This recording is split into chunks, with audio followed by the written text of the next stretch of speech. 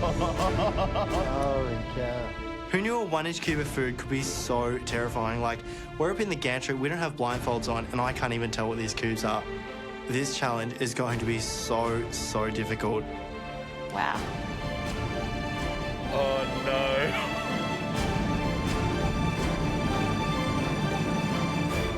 Thank you, gentlemen.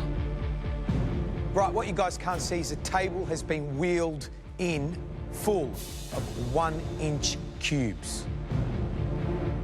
We've arranged the cubes from easy to hard.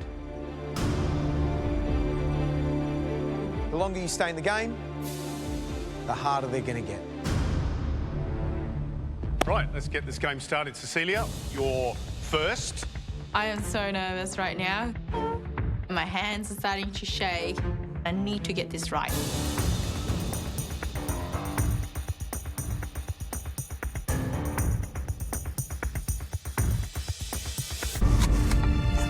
I bite into it and the fragrance pops out straight away. And I'm thinking, I've cooked this for my daughter every morning. Granny Smith, apple. Yes, you're right. Apple. I'm really relieved. I'm not the first person to get out of this challenge right now. Charlie? I've never done a blind tasting before. I can barely contain my nerves. I know I have to get this right because there's no way I want to go into round 2.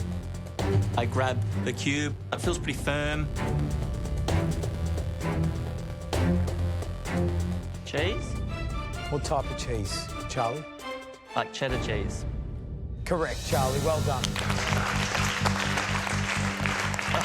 Now I've got one correct. Got a little sigh of relief. Hope that I can guess a couple more right. Heather, off you go. Having one of the major senses taken away is scary. My heart's out of my chest. Please be a cucumber. I'm not, but what you just tasted is. Well done. Brilliant.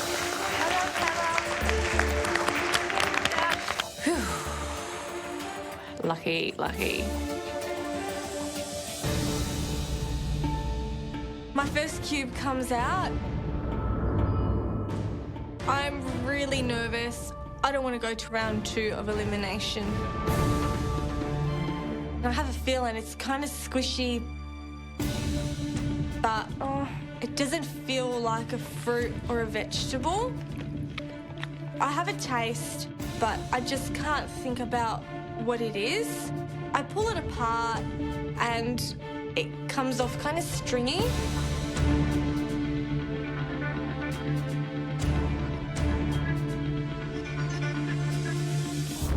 Chicken? Correct. Well done. There you go, Elise. Feta? You're absolutely right. Mimi? It's an orange. Orange is right. Right, Anastasia. It's avocado. I'm really used to just picking up something and I just know it by the shape. Chocolate? The fact that all of the food is presented in the same cubes makes it really difficult to try and distinguish them. You said beef. Zoe, you're correct. That is beef. Well done. But the food knowledge is really good. Everybody's getting everything right. Watermelon. Well done.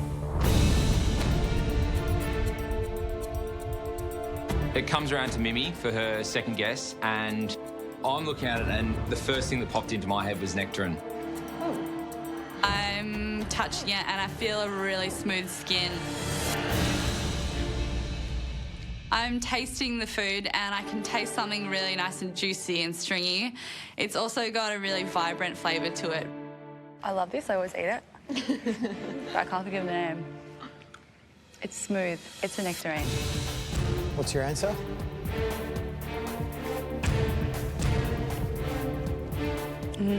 It's a nectarine. It's smooth.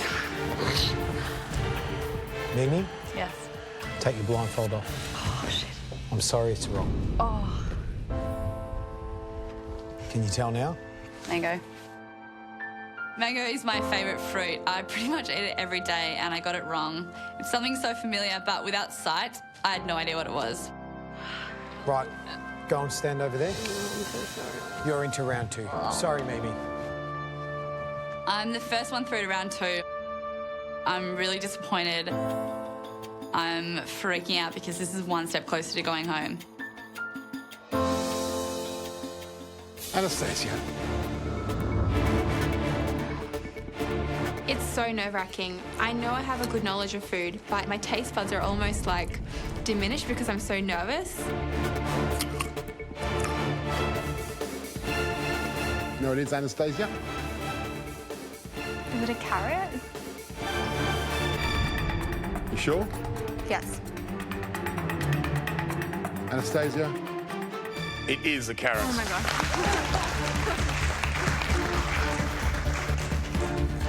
Right, Cecilia. One spot is taken for the second stage of elimination. There's 3 left. It's getting harder and harder as the rounds go. Oh, it's so smooth.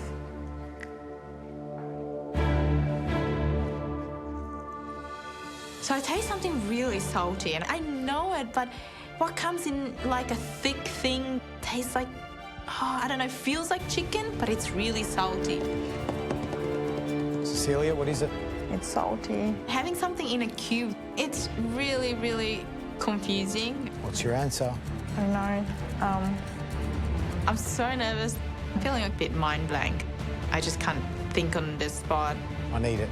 Chicken. I'm sorry, Cecilia. That's wrong. Oh.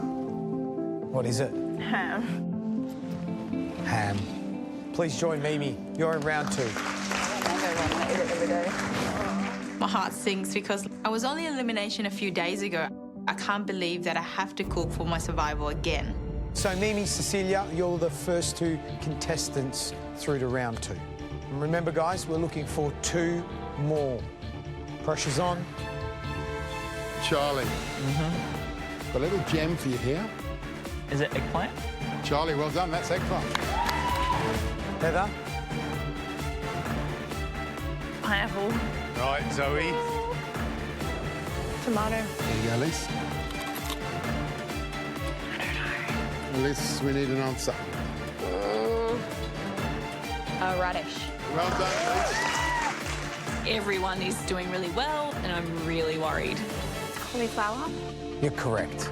There's definitely added pressure because it's getting harder and harder. Charlie, you're next. It's blue cheese. Charlie, that is correct. And all of a sudden, it's my turn again. I hope I can name that cube. Heather, for you. Yes.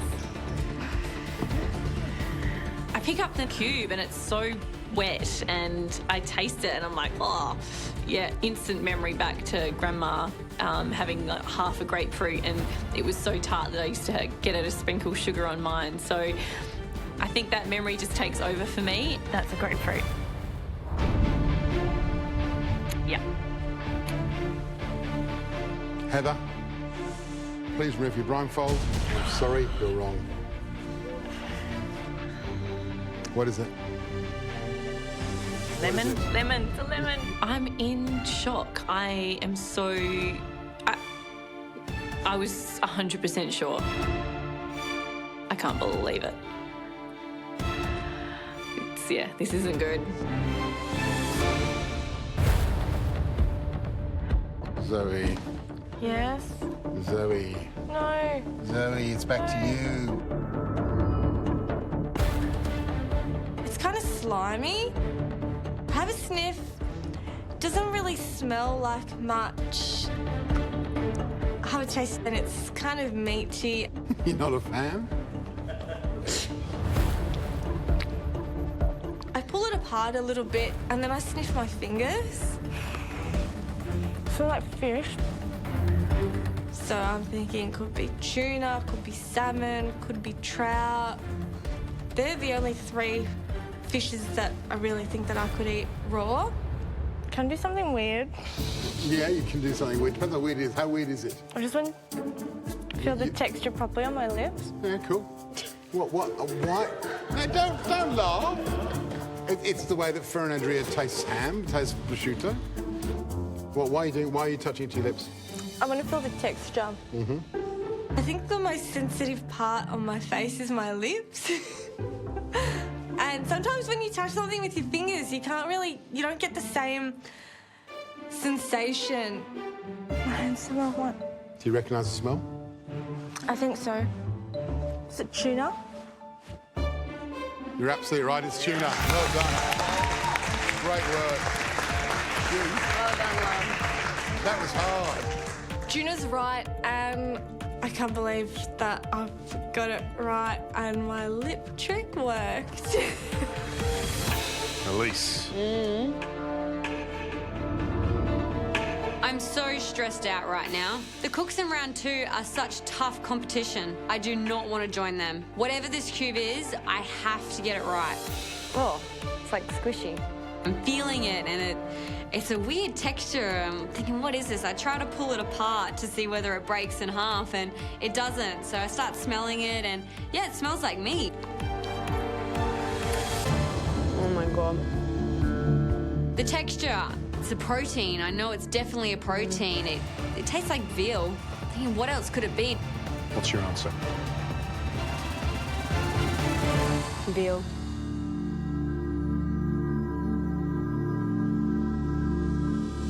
Sorry. What?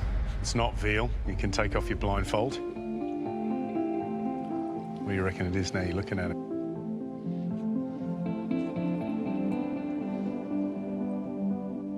Lamb? Are you kidding me? Absolutely. It's lamb. It's funny, isn't it? Once you look at it, you kind of know.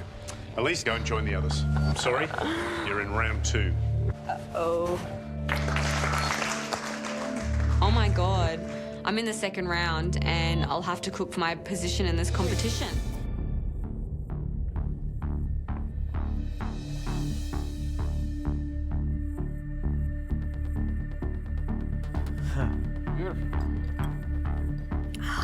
I know this smell, but I don't really know what it is yet. I'm just thinking of Nonna's homemade pasta, but it has a very different texture.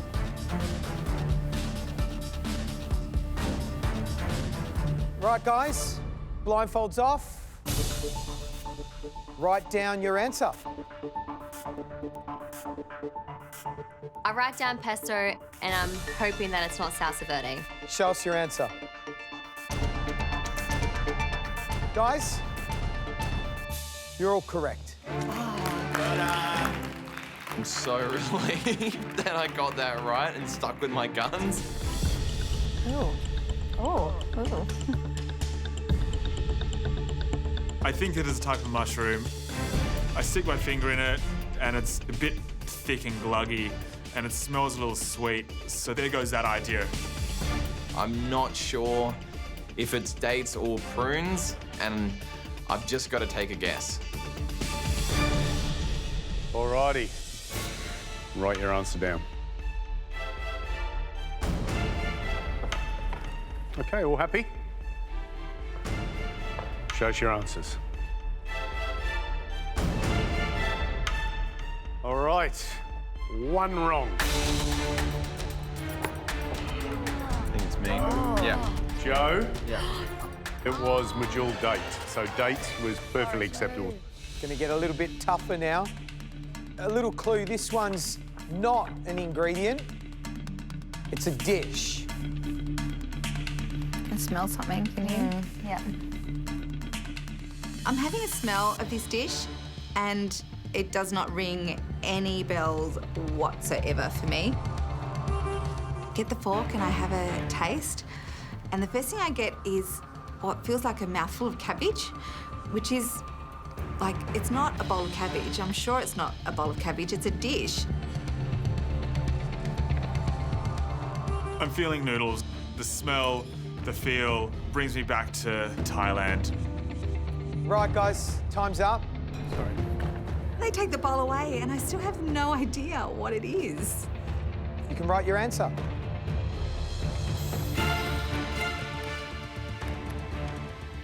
Okay. Steph, done. Ready? Nope. Let's go.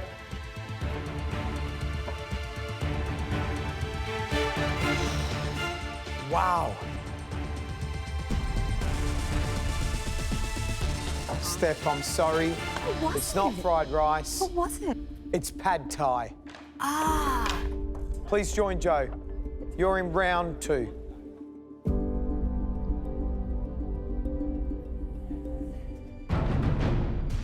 Okay, we're looking for not just what it is, but what the flavour is.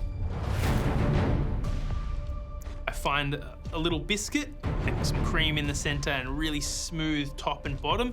So I know it's a macaron.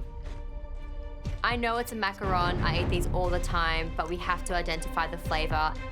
It kind of tastes like tahini, which is something that I have all the time. I'm thinking it could be like a sesame seed flavour.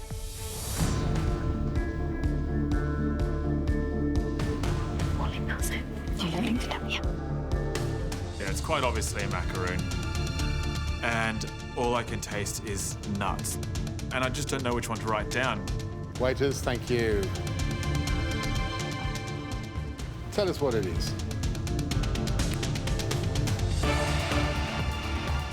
I don't want to be in round 2. Cooking up against Steph and Joe, they're both amazing cooks. And that just adds more pressure. Right, let's have a look.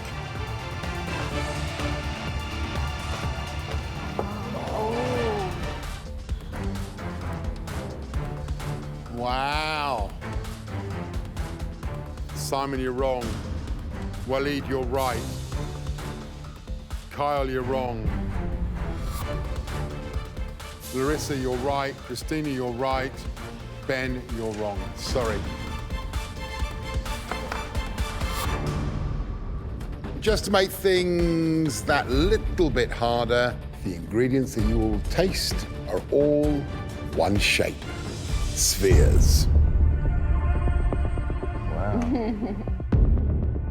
The blind taste test is going to be done with small spheres. Without the shape of the ingredient, it's going to be even harder to guess what it is. So here's how it's going to work. You're going to take turns tasting. Guess correctly, you stay safe. However, if you're one of the first 3 to get it wrong, you go into round 2, where you'll cook a dish hearing the ingredient that you got wrong. Right, let's see who's going to go first. Hands on the knife. Let's have a look. I'm a total MasterChef nerd, and I know from watching these blind taste tests that even some of the most brilliant cooks can be really stumped on very simple ingredients, and I need to have all my wits about me today to make it through. Because it's Sweet Week, everything that you taste will be either sweet or can be used in a sweet dessert. I'm nervous. The last thing I want to be doing today is cooking in round 2. I'm not a strong dessert cook, and if I can get through this, I'm going to be safe for a little while yet. Right, let's get the ingredients in.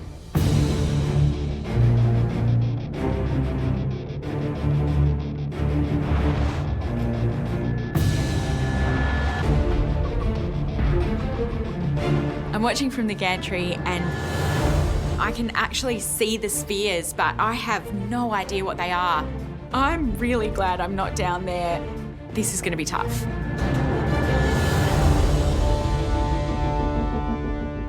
Right, let's kick this thing off, shall we? Everybody ready? Yes. Tamara, you're first, so.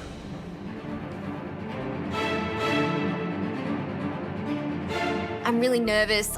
All my other senses are heightened. I just hope that one of those senses includes taste.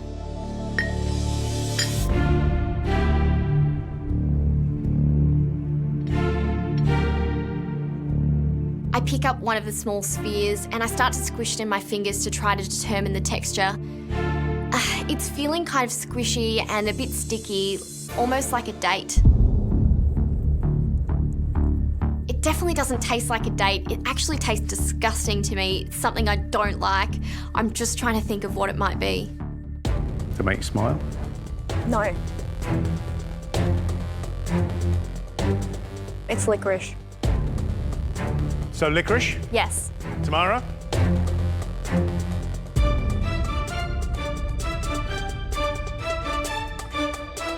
You're right.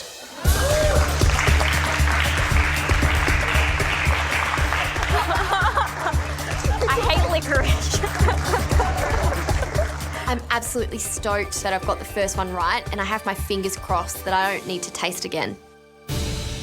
Nicole, you're next. Yep. Off you go.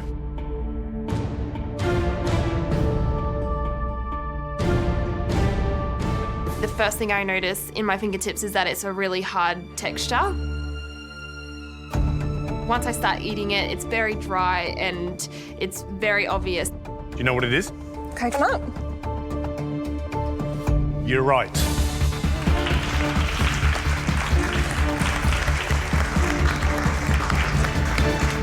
Next one, Samuel. I'm pretty confident with my ability to identify flavours, but I don't know how much of that I rely on the ability to see the food as well. I have no idea what I'm going to have to put in my mouth. It's pretty scary. Yum. As soon as it hits my lips, I know it's milk chocolate. Milk chocky. Well done. You're right. And I'm super relieved.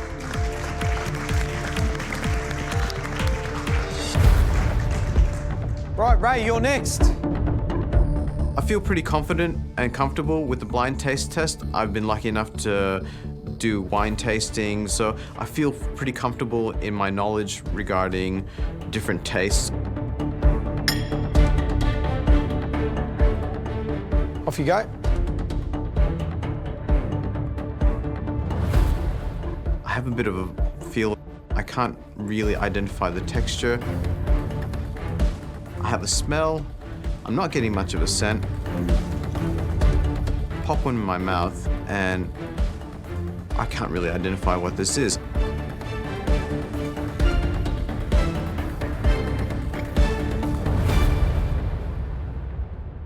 You can feel the tension and the pressure just elevate completely. I'm not really sure what this is. Right? Watermelon. Watermelon. Your answer's watermelon? Yes. I'm sorry, Ray. That's incorrect. Take your blindfold off. Oh, grapes. I'm really disappointed.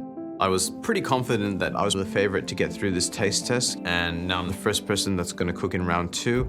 It's really shaken my confidence going into this cook.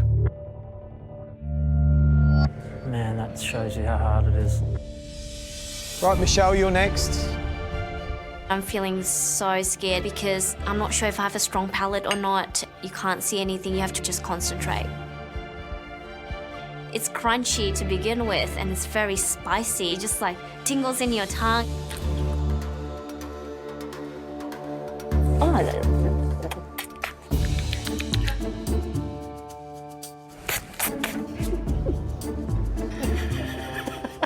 I start spitting it out. I just was like, what is this?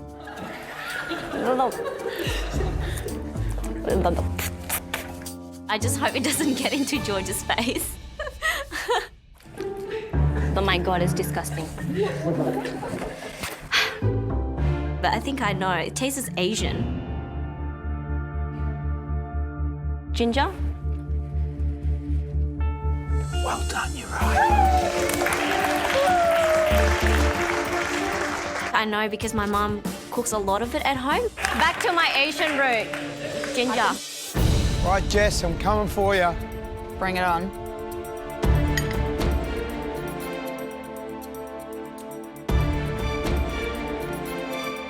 I give it a few chomps and I know it's definitely a nut. It's got a creamy texture, so I'm pretty convinced it's going to be a macadamia. It's macadamia nuts. Congratulations, well done.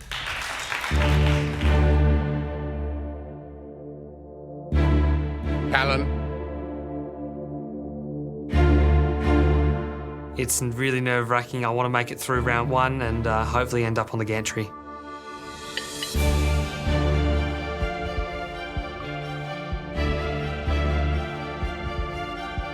I put the ingredient in my mouth and it's a creamy, sort of fresh, fruity texture to it.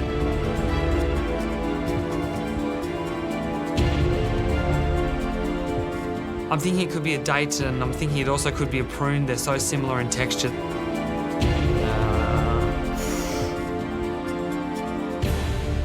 What is your answer?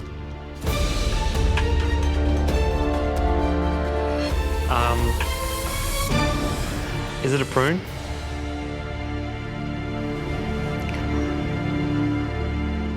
No, I'm gonna go dried dates. What is your answer?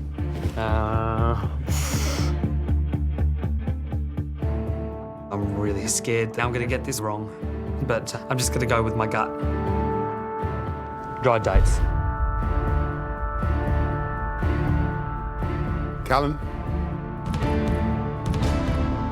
You're correct. Well done. Oh, I'm so relieved. That was a very close call. Benjamin?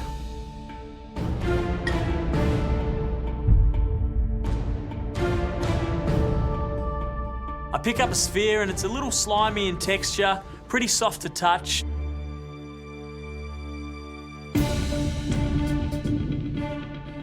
Oh, damn it, I know this bloody flavour.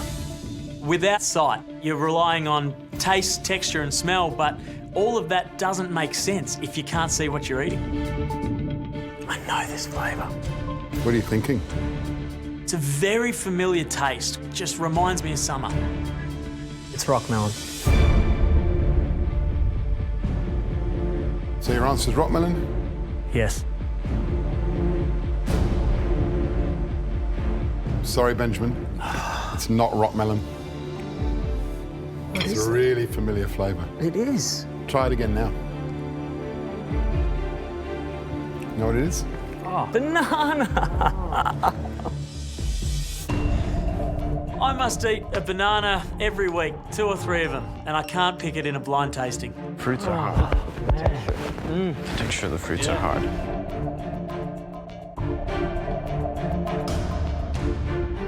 Tamara, back to you again. There you go.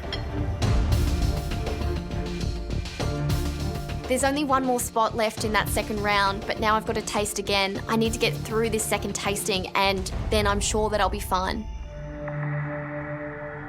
I pick up the ingredient as I did before. I really want to try to feel the texture of the ingredient. And I'm trying to, squeeze it, but it's not really breaking apart like the first ingredient did. My mind's racing about the ingredients I most often use in desserts, but it really has quite a neutral, very, very subtle flavour, and I'm trying to think what the hell it could be. Is it an obvious flavour to you, or is it something you're struggling to find? A little bit struggling. It's definitely a fruit, like similar to watermelon kind of texture, like when you get to the rind part, but not watermelon. What about the flavour? Didn't have a whole lot of flavour. I'm feeling really unsure. I'm not feeling confident at all right now. Can't determine what it is. Gonna need to push you for an answer. Yep. I'm gonna go with rock melon. So rock melon is your answer?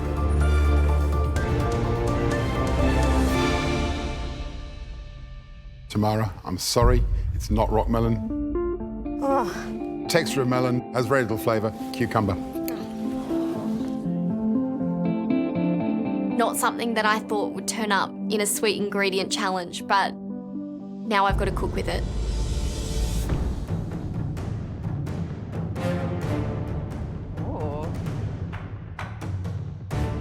So those wonderful, pickly, spicy, sweet, sour, creamy, smoky flavour bombs that you find in bowls and bottles and jars and middle of table in every culture and every country. Dijon mustard? It's Dijon mustard, well done. I think this challenge could lull you into a bit of a false sense of security because there's lots of easy, obvious ones to begin with. Whole egg mayonnaise. That's absolutely correct. But as they're knocked out, it's going to become harder. Pico de Gallo. Bang on. Well done. Chili oil? You are correct. Yeah, it's a shallot vinaigrette. Well done. Cranberry sauce. Well done. Not calm. correct. It's not charm. Well done. Yeah, Derek. Let's go, Mandy. Oh, Maddie. There's 9 of us left at this point. You know, I'm pretty confident there's still a lot of things on that table that I know. I get to the table, I look down and I see this yellow dish with the corn in it. I pick it up and I think, Sweet mustard pickle. That is incorrect. You're in round 2. wow. Simply cannot believe I've said the wrong thing.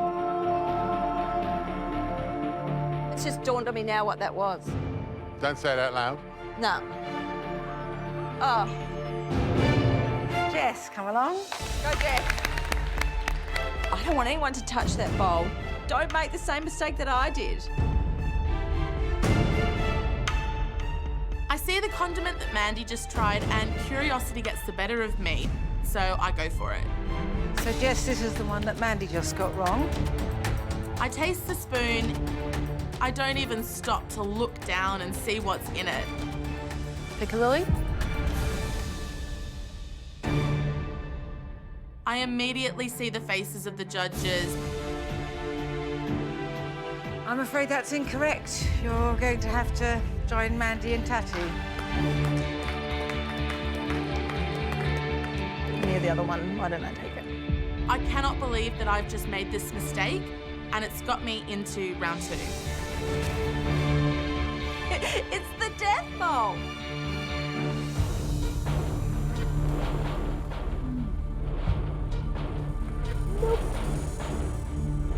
So I'm looking along. I see this particular one. I have a bit of a smell.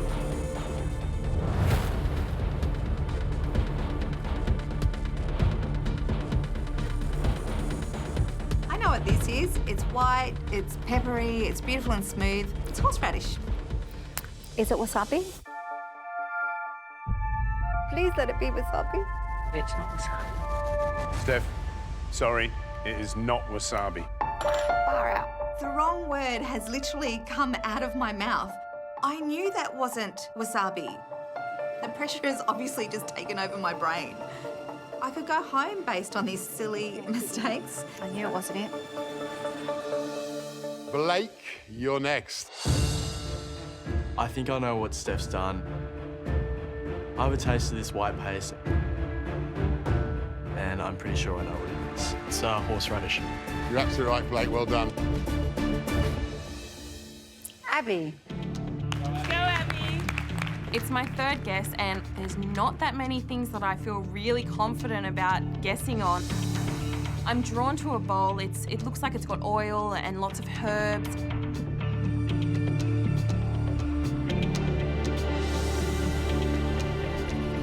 Salsa verde. I'm sorry, that's incorrect, Abby. Please join the others. You're in round 2. It's wrong, and I should be having a little bit of a panic right now, but I'm secretly happy that the very last cook of this week, I'm going to be cooking once more for Nigella. So, Tati, you said Tabasco, and it was ricotta. It's Peruvian chili sauce. Mandy and Jess, you both got corn relish wrong. Yeah. Sorry, Abby, that was chimichurri. Yeah. And Steph, you know now, it's horseradish. Wrong word came out of my mouth. Oh, cheese. So it's a cheese challenge, and I love to eat cheese. It's awesome, and who doesn't like cheese? This is how round 1 is going to work. Taking it in turns, you're going to walk up, you're going to touch the cheese, smell the cheese, cut the cheese, taste the cheese, and then identify the cheese correctly. Looking at the cheeses, I know what blue cheese looks like. I know what Swiss cheese looks like, but I'm going to have to be a little bit more specific. I am trying to count up how many of those I actually will know, and it's not many. You can taste as many of these cheeses as you like before you have to name one. I am in hell. I buy cheese for my husband, and I might try one now and then, but this is definitely not my ideal challenge. Get the cheese right. And you're still in this mini challenge. You're still in with a chance of cooking off against the top chef for that pin. Get it wrong, and you're gone. I think I'm best suited for this challenge. I mean, Rachel doesn't even like cheese.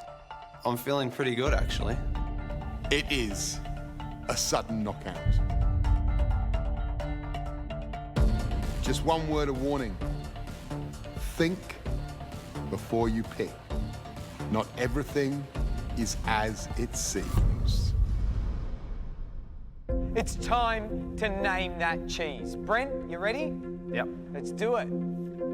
Go, Brent. Right. What do you know, Brent? What do you know? You always second guess when you're up here. Always.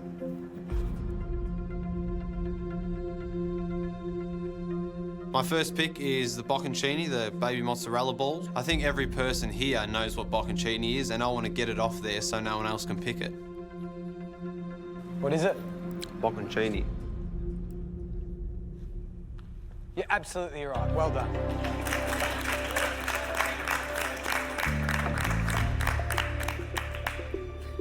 Renee, you're next.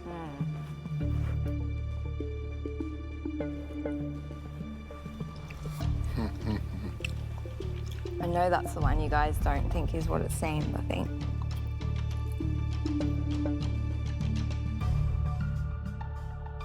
I pick up Parmesan because I know what it is and I think it's going to be quite a simple answer. Right, what do you got? Parmesan. You're absolutely right. Well done. No, Rachel.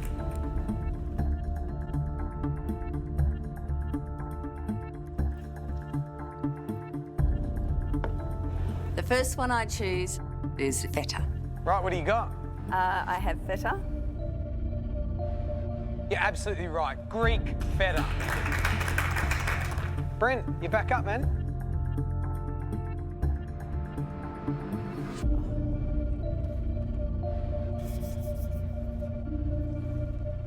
My second pick is ricotta. I see it in the deli every time I go to the supermarket, so I know exactly what it is, and I'm happy to get that off the bench as well. What do you got?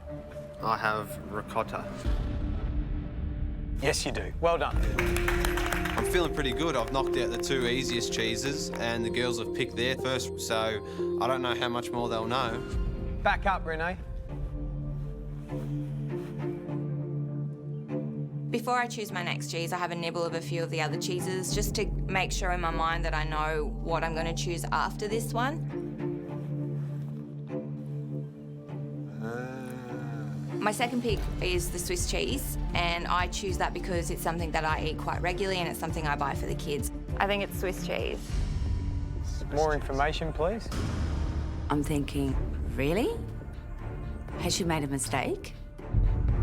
When the judges tell me I have to give them more information, that's when I know I've got myself into a bit of a pickle. Like Gruyere? And I say Gruyere because I know that's a type of Swiss cheese. Renee? You're incorrect. Oh, damn Put it. the cheese back down and head upstairs. Immunity, not today for you. I'm really upset. I'm actually having to hold back tears. That is something I've been looking forward to for a long time, is going into immunity, and as I walk up to the gantry, I'm actually gritting my teeth. I'm really humiliated by the fact that I didn't know it. All right, comes down to you two. Brent, Rachel. Do you go shopping for cheese with your husband? I buy him cheeses for him to taste. My second pick is the big block down the side. Salty. I taste it, feel the saltiness, little cracks in my mouth. Brent, how many of these do you think you know? I think I know about 3, possibly 4 more. Wow. Rachel, what about you? The one. Brenton knows about 3 or 4. Okay, mate. I know 1. Right, what do you got, Rachel? My daughter's favourite, a good old cheddar. No? Absolutely right. Well done.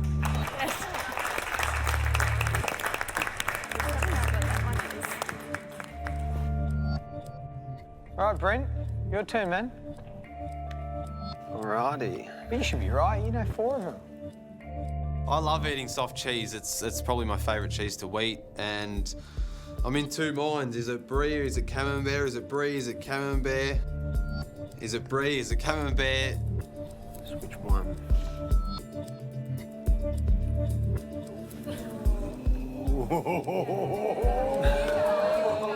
Oh, he's a brave boy. He's a brave boy. Oh, I'm going for it. You're braver than I. Just so you know, when the 4 of us named the cheeses, the cheese that you're carrying there, 2 of us named it one type, 2 of us named it another type. That's my worry. I love to eat it, so I'm just going to hope that I'm right. What is it? Camembert.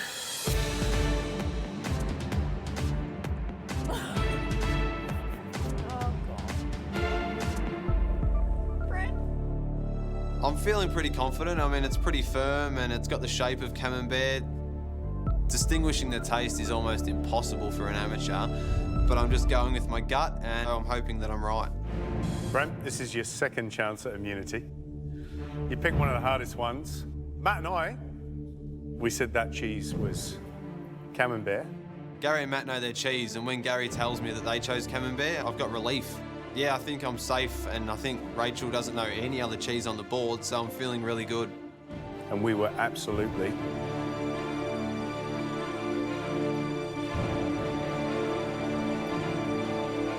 wrong. It's actually King Island Dairy Brie. That's okay. Oh, why didn't you just pick a cheese that you know what it is? I mean, I know 2 or 3 more cheeses on the board. Why wouldn't I just do that? A wasted opportunity.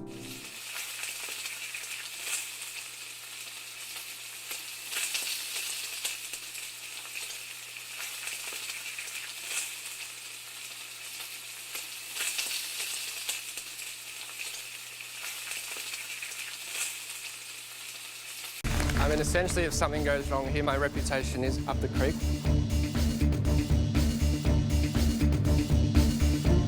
I need to pipe my Italian meringue onto my tart, blow torch it. I need to make this as pretty as I can. 10, 9, 8, 7, 6, 5, 4, 3, 2, 1. Yay!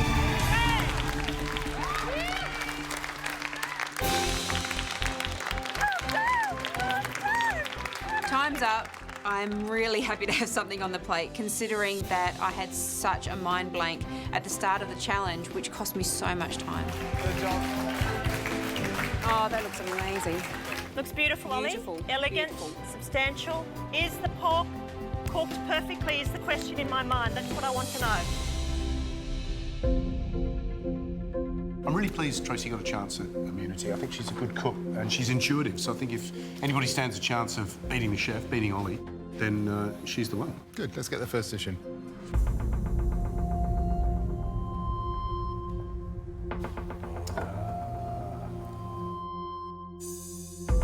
This is lemon lime meringue with candied orange. It looks really good. I'll tell you what, though, that meringue's not as silky smooth and shiny as it should be. It's a little bit broken. Yep. It's over-whipped. Yeah.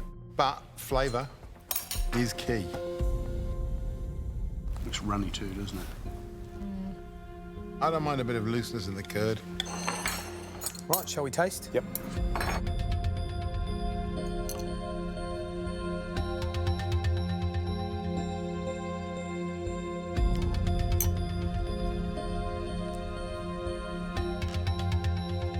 Very short pastry, great. Pastry is smashing. And the crunch of that peel is delicious. Winning elements, the pastry without a doubt. Actually, that's one of the best pastries we've had in the competition so far this year. I love the curd. It's really beautiful. It's really smooth. It's got the right acidity. It's not too sweet, but it is runny, like too runny. Because what it's doing is compromising that pastry. Yeah, that pastry's awesome. Let down some meringue. Shall we score? Yeah.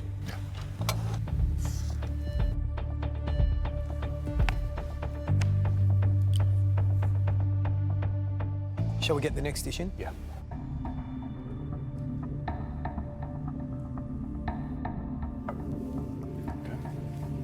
seared pork loin with summer fruits, pickled beetroot, fried buckwheat and prosciutto.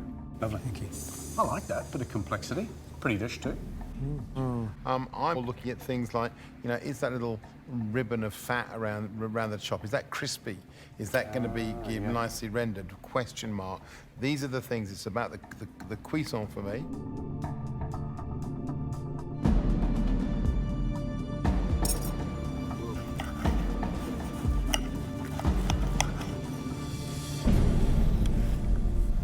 Nice. Really nice. How's the fat around the edge, George? It's really fatty.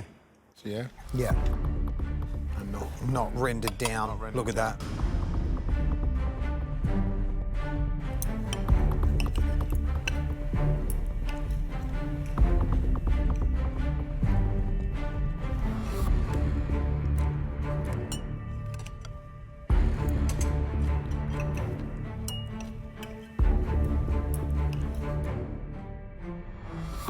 I think the flavours that work for me on that pork buckwheat, which is crisp and toasty and kind of crunchy, which I like because it's texture. The pork is cooked beautifully. Like it's just a tiny little bit of pink, which keeps it moist but not overly so. And that dried apricot puree on the side, I think it's really delicious. Do you think there's an overload of different fruits? I think there's probably one too many fruits. I think, you know, for me, this is a really clever dish and a dish that sort of pushes the boundaries slightly, and I love the buckwheat. But for me, the parsnip, I don't know, it's weird. It's like it's trying to compete with all these fruits. It just doesn't make sense. So there's certainly some clever elements. Oh, yeah.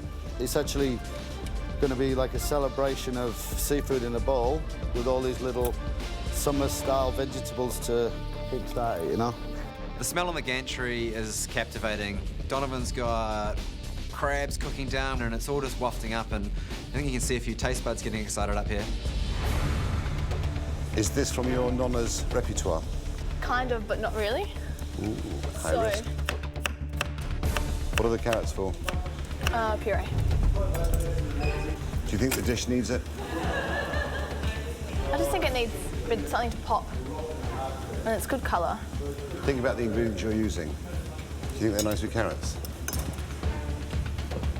I think Marco's definitely a help, but you need to take his advice. I mean, who would know more than Marco Pierre White? How are you going? All good? Yes, good. What are you doing? Very well. Got my carrot puree on, but Marco doesn't reckon carrot really goes with the dish that I'm making. Well, don't listen to Marco all the time. If you listen to him all the time, you're not your own boss. He's funny, isn't he? Is he being cheeky? I don't know if he's playing a little bit of strategy there. I just started doubting myself. What if he tries to screw me over? I just don't know what to do. I'm really stuck. I'm lightly cooking the prawns, the mussels and the pippies to get that stock to let down the soup and add an extra dimension to it. And then what I'm doing here is cooking off the fennel. Then I'll cook off the carrots, zucchini, mushrooms. Last thing I'll be cooking the fish, plate and serve, hopefully. Be a push, but I'll be able to do it if I concentrate. 1 minute to go, come on. I'm looking at the fish and it's still not cooked enough. So now I start to panic, not panic, but move a little bit faster.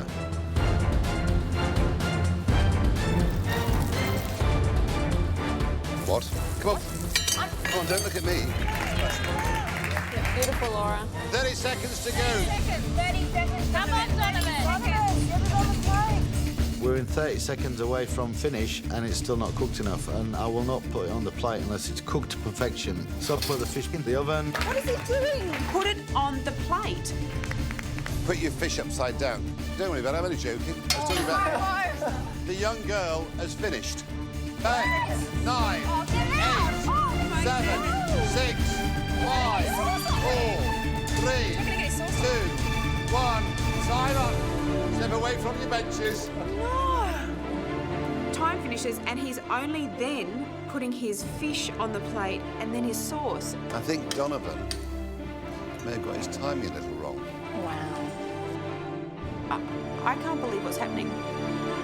I honestly... how did this happen? How the hell did that happen? Donovan gets up and brings his dish to the wine room, and because it's a blind tasting, I'm really confused and I'm struggling to comprehend what's happening.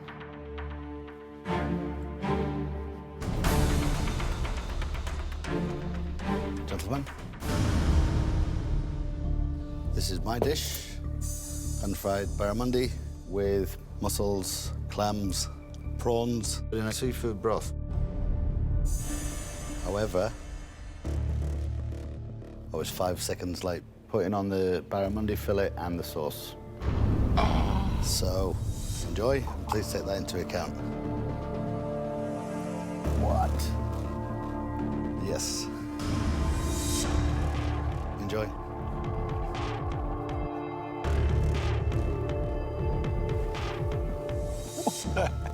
What's going on? Wow. Are you kidding me? And he had an hour to cook the dish and he put it up late. What was he doing?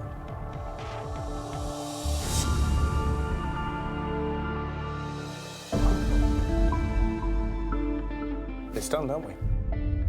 Well, I don't think we've ever been in this situation in any tasting. No. In any series of MasterChef. No. I mean, yeah, amazing cooking. And when you think about it, he actually had a lot to do. Yeah. He's had to fillet fish, prepare the fish. He's had to prepare mussels, prawns, pippies, make a stock out of all the shells, prepare the vegetables, and we know that Donovan's going to properly, you know, core a tomato, blanch a tomato, refresh the tomato, peel the tomato, deseed the tomato, paysan the tomato. Now I sort of get why he's ran out of time. Yeah. Oh, Donovan, what did you do? That's madness. What does that mean? Like, you know what?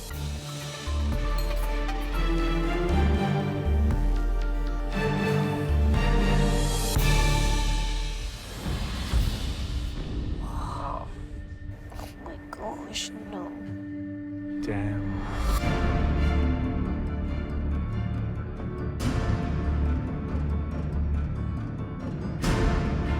My roast chicken, summer vegetables, and green herb consommé. Come on. Is it just me or does that not look like a roast chicken? It doesn't at all. The roast chicken dish looks absolutely beautiful. It looks so simple but elegant at the same time. But there's so many elements on there. And I'm feeling really nervous up on the gantry. Oh, wow. That's beautiful. So we've got a lovely crown of chicken stuffed with a herb mousse. Each of the cooked vegetables also has a raw element on the dish as well. And then we've got the lovely consommé. Wow. I mean, it's stunning. This is a 3-star dish, and you can see why. Right, guys, time to taste. I've got a couple of extras for you. Oh my God. Delicious. That consommé is out of this world. Just freshness, lots of herbs. It's just absolutely delicious. The chicken is just melts in your mouth. I'm absolutely petrified at this moment. The obvious opportunities to fail here are overcooking that chicken. The preparation of the chicken is very important. If we damage the skin on the breast of the bird at all, you're going to basically ruin the dish because the mousse will seep through and come out, make a big mess. Take note on the balance of the ratio of the mousse to the breast. The vegetables need to be prepped nicely. When you're making your consommé, don't over-season it in the beginning. Just keep tasting everything as you're going along. Loki, you're happy to be down here now? Very happy. Great. Looking at the dish, you've got to bring every element together. It's not just roast chicken, it's vegetables and also the consommé. It's a complex dish with a lot of technique. It's going to be out of my comfort zone. You have 3 hours to recreate Matt Arbe's dish. The dish least like Matt's will send their maker home. Good luck, everybody. The time starts now. Come on, Chloe, let's go. Come on, Sammy! Like on a super high speed right now. Oh, looks good, Kristen. Come on, Loki, pick out the paste. Sarah's on her third boil. Sarah's got to push a bit. So cool and calm, Benny. I've just got to wait for that raft to come to the top. I'm under the pump now. It's all systems go. Nice, Joe. Go, Jojo! My chicken has been in the water bath for 1 hour. I now need to unwrap it. Oh my God, it's like Christmas. Put some oil and season it and then get it into the oven. You got your chicken out. I know. Well done. Looks fantastic. How good's the shape? Very good shape. It's like a football. Is this your thing, Precious? Wait till we taste it. I don't want to get cocky. Fingers crossed. Good luck. Thank you. I'm going to put the chicken into the oven for 11 minutes on each side and it'll be ready to take out and rest. Kristen, that looks so good. Thank you. Yes, Gina. Come on, Aldo. A little bit of oil. Season, season, season. Get it in the oven. Good job, Ben. Oh, that looks good, Aldo. Come on, Chloe. That looks great, babe. Let's go, guys. Keep up the pace. Got to turn it so the other side gets done. Now I'm going to get onto some of the vegetables. Guys, your chicken should be out of the water bath now, and ideally it should be in the oven. 30 minutes to go. Loki, don't forget your chicken. Come on, Sarah. The time is just melting away. 30 minutes left and I don't have half of my elements. I've got to finish my consommé and my herb oil is draining and I've got to get onto my vegetables as soon as possible. Sarah, your hair is like an indicator for how you're going. Have you got the chicken in the oven yet? No, it's How not. long have you got left in the water It bath? has 2 minutes. 2 minutes. It's 22 minutes in the oven, don't forget. It has to rest for 10. Oh my God. I'm starting to panic. I need to get onto my vegetables, but my main concern is the cooking of that chicken. Sarah, get it in now. It's the main element of the dish, and I'm worried that I've left it too late to get it into the oven. And that means I won't have enough resting time. Pick up the pace, pick up the pace. Carbs, onion.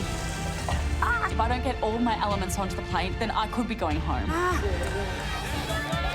Let's go, Sarah. Come on, Sarah. I'm still working on my vegetables. Cut the chicken, Sarah. I've left my chicken in the oven as long as possible, that I'm not going to be able to rest the chicken.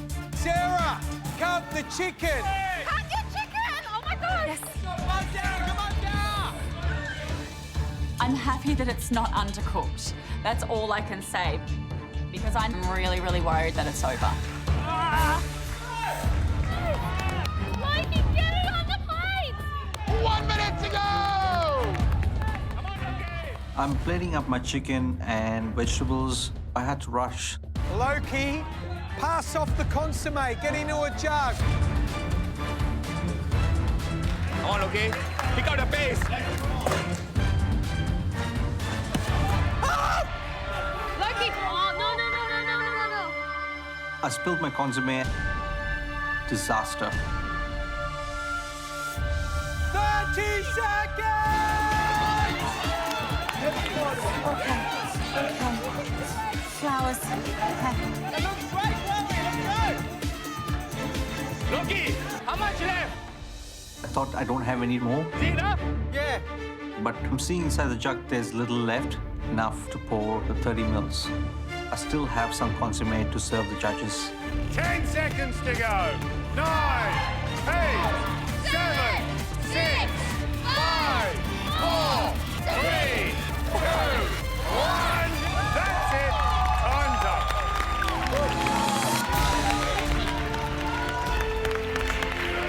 Oh my God, that was so scary. It looks good, honey. That looks cooked to me. Come over for dinner. I'm never making this for you, just so you know. We're going for a pot and parma.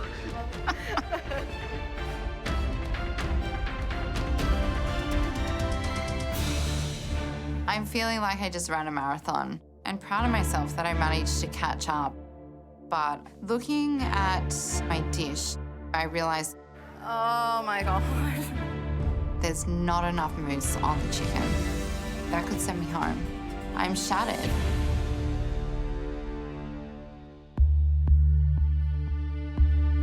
Good luck, Joe. I have had the most amazing day today. I've given everything that I got.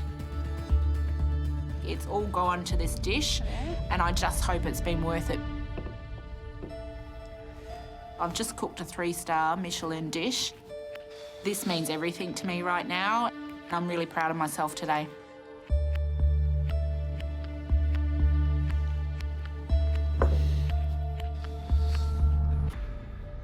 Wow. I mean, visually, wow. That's the funnest time I've had since I've been here. Knowing that there's so much pressure on really just inspired me. Is that your best cook so far? I feel like it is. I've not been so excited putting a dish up. I felt like I was doing everything that I needed to along the way. Yeah, really good to see. Are you sure it's yours? You sure it's yours? I know, who knew? Yeah, and you look like you're on cloud 9. It's given you a bit of a confidence boost, hasn't it? I so needed it, so I'm just hoping that it all tastes good together and everything works. Yeah, so do we. Yeah, thank you. Thank you. We're going to taste. Thank you, enjoy. Thanks a lot. Oh, wow, that is just spectacular. You know, what do you think of the amount of mousse, the colour on the skin? The ratio looks really good there. I mean, the chicken looks cooked beautifully. Nice colour on the skin. Vegetables look nice, bright, vibrant. It's the chicken that catches your eye, though, doesn't it? Look at the colour.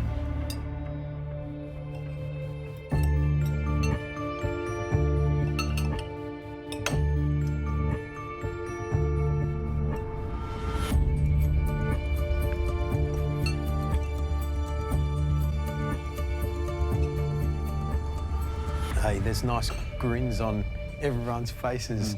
Consommé, delicious. Got meatiness about it, but lightness and fragrance. Chicken, cooked beautifully. Consommé, like you said, it's delicious. It's delicate.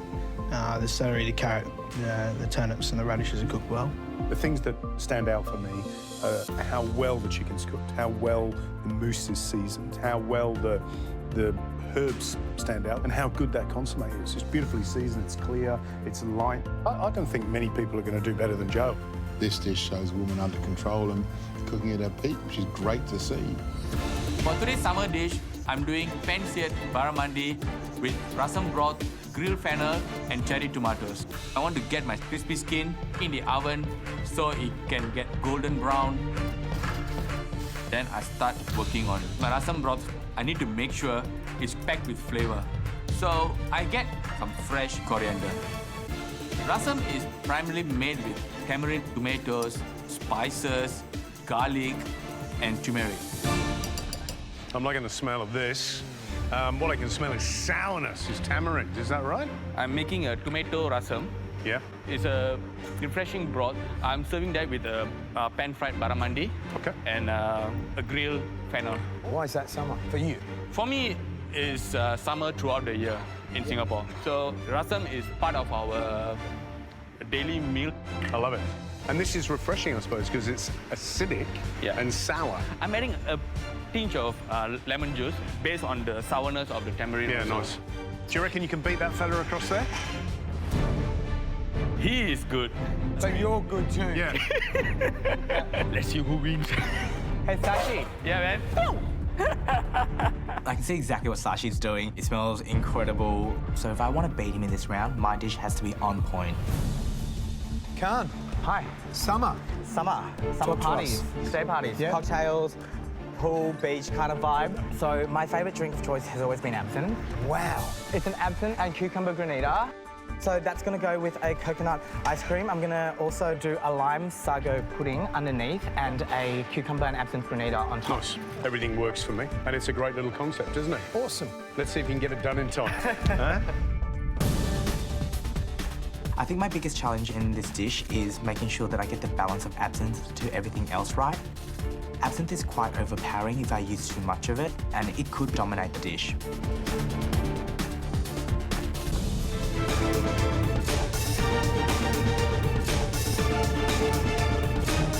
Today, as soon as I knew that I had summer, I only really had one thought in my head: summer parties, like day parties, pool parties.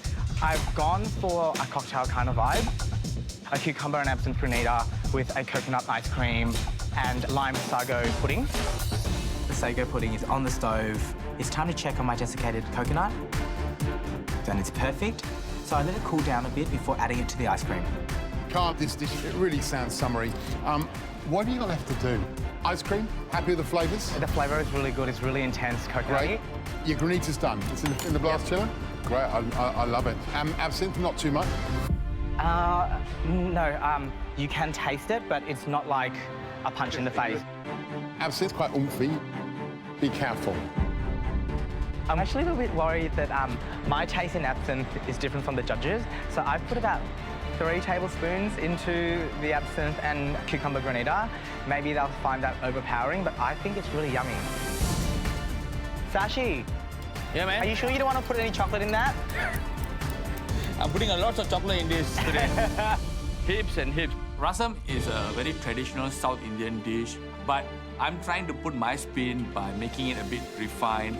Grilled fennel and fish, I think, will go very well together. And I'm adding some cherry tomatoes to the rasam so that it gives an additional freshness to the dish. Now I start to season my fish and put it in the pan to cook. I need to keep an eye on the fish. That fish is the hero of the dish. It needs to be cooked perfectly. Hopefully, when I assemble the whole dish, it comes out well.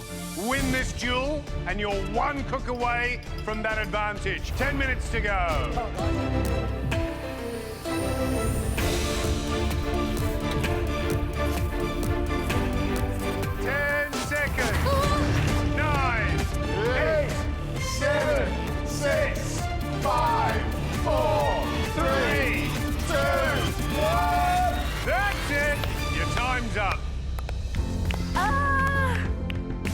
How'd you go, big fella, right? Oh, it looks beautiful. Yeah. I can't believe I got all of my elements on the plate. I like the look of my dessert, but Ben's dish looks absolutely amazing, and that sauce or broth that he's got on the side looks gorgeous. I was really happy with that cook. I think Jess and I are both at either ends of the spectrum today. She's done the most amazing dessert. But I'm really happy with the bisque. This is what I imagine eating in winter. It's full of flavour, and it's got some great little scallops on there. Holy cow!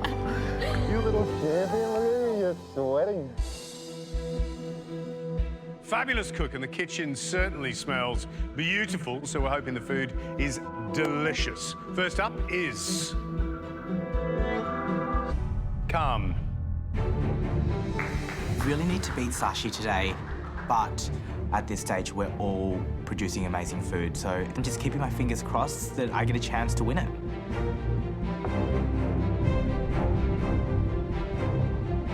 This granita has melted so quickly.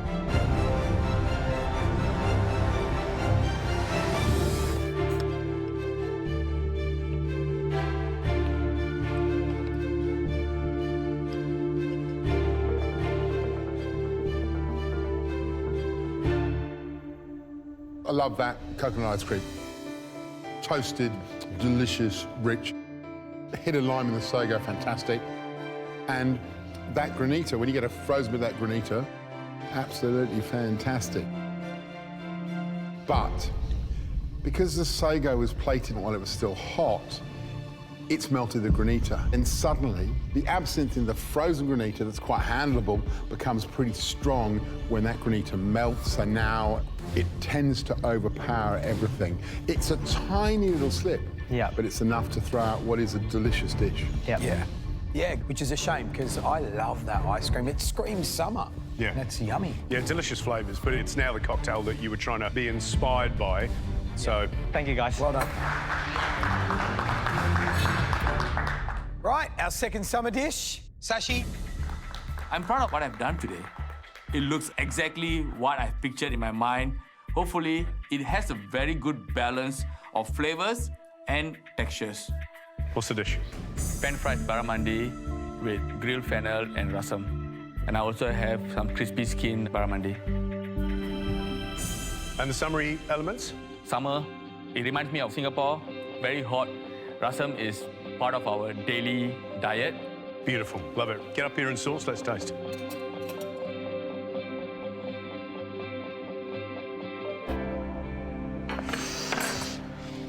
What do you reckon? Smells wonderful. Yeah. Cooked beautifully, Sashi. Really beautifully. Well done. Wow, that's nicely cooked. Look at that. It's gorgeous. It's pretty special.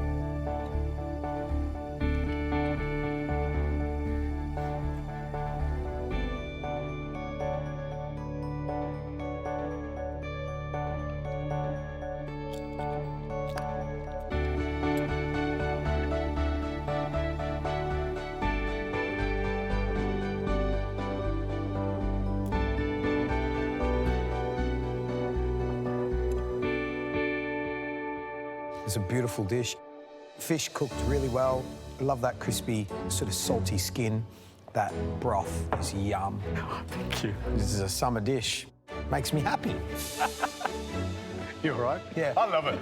I love it. I mean, I know what the traditional dish is, but I like it in your version. I like the fennel, I like the tomatoes. It's delicious. I like the crispy skin. I like the fact that that gorgeous sauce is championing that piece of barramundi. It's lovely. Yeah, what I love is you've taken a classic Mediterranean summer dish of fish, grilled fennel, tomatoes, textbook flavours of the south of France, and you've combined it with this lovely South Indian rasam. And the clever part of it is adding those peeled tomatoes and grilled fennel, because they add some more freshness and pull down the heat and the intensity of the rasam. So it's actually really good. As you were saying it, I'm going, oh, you're right. You're absolutely right. Oh, yeah, you're right. Delicious. Well done, Sashi. Great job. Whatever happens is what's going to go on the plate.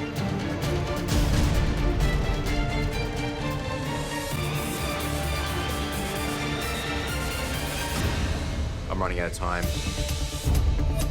The spiral's still not perfect. I've got no choice. I'm going to have to use this. Gonna have to do, mate. And hope for the best. Come on, Trent. Come on, Trent. Trent, move. Doesn't matter.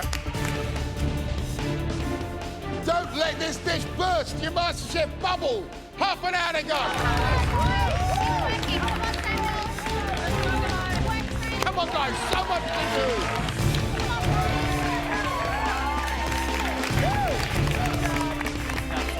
Nice, Samuel. Well done. Come on, Bri. I checked my chocolate cone, Careful, Bri. and they are perfect.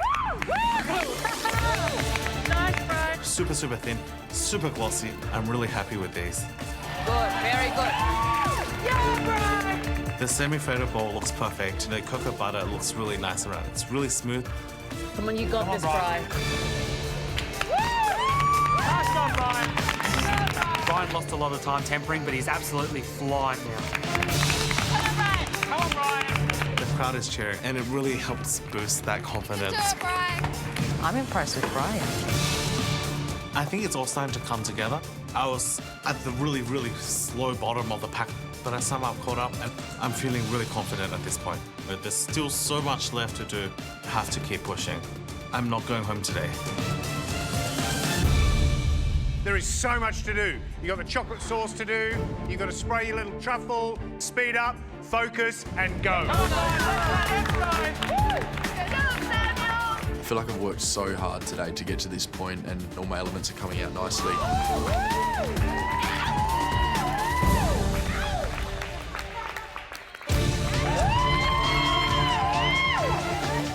But I know I've got a lot of elements left to do and not much time to do it. Got my cones out of the freezer. I start spraying and it's actually coming out nice and even. My chocolate cones look beautiful and red. Nice, Samuel. Well done. They are perfect. It's time to move on to my non-freezing chocolate sauce for the middle. The first thing I do is add my methyl cellulose to warm water, start to whisk it and activate it. I then place glucose and cream into my mixed jug and turn it on for 6 minutes. Once my cream mixture is up to temperature, I add my dextrose, my cocoa powder, my dark chocolate and my butter. Time's flying by. The sauce has proven to be a little bit of an issue. It's taking a little bit longer than what I would have hoped. So this is your chocolate sauce. Yes. You know what your cone is made of? Yep. Chocolate. What happens if you pour hot chocolate to a chocolate? Exactly, so think about it. All right. Everyone, we got 20 minutes to go. Come on, guys. The sauce is finished now, so into a bottle and straight into the freezer to get it down to temp. Check the temperature of your sauce. If it's too hot, don't put it into your cone. Your cone is made of chocolate. You're gonna melt. In the end, nothing holds up your dessert. Check it again, check it again, check it again.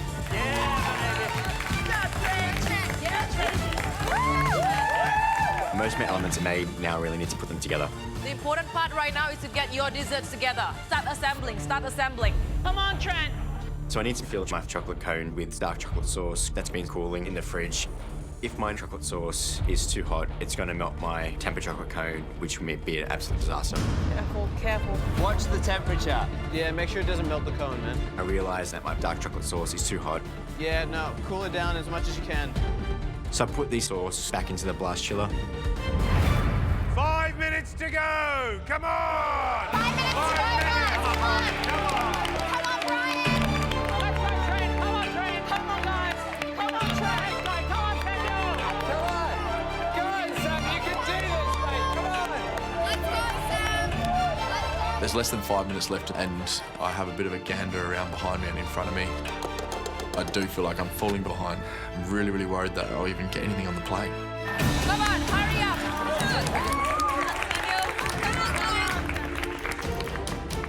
Do you have your dark chocolate sauce ready? That's next.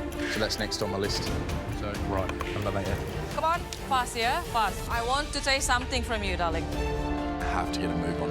It's time to start filling my chocolate cones now. I know it's really important to make sure that temperature's correct. It can't go in too hot. Just gonna put the chocolate sauce in. Let's go! You got this, Samuel. So I test the chocolate. Feels pretty cool to the touch. Here we go, man. This is the nerve-wracking part. So I squeeze it in halfway up the cone. Oh, here we go. Come on, Samuel! Oh my God, I hope this isn't hot. Don't be hot, don't be hot, don't be hot. Oh, is it staying? It's staying. It's staying. It's staying. It's fine. Looks good, Samuel.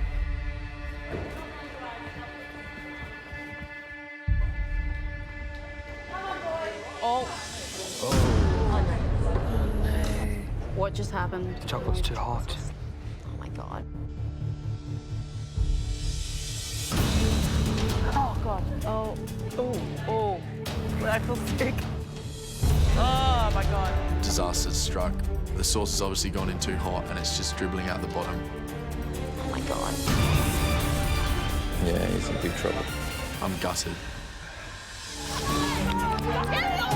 Come on! Trying to attach my cherry stem. I've got one left and the fourth cherry stem finally sticks enough to set and I put it into the blast chiller. 10 seconds! 9, 8, 7, 6, 5, 4, 3, 2, 1. That's it! Time's up.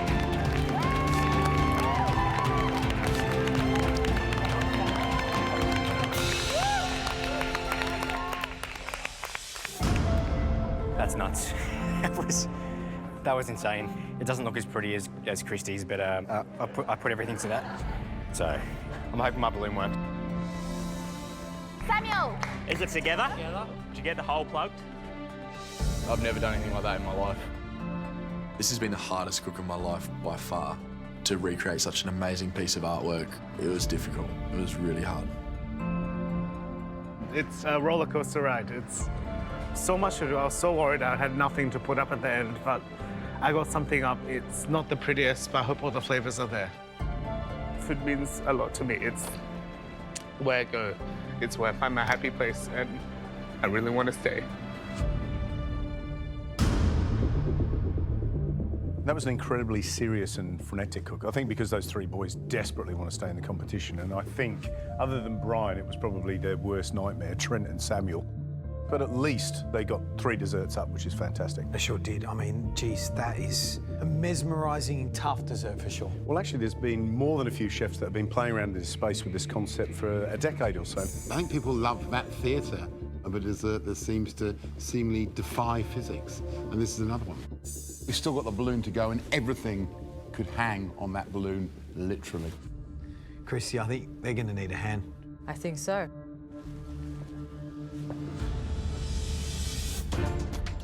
Before going into judging, I've got 30 minutes to make a successful balloon sit above my ice cream and complete the dish. I need to get this right. If If I can't get a balloon up today, it's not going to be a complete dish and it's going to lose the theatre of the dish completely. I've got Christy by my side and she's going to be one that ties my balloon off and get it on the string. I'm now going to add my hydrocolloid mixture to my isomalt, fully combine it to make my balloon mixture. Stirring my mixture over heat, the mixture looks good, but until I've actually got it in the sky, I'm a little bit worried. You tell me when you're ready to blow, okay? My job is to catch your balloon. Sure. Okay? It's looking nice and smooth. Let's do it. This process is a little bit of a juggling act, so you've got to lift the isomalt out really slowly from the saucepan while turning on the helium. Slowly, slowly.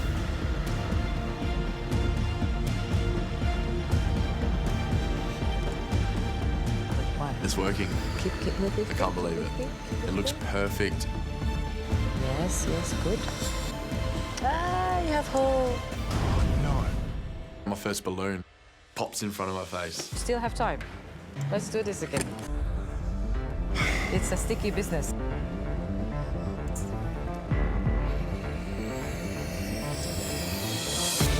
All of a sudden, it just seems to work for me.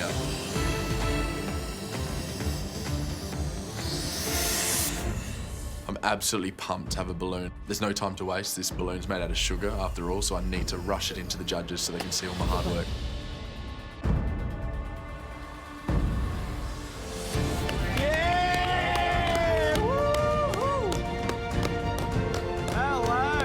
It's fantastic.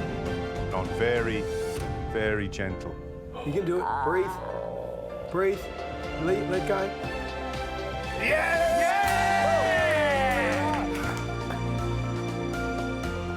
That's fantastic. Samuel!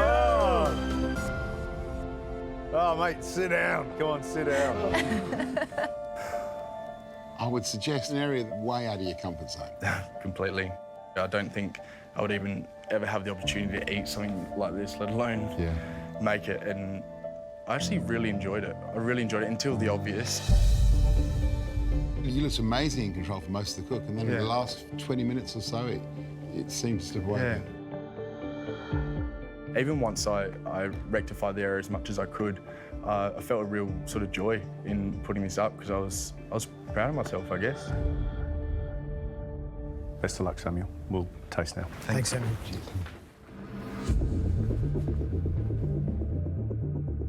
When do we ever applaud when they bring a dish When in? somebody does something that's almost blooming impossible, that's when. That was incredible.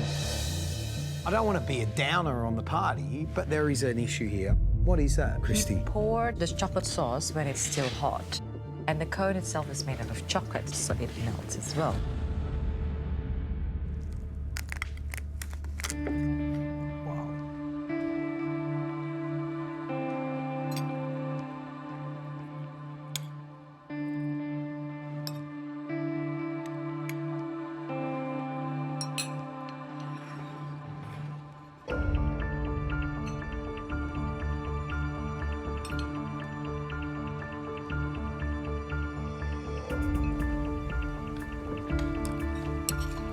Even though the chocolate sauce did run out, we understand that that's a problem. Yes. But the chocolate sauce is quite nice. I think it's beautifully smooth and soft, which is what we want it to be. There's a good crack in the temper. How's your semi-freddo? The flavour is there. Where do you put the importance of the dish?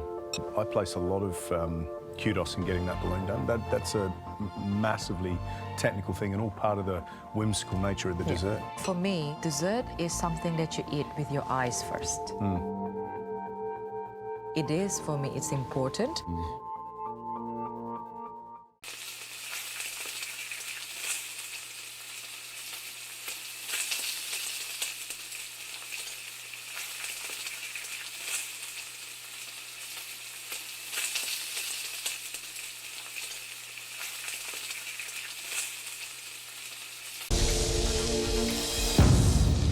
Julie Goodwin is a 38-year-old mother of 3.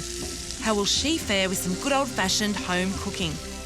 I'm doing a roast lamb rump with garlic mash and a red wine sauce. Julie, are you a woman under pressure? Yes. You've still got a smile. What kind of cook are you? Big comfort foodie type things. I put my heart into it because I'm cooking for my kids usually, my friends, my family, cooking for the people I love, so I cook with love.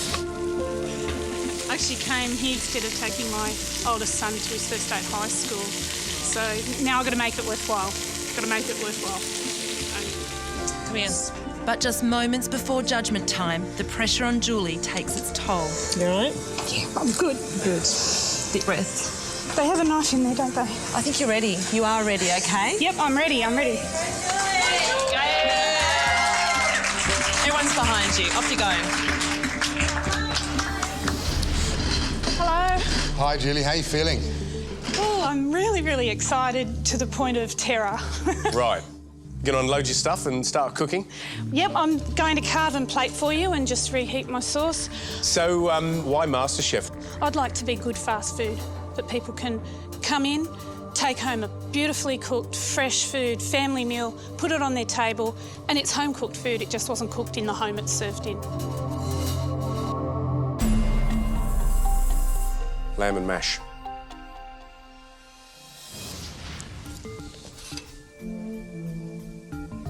That's just a little bit undercooked, I think. But the lamb's nice. It could do with a bit more seasoning for me, a bit more salt.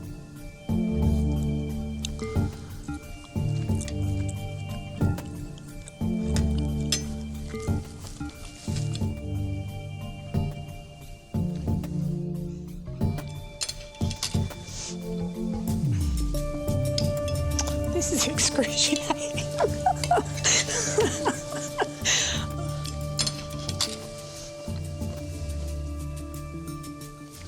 Come here. Give me a hug, because that is fantastic. Oh, my God. Lovely. Really good. I've been looking for someone to do that sort of dish the whole time. Real home cooking that tastes of food and flavour. So really well done. Thank you so much. Well, the verdict. Well, look, I'll go first, because really, I think you know what I'm going to say. I know what you're going to That's a monster yes from me. I love it. Really good. Really good. I think I'm going to love you, and I want you to be in Sydney. Really? Yeah. Then it's a yes for me. You're going through to Sydney. To the semi-finals. Well done. 1 of 50. Thank you so much. And who thought on the back of lamb and mash? Excellent. You've made my day. It's not us, it's you. Oh, just thank remember you. that. Bye. Bye. See you next time. I just love it. I love cooking. I love people. I love cooking for people.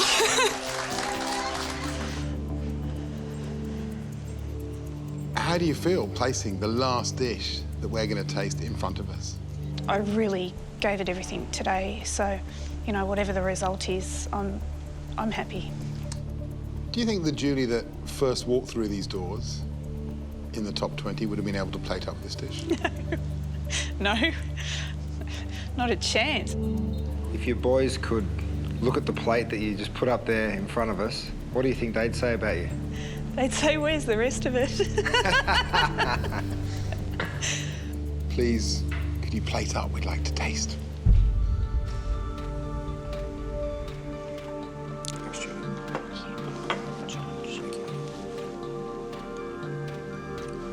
I'm curious to see whether or not that chocolate's tempered.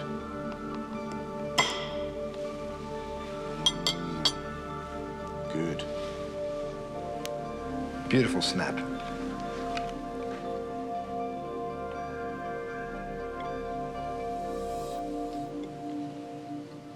It looks beautiful. It doesn't look as good as Poe's. I'm going to say it right from the word go. There's too much pastry as a comparison to the amount of tart. Julie, that chocolate tart is beautiful. The macaroon is chewy and delicious.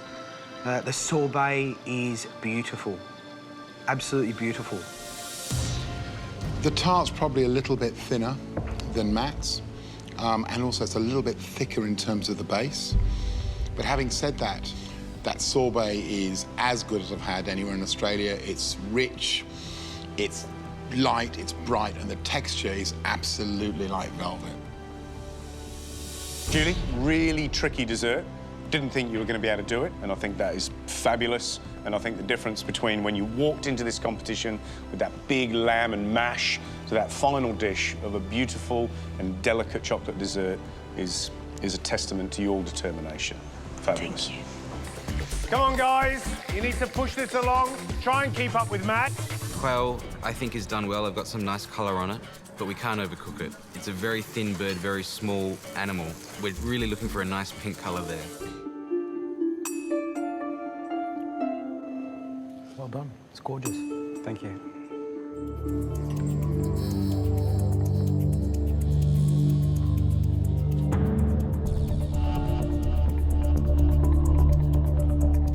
Adam, how do you think you went? Didn't go exactly as planned. Tell us why. When I put the twills on top of the snow eggs, when I was applying the blowtorch, they were cracking. Okay. And just not sure what went wrong then. Well, I think it's time for us to taste.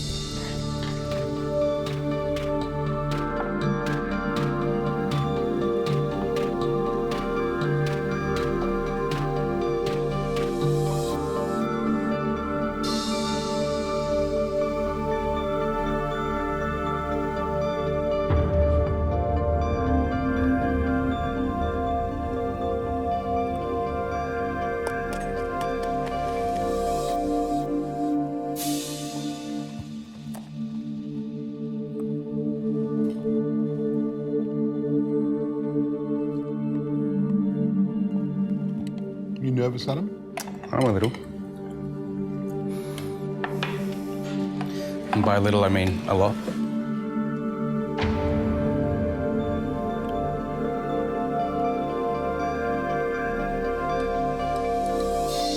What makes this dish is the textures as you plunge your spoon through.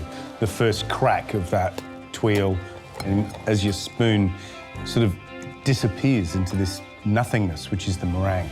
That's the first test. What I love is you've managed to get that real lightness in the meringue. And then you've got a wonderful fineness in that maltose cracknel that you put over the top. And, well, you stood there, you heard. It's all about that sound. When you hear that crack like that, you know you've done a good job.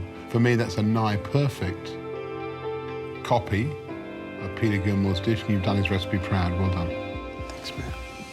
I did have the one that had cracked a little bit on the top, but I really could not fault the flavour of the dish. It was really spectacular. Well done. Thanks, man. You didn't get the cracknel perfect around all of them. But my gosh, you got the flavour right. And that's what represents a good dish. You're standing here with a 50-50 chance of winning this thing, with 4 points up on the board. How much are you hoping that this is going to fall your way? I don't know if it surprises you or not, but I don't actually win a lot in my life. There's a lot of second places. How badly? With everything I've got.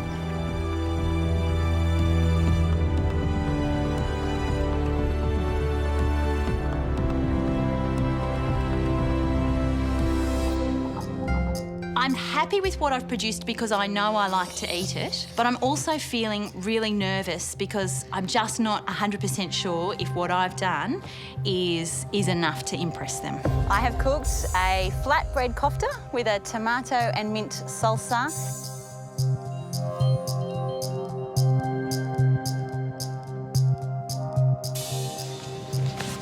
Can you cut a little bit off? Yeah, give us a little as well. Just cut a nice little triangle. Come on, share. Just cut a little.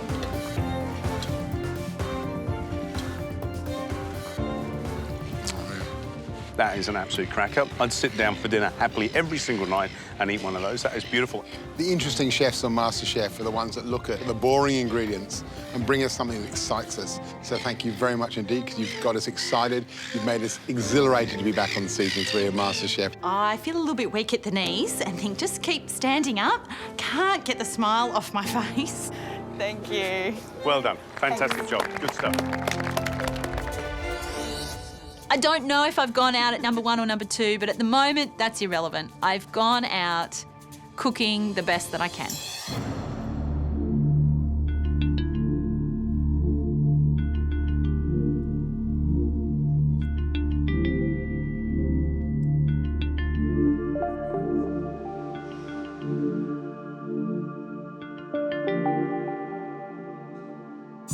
So, Kate, are you happy with what you've just put in front of us? I am. I'm really happy. I really wanted today to be all about cooking well and putting good food on the plate, and to finish that way, I'm happy. The one thing I noticed compared to Renee's dish is that your snowman seems to be wearing a nice full kind of Victorian skirt rather than a little kind of ball at the bottom. Yeah. I don't think that's a problem. I just think it's a difference that obviously comes from having to pipe the meringue for the first time, and it's very hard to get that round shape. Yeah. Right, shall we taste?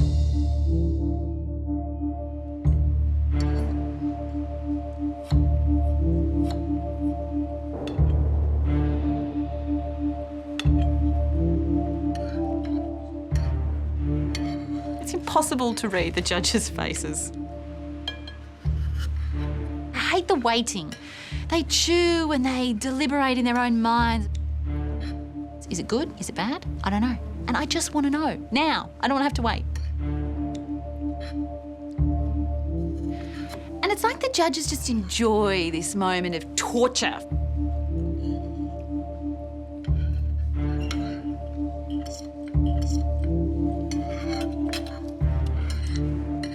It's sort of hard to stop, isn't it? A lovely balance of acidity and sweetness. I have stopped, so I finished. But I'm more than happy to eat yours. You know, you've just cooked the hardest dish in the repertoire at Noma, and you pretty much nailed it. #1 restaurant in the world. Is that enough to make you the #1 amateur cook in Australia? Hopefully. Beautiful job, Kate. Really, really well done. You're a dream to watch in the kitchen, the way you worked precisely, correctly, and what you've put up is spectacular. Thank you. That was an absolute delight to eat. Beautiful textures, just beautiful balance. It's a very, very special dessert. As you can tell, it was horrible. If I could lick the plate, I'd do it. And even George ate the little carrot nose, which he must have liked it. Good stuff. Can I just say that was such a lovely way to end my time in the MasterChef kitchen. I just enjoyed every minute of it, so it's been a very special day.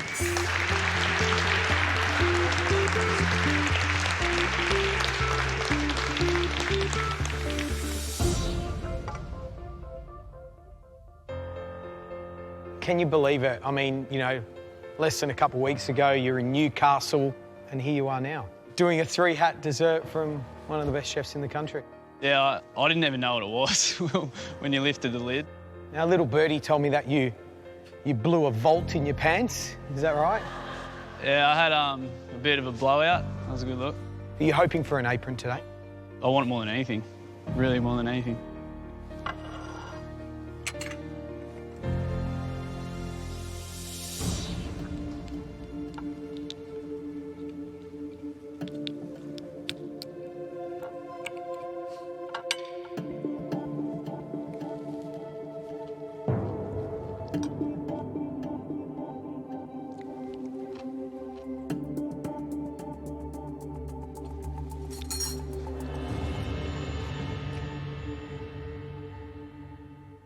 Wow, that's special.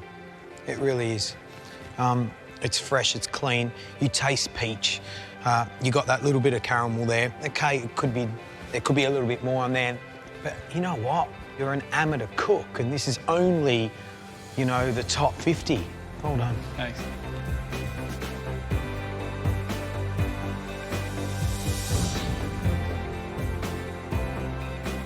Really good.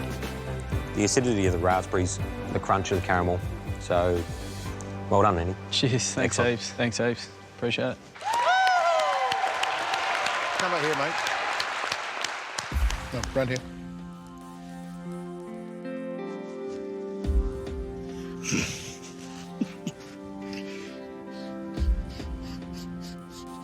Try that on for size. See how you feel. Because I reckon you might be getting a real one of those in a minute. Cheers, guys. Okay, Andy? Thanks.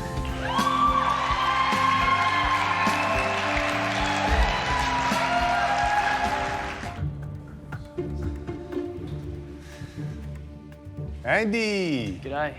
Look at him. He's buzzing. Unbelievable. Come in with a little jaunt there. You feel good? I feel relieved. Yeah, I feel good. It's that was a massive challenge for me personally. Bigger question for you. What are you going to do? The competition's done. We're moments away from revealing the results. What are you going to do? Starters, I don't know. I never thought I'd be here, but I mean, I've got here by researching and learning, and I want to do more of that. I can see my skills have developed, my knowledge has developed, but it's still not where I want it to be. It's not over yet. It isn't over yet. Are you ready? Yep. Go on then. Oh, he's fired up, isn't he? I honestly think that not being someone who's familiar with desserts has helped me. I have no instincts about any of the techniques at all. All I did was follow that recipe word by word, but they crack into it and it doesn't taste exactly like Christine's, I'm done. That's it, man. You're done. Thank you very much. You're done. See you. Look how good they all look when you're looking down the table. They look like little soldiers. And I love that little bulge of caramel poking out through the top going, eat me, eat me. Let's do it, let's do it, let's eat it. Right, let's go. Ooh, there she goes.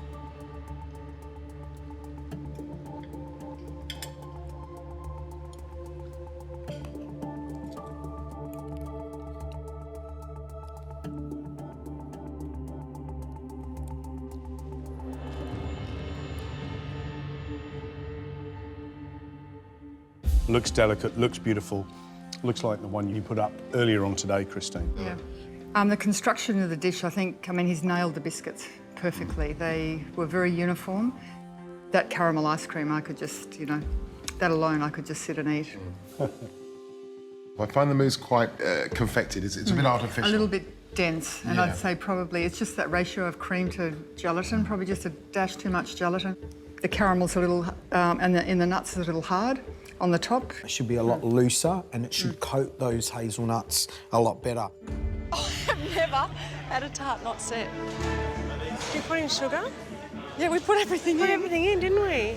Freaking out. You know, the tarts should be setting and they're not setting. It's all right. Just believe. Trust. So Em and I decide that the only thing to do is to pray. Please. Please, little oven. Please. Can you please set? Can we come have a look? I'm scared. I'm scared too. We're about to pull our tarts out of the oven. The dessert team's freaking out. I'm going to be sick. How does it look? Set. Nice. The tarts have set. They did that last-minute thing where they take a while to heat and then bang. Beautiful. Yeah. Oh, girls, it's beautiful. The relief in our team is just beyond words. Love you. Okay, we need to get a wriggle on, guys.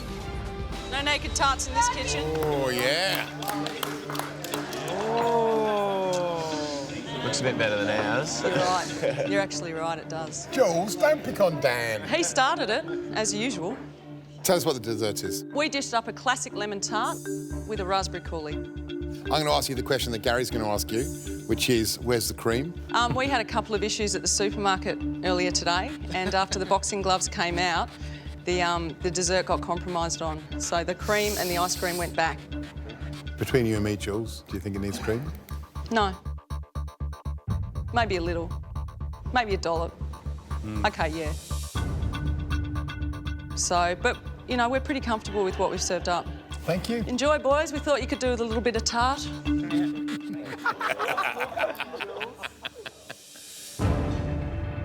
So you guys did such an amazing job with the little ingredients that you had. Thank you. You know, It looked cream, no fantastic. cream. Seriously, it was beautiful restaurant tasting. quality. It looked fantastic. Tell me what you think. It's Citron DEFCON 5 right now. It's citrus overload. OK, but it's good, isn't it? Lemon tart, that's what it's all about. Yeah, just missing the... You want something to smooth it out? Yep. You know, the creme fraiche. Yep, love it. Just missing that. Not enjoying the pastry as much as I think the girls will be enjoying our pastry on our pie. Oh. Big Nick, he was... Whoa. Did you know he didn't cook at all? He delegated. He did absolutely no And do you know, cooking. bless his heart, he came up to me No. and he goes, how did you like being captain? And I went, it was a little bit hectic. And he goes, it was the loneliest time of my life. just wipe them down, put them in the box. They're good to go. In the box, in the box. Good luck, little fellas. A lot of my destiny is sitting in that box. Let's be honest, of course I'd love to win, but it's hard.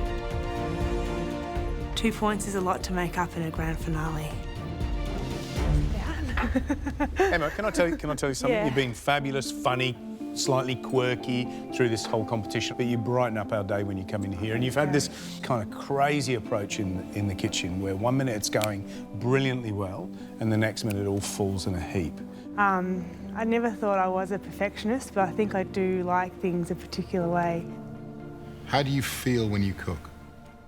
It just brings up everything. It's everything, it's my universe. And I just love not just the finished product, but right from the beginning. That's what I love. You know, we start from nothing and end with nothing. It's what we make in the middle of it. We've loved every single moment, and it's fingers crossed now. Thank you. Thanks for the wild ride, guys. Thanks, guys.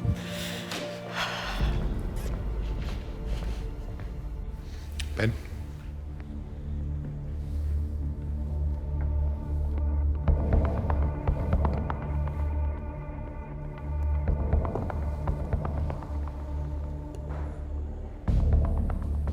Little tear in the corner of ours. Oh. Not on ours, but it's a little uneven. Yep. All right, let's taste. Let's go.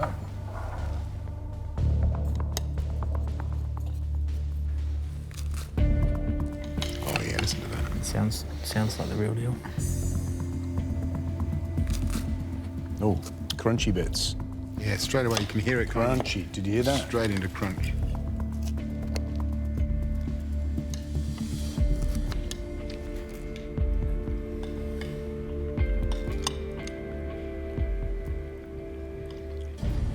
Ben, what do you think? The biggest difference I noticed when I first took my first mouthful was that the meringue was excellent, and that seemed to be the right amount to me. Just that sound when you crack in and you hear the meringue cracking like ice on a thin puddle is beautiful. The consistency of that is brilliant, and it carries the flavour. It's that creamy feel in your mouth that then counteracts the granita, the crunch of the meringue, and it lingers. I mean, my palate is salivating. It's beautiful. The negatives for me, one, the same as Linton. The presentation when you lift the lid was not quite there. Yeah, I think presentation with this one again was a problem. The tear on the top does detract from the look of the dish when you open it. And I think that granita is a lot more acidic than Linton's. It's not a huge detraction, but we're not talking about a huge difference. No. You know, if it costs you a point across 4 people, that can be the difference between winning the title and losing it. You know what this means? Finish that goes to the wire, all the way to the wire. Can she make enough points up? Yeah. Shall we score? Let's.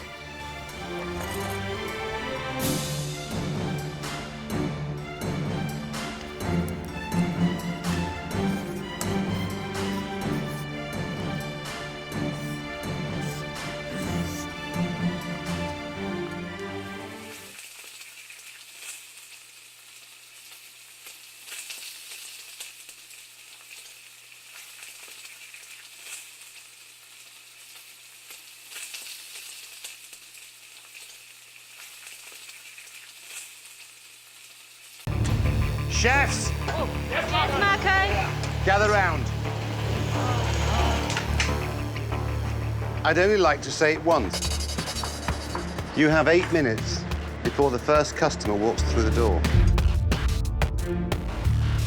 Trust me when I say this. It will be the quickest 8 minutes of your life. I'm glad you find me funny. In an hour, you won't be.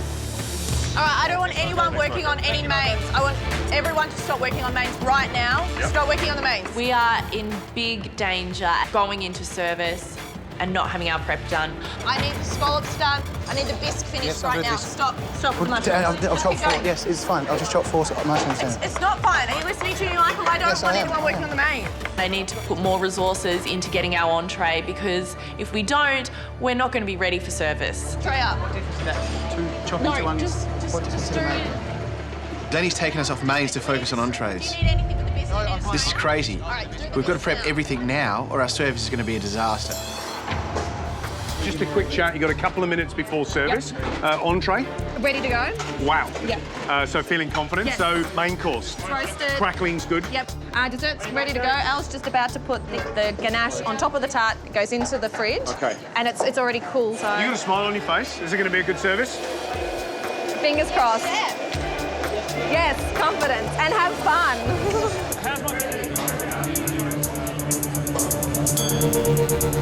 Okay, Dr. Tin Chef.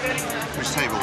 Okay. I had no idea what to expect from Marco in service. He'd been so quiet and gentle, like a spiritual leader. On order! On order, red team. Where's all our plates? Red team, on order. Yes, Marco. Yes, Marco. Like a switch was flipped. 2 entree, 2 main, 2 desserts. Let's go. 2 entree, Billy. Marco just kind of went into this like psycho mode Red team, 3 entree, 3 main, 3 desserts on order. and was just yelling. Red team again, 4 entree. And it was actually pretty scary. So I want from you now, I want 9 away all at once. Yes, 9.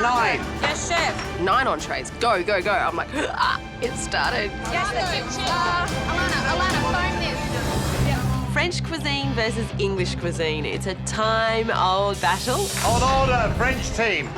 4 covers, 4 starters, 4 main course, 4 entree. 4 start, 4 cover, 4 entree. We've got Marco Pierre White running the pass, yelling orders at us. So give me 10 straight away. Not 6 and 4, I want 10. Everyone's frantically running around, and we're in trouble. Just 1 teaspoon. 2, 4, 6, 8, 10. I want it straight away. Seafood's ready to go, but the bisque is still coming together, and it's not looking good. Hi guys, let's go with the broth. Got the chips? Got the chips. All right, the phone. 3. Yep, I got it. Initially, we wanted to have demo plates up so that we could check to make sure we were happy with the plating, if anything needed to be changed. Come on, come on, come on, come on, come on, come on. But the demo plate is going to be the first plate we plate up. Have they called a blue team dish yet? What's that? Have they called any blue? Yeah. Yes. There's only one thing left to do now. Not away. One thing. Do you know what that is? Talk to me. Okay. Panic. Just talk to me. They have to be in the oven for 12 minutes. Okay. So Peter is looking after those quails as if they were his own children, but we need to get our bisque up. Okay, we're probably going to need a main starting in about 5 minutes, okay? Well, then I need to put them in the oven because they're in the oven. No, not in 5 minutes, starting in 5 minutes. I think Danny's getting a bit lost in some of our dishes, and the first thing I think is, are those quails in the oven? Get them in the oven. Peter, have we got quail in the oven? I've got to listen to Danny. I haven't heard a call. They need to go in the oven now. Danny? Danny? Oh, get them in the oven, just chuck them in the oven, chuck. We need 10, Peter. They're going to be like 12 minutes. There we go. Excellent. Yep, perfect. It's done, you get yours up. Red entrees out. Go, go, go, go, go. 33, 33. Run, run, run. The first entree goes out within about 5 minutes, and the blue team are still struggling to even get their first order started to plate up. I'm still waiting for my shellfish soup and I'm not getting it. The red team have already served 1 table. Come on. We're running behind, Shout at just a them. little bit out on our timing, and maybe we had too much on our plate to start with. We need 4 more chips. Yeah, on marker. You've got they're on. These ones are ready. Yep. You all know our task, and we're all performing our task. Right, let's go. Let's get the chips out. Alana is hovering around, picking up the gaps when they're needed. Put it in and get these ready so you can you can put it straight onto it. Straight. She's doing a great job of just gluing us together. Just Marco. Their dishes are flying out the door. The underdogs are showing us how to cook, and yeah, we're in real strife. You know, there's nothing I like better than a good tasting. So let's get the first dish in, the egg and chips and the red tea. Egg and chip, it's a great English dish. I've never gone down to the local cafe and had caviar on top of my chips. In fact, I don't think I've ever had caviar with chips before. So all I can say is to you. Or even Gary, can I just say, bon appetit.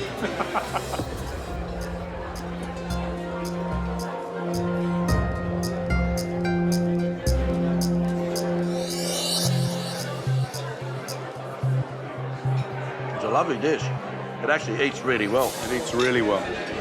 And those chips are really nice and fluffy inside, nice and crisp on the outside.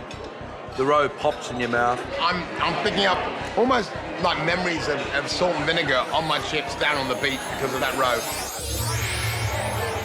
Come on, I'm waiting for 8 bits. Come on. We've had customers here for 20 minutes now and we don't have a dish out. On order. 3 more bisques. It's really sort of now or never. We have to start getting dishes out now. Come on, I'm waiting for 8 bits. Come on. It's probably not the greatest timing for the bisque to be going out. You know, it's a buy-off, you know. Do you go for really technical stuff and take more time, or do you do simple stuff and get it done really quickly? Yes, chef. Table 3. Okay, what table am I going to? 30. Seeing that dish plated up, it's a huge sigh of relief, but we're nowhere near complete. We need to keep going, but at least we've got our first dishes up. The food that's leaving the pass is beautiful, it's elegant, it's definitely French, and you can see that the diners, when they're going to get it on their table, they're going to be happy. So this is the blue team's first course, lobster bisque, lobster medallions with scallops. First thoughts, smells fabulous. Love that strong bisque, that shell aroma that you get, and it's one of my favourites. Looks pretty as a picture. My concern was, from mise en place time, they've overcooked the lobster, but we're going to have to find out with taste. Well, it doesn't get any better than that. That is delicious. It's faultless to me. I can't fault it at all. You know, that bisque flavour, you know, it's got that really strong, intense, but it has that little bit of heat from the cayenne pepper. The scallop to me was cooked perfectly. The lobster, it wasn't dry. The blue team managed to do with their first dish is take us all straight to France, and that was the aim of the challenge. Yeah, that's the best bisque you've ever made, isn't it? It sure is, thanks to you. All right, let's go. Let's get them out. Away, 2 pork. 2 pork. 2 pork, yes, Marco. Come on, quickly, push, push, push. Come on. This is the first time I feel so nervous and really, like, out of my comfort zone. Away, 8 pork. 8 pork, 2 tables. It seems like hundreds of orders just keep coming to us. Come on. How long for my 8 pig? How long for my 8 pig? How long for my 8 pig? How long for my 8 pig? I just have to use both of my hands just to grab all the components and put on the dish and have to make sure they all look consistent. How long for my quail? How long for my quail? 4 minutes, Marco, 4 minutes. 4 minutes? Are you crazy? I want it in 1. Micah's saying 4. It's not on his head if they come back raw, it's on my head. So they're not going out until they're cooked. I want 8 pig, 8 pig, 8 pig, 8 pig, 8 pig. Yes, Marco, yes, Marco, yes, Marco. He will just keep yelling and yelling and yelling. It's all about communication. We're meant to communicate with each other. Come on. You gotta say, yes, Marco, and then he stops. You told me you wanted to win. You told me you wanted to feed everybody. Look at the people next to you, they're struggling because they're not communicating. Take 2 to table 24, 2 to 24. Billy has just jumped back into this team and he has just produced the best pork belly dish I've ever seen. Quickly, quickly, quickly, quickly, quickly, come on. These waiters, they seem to be sweating. They are moving very fast, which means we're getting food out really fast, which is great.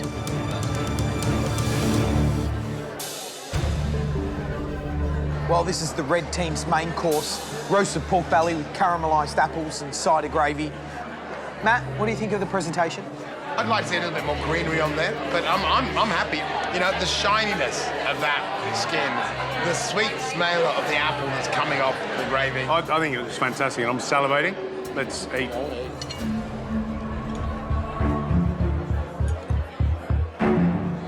This is good cooking, huh? Really good cooking. Honest, to the brief, and absolutely delicious. That's lovely. How good is that crackling? That's perfect. And the pork belly is just so sweet and beautiful. Yeah. Love it. I don't think you can get any better than that. Sweet pumpkin puree, apples, caramelised Brussels sprouts. I'm in heaven.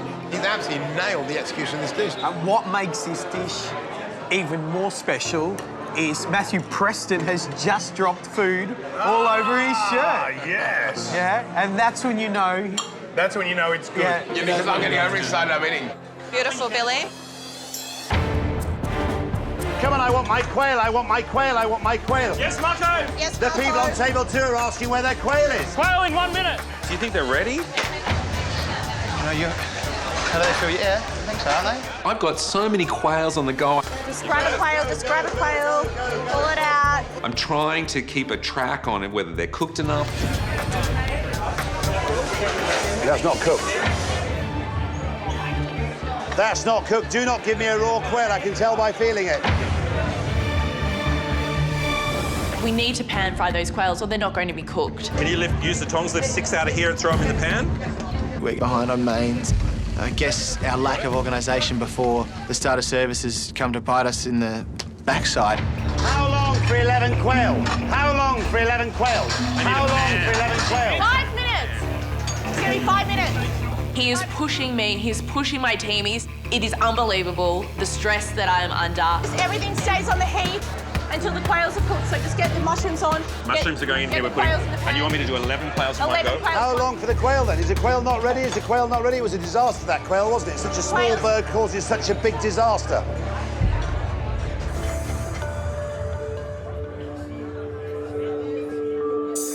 Well, the blue team's French-inspired main course, which is quail with onion soubise, mushroom ragu, and jus gras.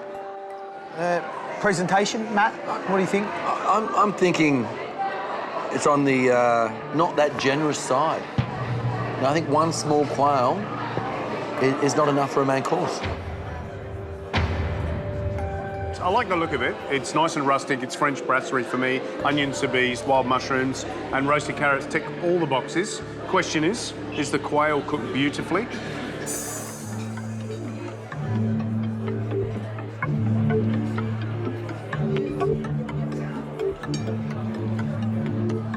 Really delivers for me in terms of a French-style dish. The quail breast is cooked perfectly. The mushroom and soubise is an absolute winner for me. It didn't present too well. It looked a bit clumsy with the soubise over the top because you lost the essence of those beautiful morels and the slippery jacks, but flavour, amazing. I love the technique they've shown with that little bird, so tricky to bone out, so beautifully stuffed. You got all that trouble with the bird to throw them on some roughly chopped mushrooms. I think they could have done more. Some elements, brilliant. Others, disappointing. Well done, chef. Thank you, thank you. Billy, on your back! Billy, on your back! We've managed to actually get our desserts out before the red team's desserts. It's taken us 3 courses, but we've got the hang of it. We're working together really well as a team, and our dessert is going out looking really beautiful. Let's put it around the side. Tables have been waiting over 20 minutes for the desserts, guys. Right, okay. I can't believe that it's taken us this long to get organised and get the desserts out. And on top of that, I'm really worried that it's not going to taste right. I love the way that jelly is shimmering. It really catches the light. It's got a nice wobble to it. First thing I thought was a perfect little sweet finish to a canapé party. Yeah. What a great idea.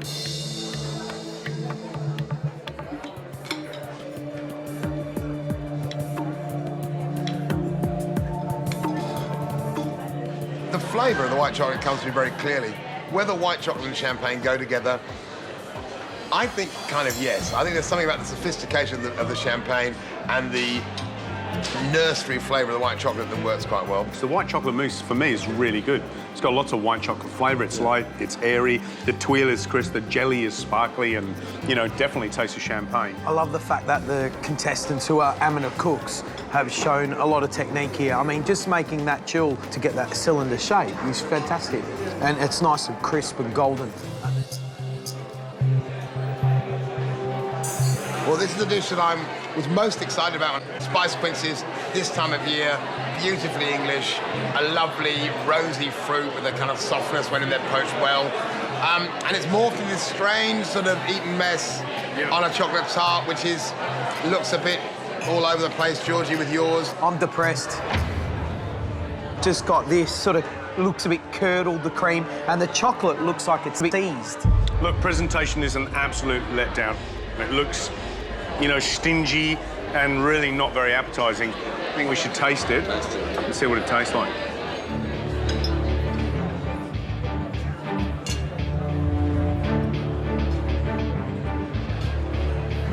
It surprisingly actually eats quite well. Yeah. the old mess on top of it, well, it is a mess. It's meant to be a mess. It's also very salty. Yeah.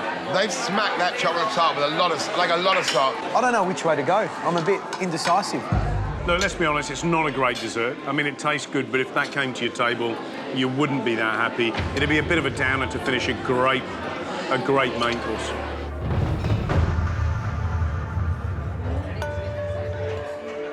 No matter what happens, I've learnt so much from today. It's all right. Meeting Marco and being able to work with him is just so inspiring. It's not important what I think. Yes. It's what the clients think. I'm just here to be your friend. He was just so passionate about working with us today and really encouraged us to do the best that we could. Can I just say, well done. Thank you. It's been a great pleasure for me. I travelled thousands of miles to come here, and I can honestly say you never let me down. And what you found within yourself today will stay with you for the rest of your life. There's always going to be the odd hiccup. But you know, my favourite bit was seeing the waiters run. That's what you did. How you going, Dan? I'm getting the hang of it. Alana assigns me to the grill and I see that I've got 4 dishes to be in charge of for the next 90 minutes. I'm in charge of the burger, the club sandwich, the salt and pepper squid, and the steak. There's a steak as well. OK, burger up, chef. They might seem like pretty simple dishes, but every dish requires quite a few elements. OK, so I've got to watch that because it burns really quickly. I need to put the buns in the salamander, which is like a searing hot grill. I just can't get the hang of it. It's OK or not? No, they're too burnt. We'll need new. New order, I need a buffalo salad. Yes, chef. Yeah, I've got a duck confit up. I need a burger and I need a chips, yeah? I've got another fish on order, so let's get a risotto on. Ellie, Danny, Alana, you're under pressure. This is a real kitchen. Move your butts. Need a squid, yeah? You got a squid coming? Squid's coming, squid's coming. Give me a squid. 20 minutes from the time of order to the time it gets to the customer's table is not a long time, especially if there's a lot of people in the first class lounge.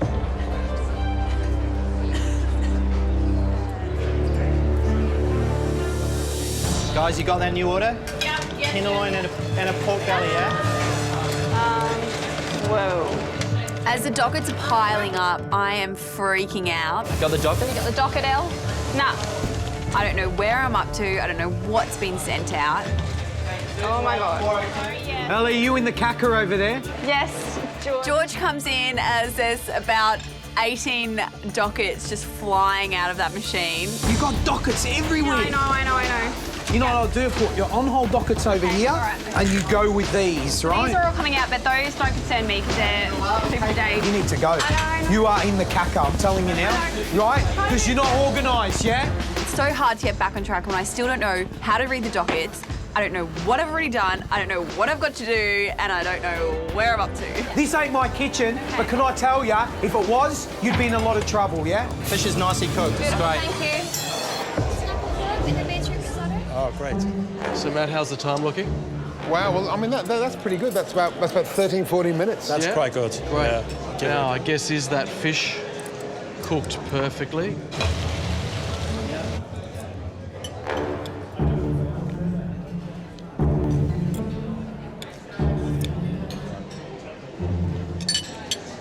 My fish is almost perfect. And you know what I love is that they all look like they've come from the same mother. They do, actually. And that I think is really important. Yeah. I'd be giving it a thumbs up. I thought it was good. Yeah. Well, if the CEO likes it, it's fantastic. 4 club sandwich, yes? 4 club sandwiches, yes. The club sandwich seems pretty straightforward. It's a sandwich. 3 bits of toasted bread with a beautiful chicken mix, aioli, roasted tomatoes, bacon. OK, 4 club sandwiches up. All together, beautiful club sandwich. All right, there's no lettuce on the clubs, yeah? We need some cos on the clubs, please. Sorry. All right. Come on, let's go. Been waiting forever. When you have 50 things to do, the chef's yelling at you, the club sandwich can be a little bit difficult. Lettuce on the clubs, chef. OK, let's get them up, yep. Get them up. Right, well, they're running a fine line. They're about a minute away from the 20-minute timeline. So they really want to be leaving the past now. Yeah. Thank you. Oh.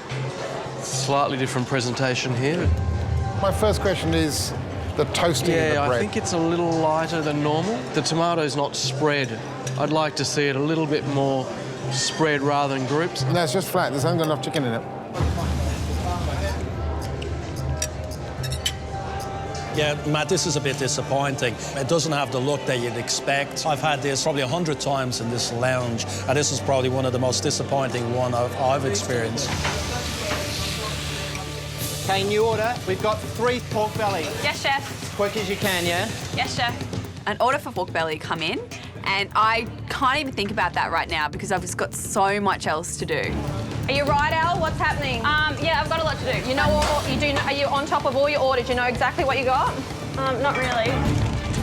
I've got a backlog on pavlovas and lava cakes, so I focus on them and getting them out. Okay, how are we going on the pork? I really need it now, yeah? Yep, 2 minutes. We have 90 minutes to get through this service, and the judges are going to be tasting all sorts of dishes. Got the fish up. We don't know which ones they're going to be tasting yet, so the food we send out has to be up there with the standard that's expected in the Qantas First Class Lounge, but we also have to get it out within 20 minutes. Pork bellies. There's a docket. You're missing 1 pork, yeah? Need 1 more pork. You need more. I realise that I've only made enough for 2 pork belly, which means that there's going to be an extra weight on the 3rd pork belly dish.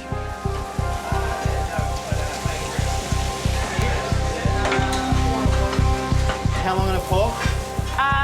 10 seconds. Okay. Knowing that there is a massive delay on my food and getting it out within 20 minutes, this could cost my team. Pork's up.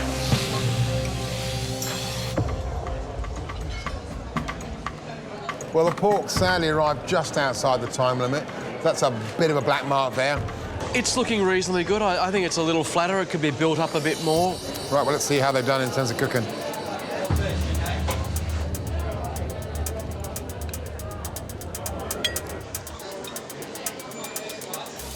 That pork beautifully cooked. I think the positive on here is they've got that nice little light crisp crust on the outside of the pork. You know, the pork's certainly cooked really nicely. Yeah. Chef, buffalo salad. Got enough fennel for the second one. Right, red team, less than 15 minutes to go. And can I tell you, there is a bucket load of orders on the pass. Come on. How you going, Dan? You under control now? Yeah. That's good. I'm feeling confident that Danny has gotten over burning the buns. She's under control. 3. Food's going out and it all looks really good. Squid up. I'm multitasking, I'm staying on top of my orders, and I'm thinking towards the next thing I have to do, and that's a sign of a good cook. So I've got 3 steaks ready to go, Chef. Wonderful, yeah. How did they do, Matt? Are they on time? Well, in time, the time frame. You know, maybe they're pulling it together again. Maybe you know? it's coming back.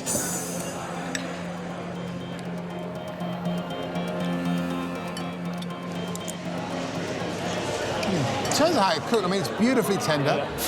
Yep, food's coming. It hasn't been overcooked. It's still got a little bit of pinkness through the middle of the meat. Yeah, I think this hits the mark. I'd be quite happy with this if I was served there. Steak's juicy and tender, flavour's great.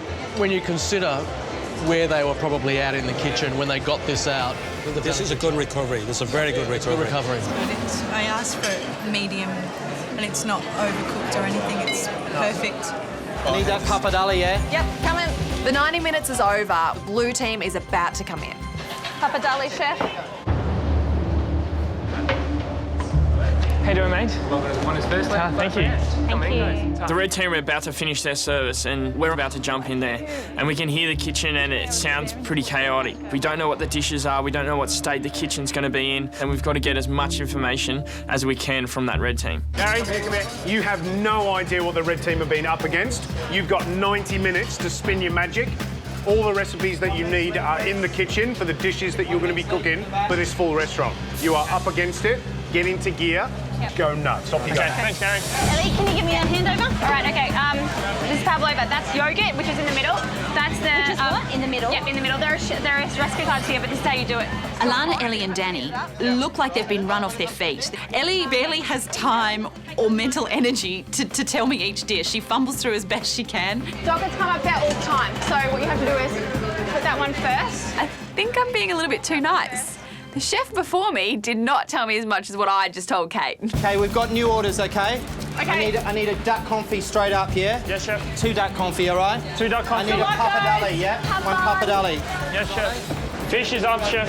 Normally when you work as service, you would have done the prep, you would have done your mise en place. You know which ingredient goes with which dish. This is not the case. We're straight into the service time. We've got to immediately start cooking food, plating and presenting that food up. It's very tricky stuff. Righto, chef. That's only enough for 1, yeah? Duck confit, how long, yeah? We need a buffalo salad. I need a buffalo I'm salad. struggling to find basil. There's no basil here. The basil's right there. See it on the right-hand side, the micro? Oh, so we're just that's using it. micro, okay. And the tomatoes, there's no tomatoes. Tomatoes, straight above you. Straight above you. Okay, Yep. cool. I put on an outward calm to hide the crazy chaos going inside my brain. Gosh, I don't know what I'm doing here. New order, 1 buffalo salad, 1 salmon salad, 1 bresaola. When those tickets are coming through and you've got orders piling up, 20 minutes can disappear like that. This is a little bit more intense than what I was expecting because I don't actually know these dishes. I've never plated them before. I've just got to use the recipe cards. But I think that as time goes by, I will get into a groove, and that's the plan. Better. Yes, chef. Sorry, chef. It's all right. Got my mistakes out the way. I've had the hump at the start of service, and now I'm just going to go bang and start cooking good food and getting it out and impress those judges. Well, I can see our club sandwiches coming. That's just in by the skin of their teeth. Under the 20 minutes. Okay, and they're all 3 are presented in the same fashion. Yeah, that's good. Can I just say, look at that filling. The bottom story's actually got some chicken in it. It's a lot better. And you know what's good about it? That the lettuce was put in the position that it should be through. It wasn't stuck on the top because it was running late. That's absolutely right.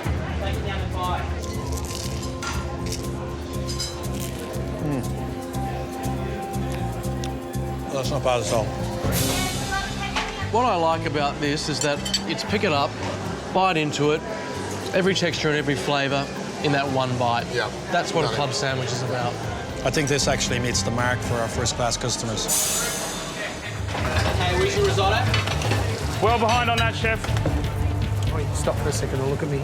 Yep. You need to get it together, you hear me? All right, so it's fine calling yes, chef, but you need to start razzing your guys up because they're all sort of hemorrhaging into oblivion. You need to get it together, yeah? You're the captain, yeah? I know you've got to do your thing, but at the end of the day, you put your hand up and you said, I want to be the captain. Yep. You need to act like one. Come on, get them going. Yes, George.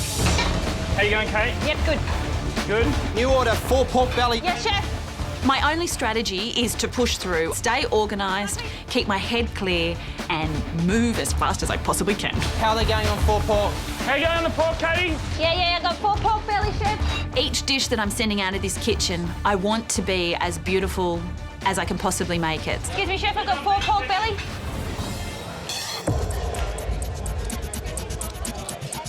They did it in 15 minutes, so 5 minutes early. That's okay.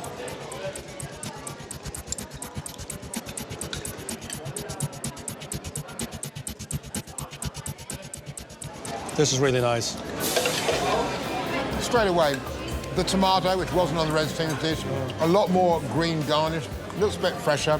I like the presentation. I thought it was good. I like the flavours. I thought it was good. So to me, this is better than the red team. We'll all agree that this dish is a winning dish. It's a winning dish as well. Yeah, I agree with that. Yeah, you'd be very happy to have it come out to the customers. Either way. Come on, guys, we've got to focus, yeah? Yes, chef. Let's Yes, go. chef. How's your fish? It's not burning, is it? No, chef.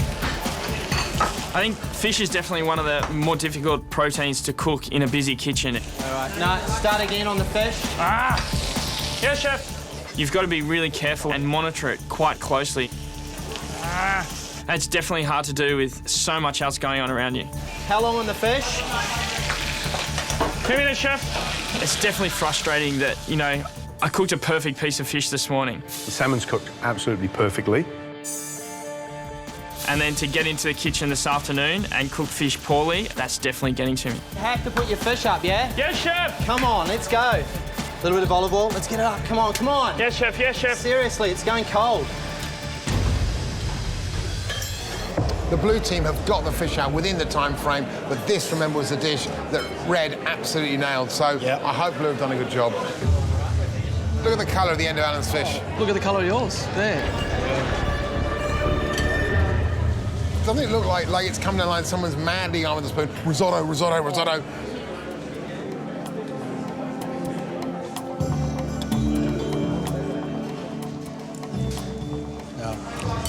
Doesn't live up to it. It's a pity. I don't feel that the blue team have done a great job with this dish. It feels rushed. It's obviously someone's panicked. They burnt the fish skin, but they haven't actually managed to get the temperature through to the middle of the fish because it's still that translucent raw colour through the middle. That's ordinary.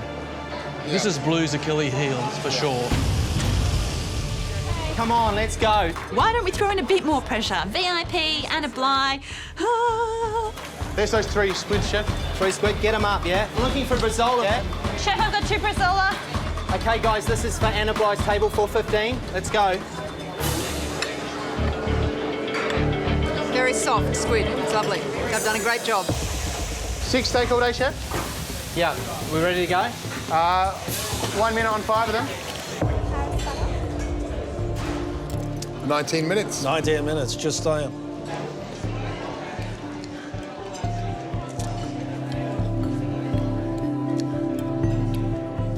What I love about the blue team steak is those bar marks are really pronounced.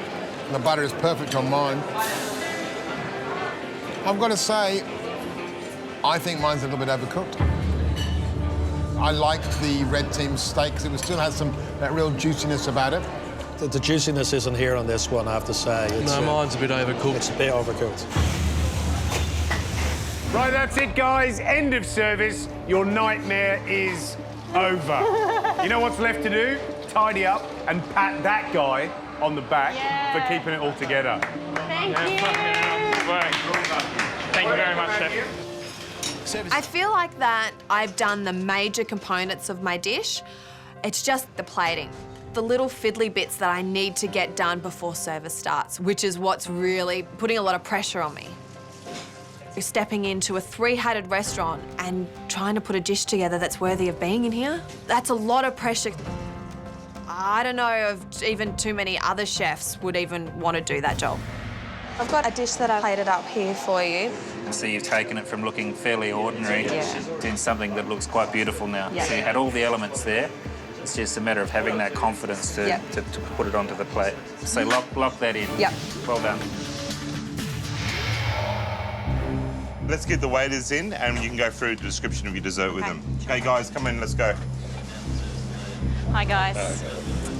Basically what we've got is coffee and cardamom ice cream, a Kahlua mousse with an almond and coffee crumb, some poached figs and an orange blossom jelly. Would you like to taste it? Absolutely.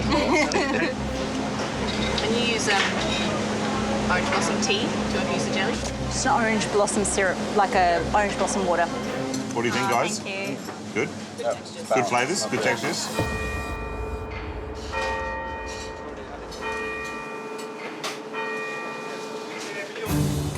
And the venison, please. Thank you, sir. 2 venison, veg mash. You get the first order for 2 venisons. It's on an order with some entrees, so there's still a while till I need to actually have these venison up on the pass.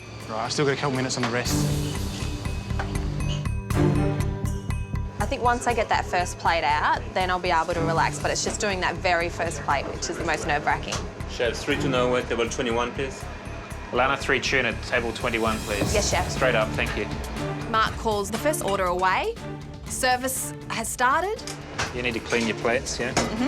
So there's no fingerprints on it. Yep. The tuna is the first element that goes on the plate. I then just sort of drop the salad and just let it fall naturally.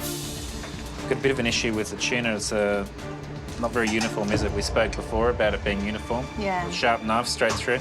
Yeah, I was trying to do it, but... You know, Mark, restaurant at this level, we don't try, you know? It's not 90%, it's not 95%, it's 100%. Okay. That's fine. You're gonna have to find some other bits for here. My first order, that's for 3 plates of tuna. Mark notices that 2 of the tuna pieces are actually uneven. I mean, obviously we can't serve these, so you're gonna have to replate. so I have to grab another 2 pieces and start from scratch. It's annoying to have to replate everything because that takes time and that means that the customer's not getting their order quick enough. This one here has gone a bit funny. Is that all right? You have to replate it. All right, okay. That's what happens. Yeah? Lift the tuna up, lift the garnish up. It's relatively easy, but you don't want to make mistakes. When you've got the chef there calling for the dish, saying, how long, how long? Alana, let's go, please. You're still trying to plate it up, but you're trying to plate it up without shaking, without being too nervous. Yeah, it's pretty scary. You ready, Alana? Yep. Let's go. 5 seconds. Right, we've got to go. We've got to go. Put it down. Thank you. I feel a sense of relief getting the first dishes out there. Interesting.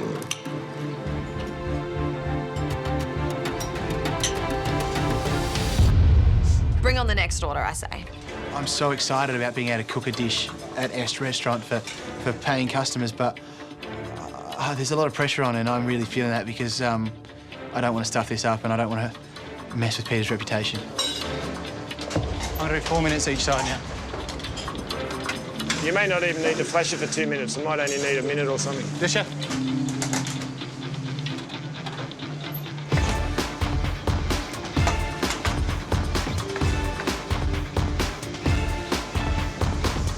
Beautiful.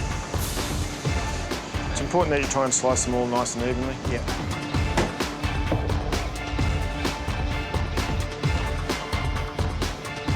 It's very exciting seeing my first dish completed and sitting on that pass about to leave. On the Est pass, this 3-headed restaurant that somehow I'm cooking in.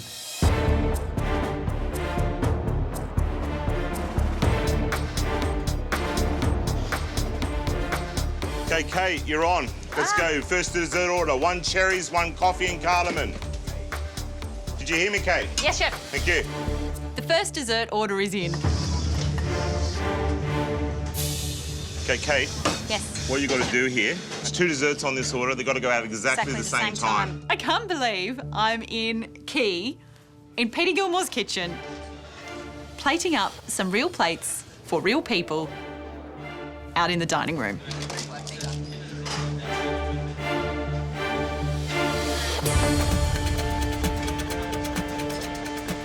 I'm nervous. I've got to get this right. It's got to be perfect.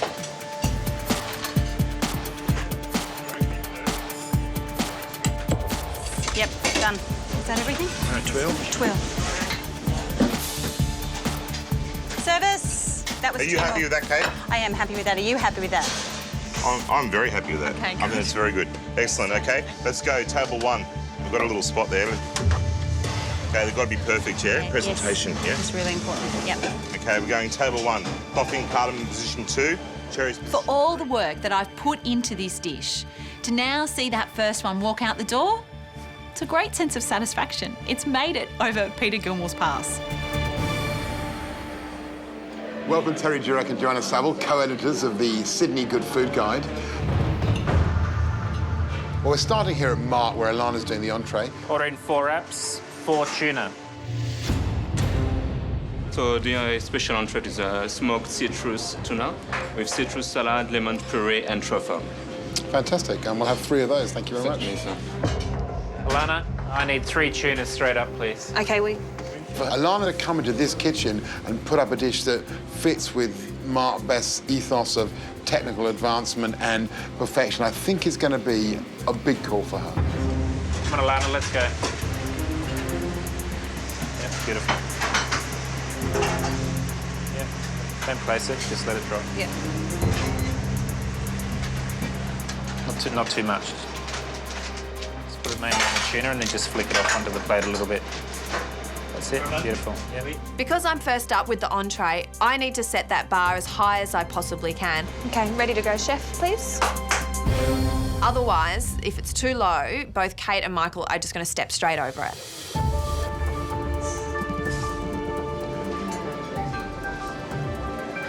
Thank you. Pretty. There's something about just that lovely colour, springtime almost on a plate thing happening here that's actually quite inviting. And the shine on that piece of tuna is quite extraordinary. Well, Alana's entree certainly looks beautiful. Let's see how it tastes.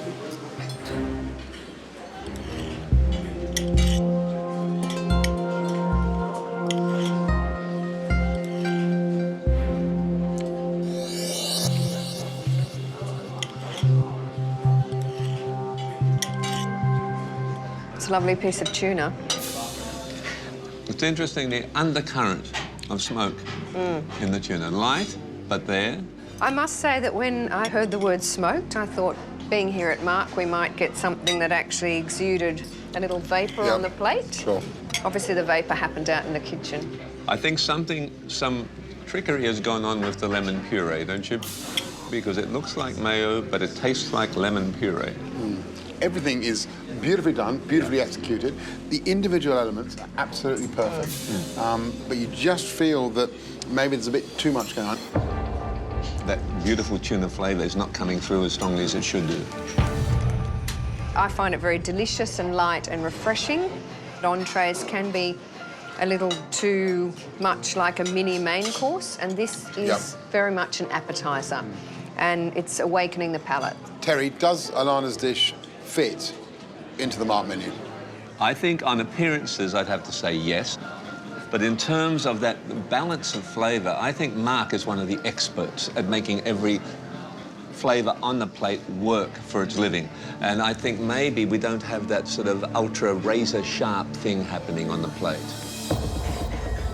But if I'd sat down to that dish not knowing anything about it, I would be totally convinced in my head that a chef of some standing and some experience had created this. Yeah. For an amateur to do that, it's a very impressive. Unbelievable. Very impressive. The first dish down on this progressive 3-hat lunch. But now it's time to head to Est and to see how Michael's going with the main course. Okay, let's go. And the venison, please. Thank you, sir. When the orders start piling up for my dish, I get a little bit lost. It's hard. You know, there's so much cooking involved. This is the middle course. This is main course cooked by Michael, and I'm excited to see how he's going to deal with Peter Doyle.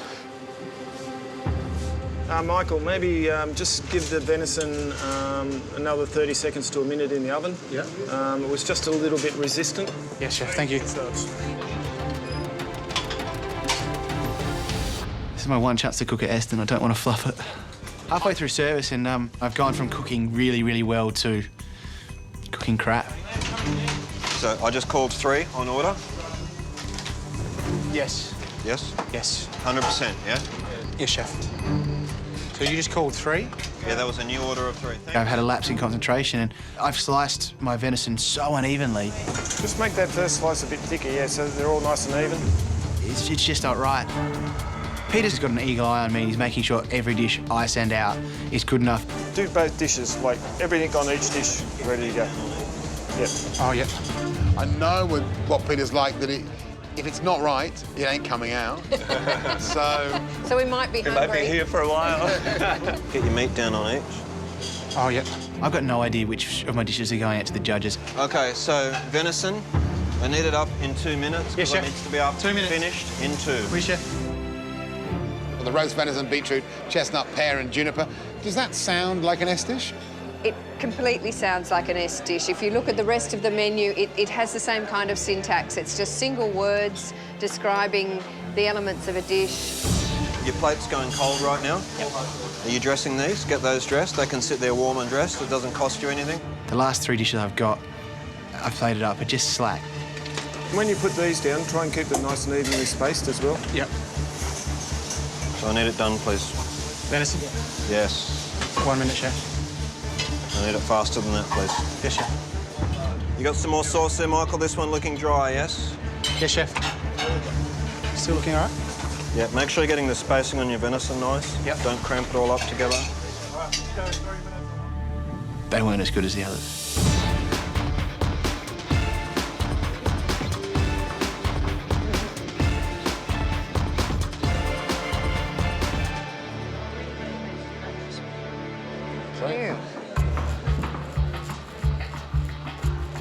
Well, if no one else has got to say it, I am. Wow. Indeed. Is it a Peter Doyle dish on appearance? I think it certainly looks worthy of being on this table in this restaurant. Right. Yeah.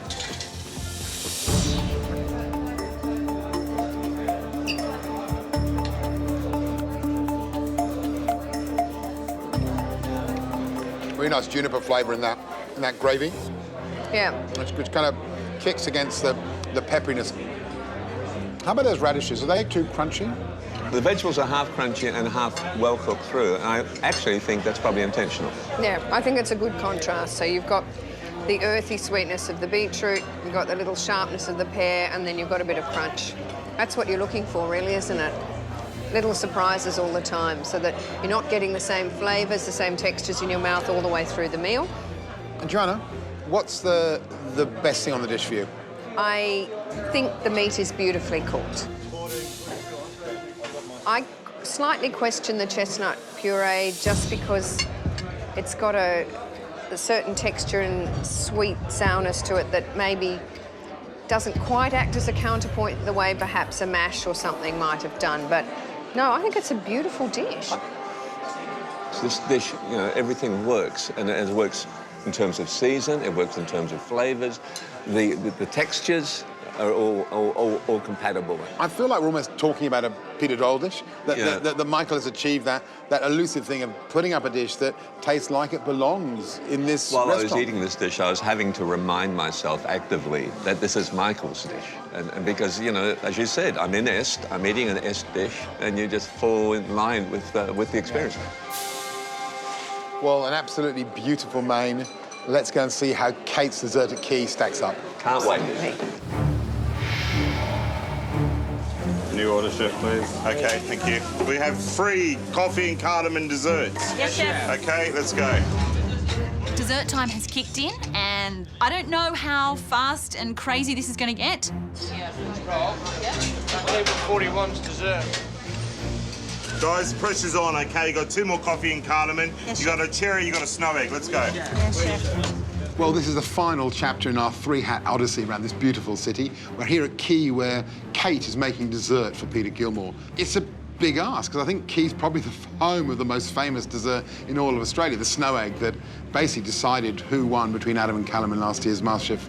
To do a dessert in Key, if you can make it here, you'll make it anywhere. Table 21 away, please. Yeah.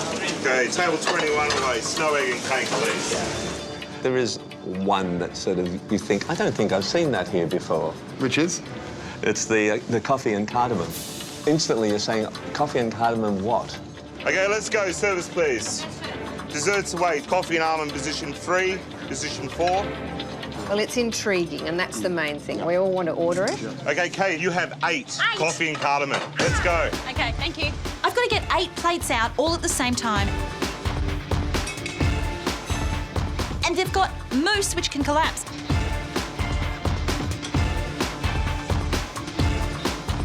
Okay, just looking at the clock. Yes. We need to start hurrying up, okay? Yes, chef. They've got ice cream which can melt.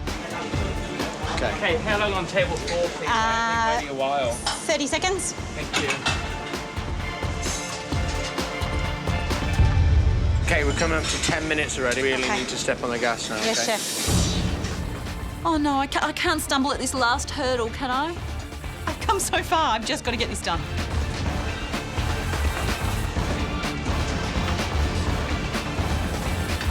A little dot here.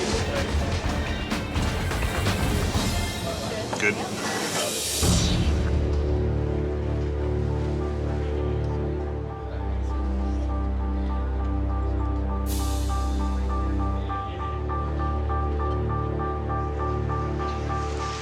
This is the coffee and cardamom dessert for you to enjoy. Thank you very much. Thank you. Wow. Pretty. It is pretty. Yeah. So it's actually got the first step happening for me, you know. I want to try it. In fact, I'm dying to taste it. Yeah.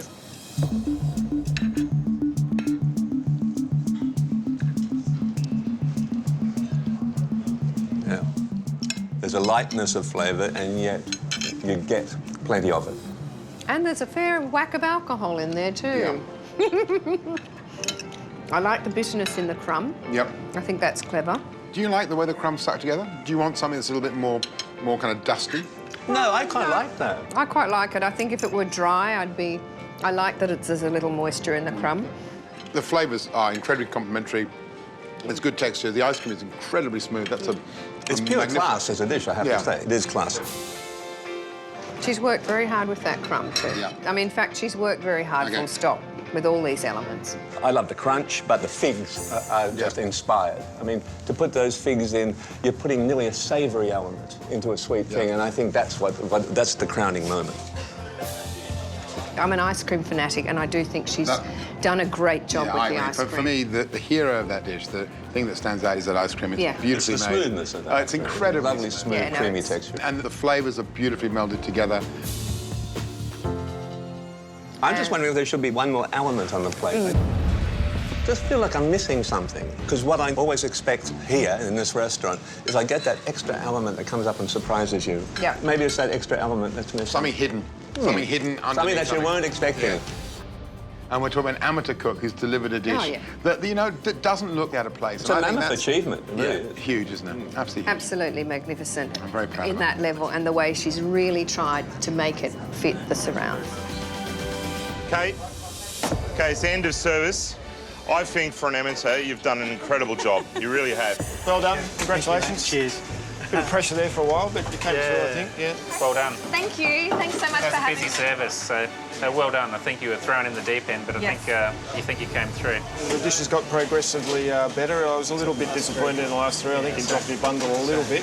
Hope you were happy with what I sent out. So. Well, you know, it wouldn't have gone out if it wasn't. That's very true. That's very true. Guys, I think Kate deserves a round of applause for today's effort. Danny? Hi. Middle Eastern? You were saying earlier today that you were reading Middle Eastern cookbooks. Yeah, I love the flavours and I'm really excited by the food. What is your dish? I'm doing a fig and pistachio frozen baklava. Frozen baklava. Teaching us something. Wow. Great. Yeah. What's that all about? So I'm making like a baklava ice cream, so hitting the citrus and honey and spices notes, and then using the filo pastry as like a sandwich between the ice cream, and hopefully the ice cream will set in time and it will all come together. Danny, rock and roll. Thanks, mate. Too good. Today I'm cooking a sweet dukkha, baked fig and panna cotta tart. A sweet dukkha? Yeah. Beautiful. Yeah, I like the sound of that. With the fig. Yeah, so it's going to be dukkha crusted fig tart with a fig panna cotta. That's inventive, and that's what this challenge is about. And I love the fact that you've come up with a little sweet dukkha. Never heard of it before. No, neither have I.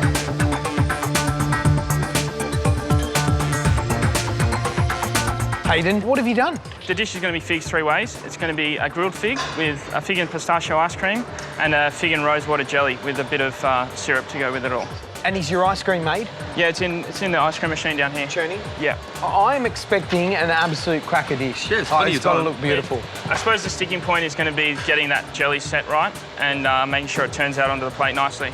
Top 10, we want more. Okay.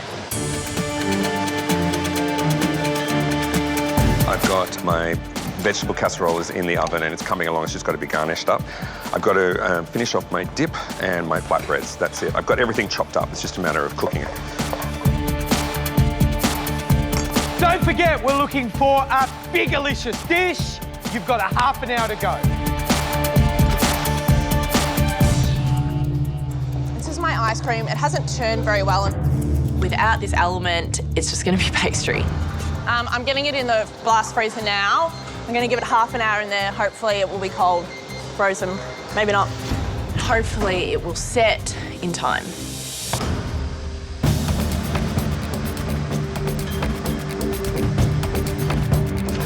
I should really get this ice cream in the blast chiller, shouldn't I? What do you reckon? I don't know, mate. I'm not good with ice cream. There's 20 minutes to go and I check on my ice cream and it's just not set. It's getting really frustrating. I think I've got the custard wrong, the consistency's not right, but I think I'm gonna have to get in the blast chiller and make sure it's gonna be right. How do you think it's all going? Jelly's worked? The jelly's worked, the sponge base has worked, the ice cream has worked. I check on the ice cream and the jelly, both are set beautifully. I'm really happy at this point in time. This dish looks like it's going to come together.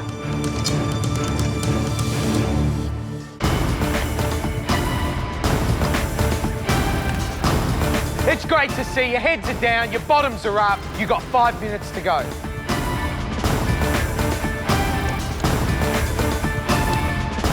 I am so thankful that that ice cream has set in time. It's actually set to the point where I can cut it. This is good. This is good. I decide to try and put the poached figs on the top, but the jelly starts to slide. Oh no. Okay. And I'm thinking, oh no, this is all turning to a disaster.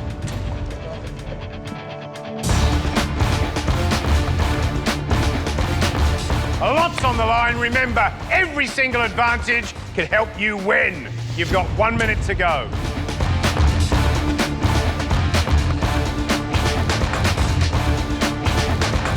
I'm leaving the jelly and the ice cream in the fridge and the freezer right to the last minute so that hopefully it'll be set in time. The last minute and I spoon out my ice cream, it's sort of runny and wet, it hasn't set. Last little touches, 10 seconds to go. I get the jelly out, flip it onto the plate. 5, 4. It sort of goes and then 3, splatters everywhere. 2, 1, Saha! 3 elements on the plate, only one of them worked. Danny?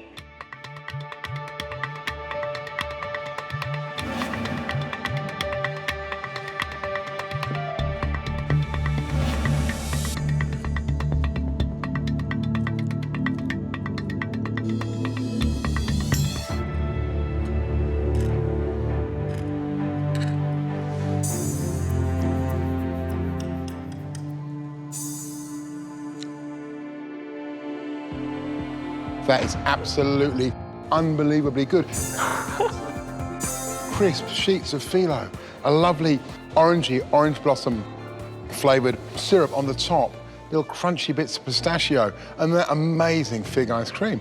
It's just plain brilliant. It's so good. I'm so happy to see you deliver something that at last shows us the potential that we've known you've had all along. Well done. That is exhilarating cooking. Thank you very much. Walking back to my bench, I could not be happier. I feel like I'm floating on a cloud.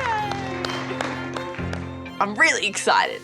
So, our ice cream mixture is made, our pistachio sponge is baking in the oven.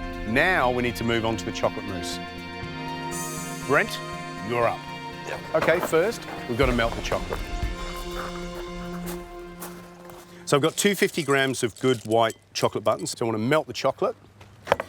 We've got 7 grams of gelatin, which we've bloomed in the water, right?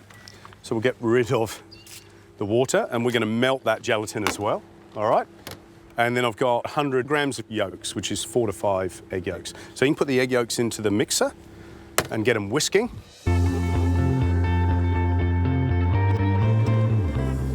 So what we're making is a pâte bombe. Have you heard of that before? No, so it's basically a egg yolk mixture with a sugar syrup, like an Italian meringue, poured in down the side of the bowl, all right? I'll turn the sugar on. I've got 100 grams of sugar, enough water to moisten, which is about 40 mils, and then I want to bring that up to 123 degrees. Put it down, it's nearly there. So melt that in the microwave, about 20 seconds, so the gelatin. Tracy, you want to come around and check those cakes? Yep. Just getting you working today. Yeah, let's take them out. Yeah, I reckon they're good. Beautiful. Yeah, they look good. Plenty for everybody to eat, all right? Okay, our sugar mixture is up to heat. I want you to trickle this right down the side. Don't put it onto the... Directly onto the mixture. Yeah, like that. Otherwise, what will happen is it will just flick around. So it's got to run down the side of the bowl into that egg yolk mixture. And what that does is cook the egg yolk mixture and then form that pâte bombe. And then we're going to fold everything together. I've got melted chocolate. We've got 600 mils of whipped cream, chilled. Gelatin ready to go. All right, turn that off. Right. Bren, you can fold those components together. Put the cream in first. So, fold. Then add the gelatin and then the pâte bombe. That's right. You have turned that into such a mess. Oh. That's too full. Have you got a bigger bowl?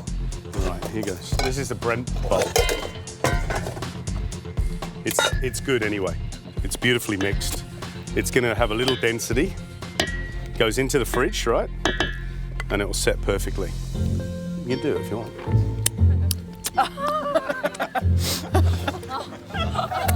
White chocolate mousse, okay? It's good. That's good. I like it. Right. You know what? Good job. Go Thanks. and sit down. So, who wants to help me plate up? Wait. Amy, do you want to come up? This is what I did before. It looks ridiculous, doesn't it? But chefs do this all the time, and you guys are starting to do it too, is that it puts in your mind how the dish is going to look before you start. I actually quite enjoy doing those. They're quite good. And every chef's got their own little crazy version of stuff. So what I've got is I've got a quinella mousse, a quinella of pistachio ice cream. Ice cream, yeah. I've got a bit of, this is sheep's milk yogurt because I want some acidity because it's quite fatty. And then I've made a pistachio crumble. All that was blitzed pistachios, all right? And then equal quantities of butter, sugar, flour. I've made a yuzu curd, which was yuzu juice, which is that, you know, that Japanese citrus, which has got a very distinct flavour. And then what I was going to do is put a bit of yogurt on there, a little bit of crumb, and I don't really mind how you put it on. And then what I've got a quinella mousse that way.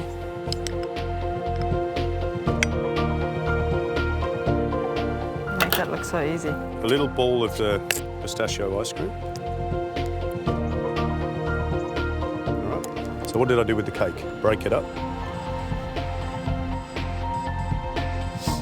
All right, and then we'll just put a bit of yuzu curd wherever you want. So I've got a little nasturtium leaf, which I picked from over there. I've got a little white jasmine flower, and then a little lavender flower. When we're doing, if we have to put flowers on a dish, should we always know exactly what they are? Yeah, if you don't know what they are, don't eat them, just in case you poison someone with tomato flowers, for example. And there you have it. Pistachio sponge, white chocolate mousse, and pistachio ice cream. Does anybody want to taste? Yes. That was quick! Right, Laura, Georgia, and Jamie. Thank you. So tell me what you taste, Amy. Good. That Pistachios. mousse is really good. The texture as well is absolutely delicious. Beautiful. Sorry, Bram, come on, mate. I'm punishing you, aren't you? Right. Beautiful. Beautiful. All right. Thank you, Gary. Job done. Spoons down. Thank you so much. Thanks, Joe. Just put my pistachios and almonds in the Thermomix. They're for my pistachio cake. Just need to get them blitzed up and combined together. And then I'll add the pistachio meal, the butter, icing sugar and eggs, salt, and it has to cook, and that's it. Today my dessert is based around apples as well. I've got a pistachio cake that's brushed with a fennel sugar syrup, a little apple cloud, sour cream ice cream, and then a few different apple components to finish. I've still got lots to do. I've got lots and lots to do, but if I will keep working fast, I should be able to get it done in time. Going to plan? At this stage, I think I'm going okay. I've still got lots and lots to do. I think Gary said in the beginning, it's about prioritising your jobs. Yep. Is this a priority? Like, have you got everything else done, the big jobs done in terms of your pork dish? I've just got to do my... in terms of my pork dish, yes. In terms of your dessert, what do you got left to do? Ice cream. Oh, ice cream? Ice cream. Yep, okay. God. You'd be doing it now, wouldn't you be doing it now? I am doing it now. This is the sort of thing that'll send you home. This is the semi-finals and you can't make mistakes like this. I've just got to make sure I stay on track so that it doesn't snowball into service. Just making the ice cream at the moment, just blitzing in the sour cream because it's a sour cream ice cream. The judges pointed out that I need to get onto my ice cream. Noted, so that's what I'm going to do. I never thought I would be making ice cream out of liquid nitrogen. I wouldn't even know how to use liquid nitrogen 6 months ago. Before coming into this competition, I've only seen liquid nitrogen used for burning off warts and corns. This is a whole new world for me. I just think this ice cream gives a nice texture and it's quick and easy. It's just really, really efficient for this sort of challenge. I need to be really careful with this liquid nitrogen. I need to add it slowly and get the perfect consistency, or it'll be a brick. First order's up for desserts, and I'm ready to rock and roll.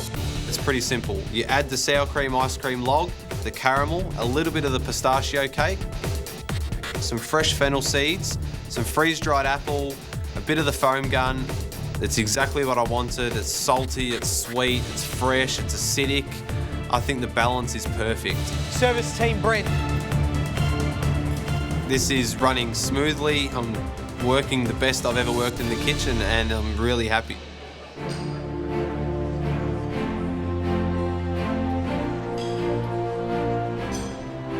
Oh my. It looks really good, doesn't it? Stunning. Absolutely stunning. I know this dessert is going to be so well balanced, just for the fact that you've got that little parfait, that little foam, you know, and that pistachio cake, just perfect symmetry. Really, really attractive. Here goes nothing. I'm excited about this one. Oh, wow. Oh. Wow. That is absolutely knockout. That is one of the nicest things I've eaten in the kitchen this year. Even though it's got so many different things going on, you know, the pistachio cake, that little marzipan parfait, that bitter caramel, which is just the perfect consistency, a little bit runny. These little bursts of fennel. There's something very comfortable and very toffee apple and very apple pie. It's a really clever bit of cooking. It's an incredibly complex bit of cooking. And for me, if Amelia set the benchmark with the main course, Brent has set the benchmark with his dessert. Stunning. Yeah, stunning. You got 30 seconds to go. 30 seconds. Come on.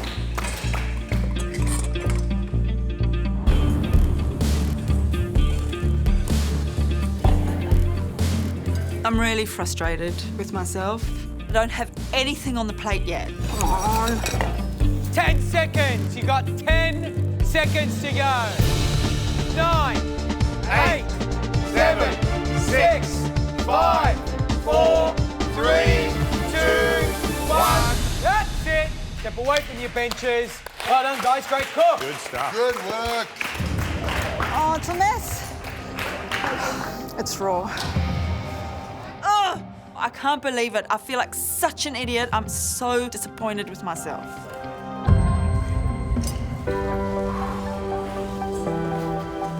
Plating looks all right. Plating's amazing. I'm actually happy today, so this is really exciting because I feel like I took my time. I took some time to put it all together in my head and on the plate. And for the first time, I think I'm generally happy with how the cook went. So I cook it like this at home, and because I had the pineapple on the base, I was pretty happy with it. The flavour's there, but whether they like my rustic presentation is another question. Pistachio cream? Yeah. Well done. I've had to throw my chicken into the machine and it's only had 8 minutes, but I just hope that it's long enough. Please be cooked.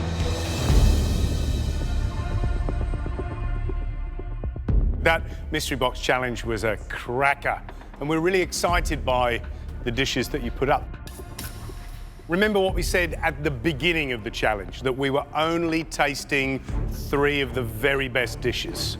Let's hope you're one of the 3. First up, Tash. Every single dish that's tasted is good feedback from the judges. That's stuff that some of the other contestants might not get, and it just gives you a little bit more to work with going forward. So, the dish? Pistachio and cinnamon cake, licorice custard with some bruleed pineapple and a little bit of pineapple foam. All right. Presentation. What do you reckon, George? Honestly, this is I'm looking super. at that going, how can you make it any better? You can't. It looks spectacular. It could all go horribly wrong on the tasting.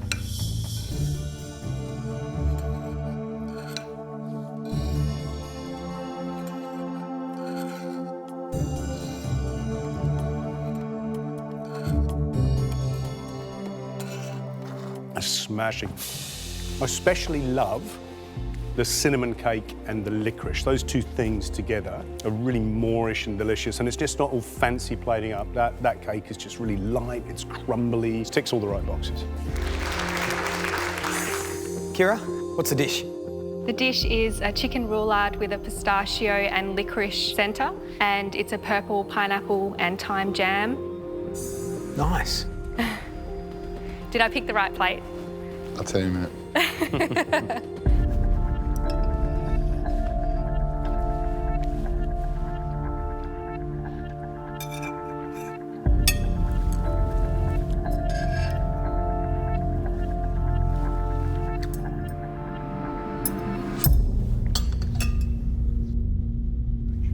I love it. Absolutely love it, because I don't like licorice, but you make me love the licorice and look for the extra chunks of licorice. Did you use the right plate? For me, you made the right choice. Puree pineapple that's got beetroot in it looks like pure beetroot puree, but then when you taste it, your brain's playing games with your mind and you're like, wow, this is cool. So not only have you brought us a dish that tastes great, that's cooked really well and tasty, but you're also doing other things to my mind. And as an amateur cook, unflippin' believable. Amazing. Thank you so much.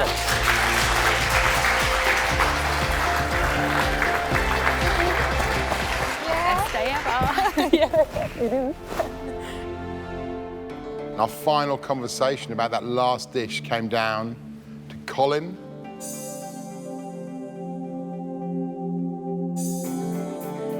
to Renee, and to Byron.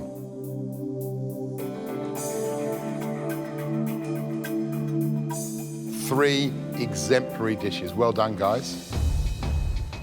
One dish stood out just that little bit. We said to ourselves, we have to taste Renee's dish. Well done, Renee. I think I might have pulled this off, but I'm just not 100% sure if that chicken's cooked perfectly. Such a pretty dish. Tell us what you made. Sous vide chicken coated in cinnamon, thyme roast beetroot salad, beetroot cream and a pistachio cream mayonnaise. If you'd have fried that chicken, it would have been a completely different dish. And by sous vide and cooking it slowly, essentially poaching it very, very slowly, it'll be tender if it's cooked well.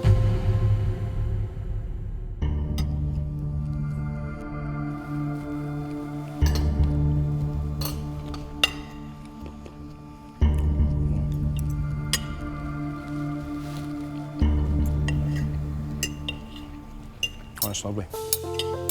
What a nice combination of flavours, cinnamon, pistachio, chicken. Yeah, really lovely. The chicken is cooked, you know, just to that point when it's so juicy, it's almost weepy in your mouth. Love that. I thought you weren't going to get it cooked. Oh. You proved me wrong, thank you. No worries, thank you.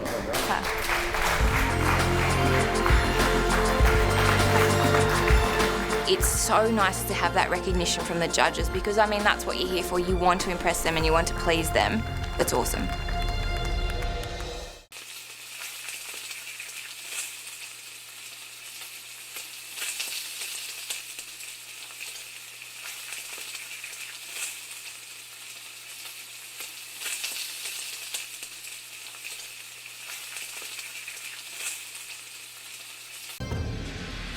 So, I think we better get cooking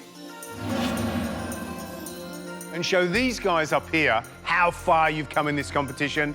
You've got 2 hours to knock our socks off, and... Your time starts now! Come on, guys.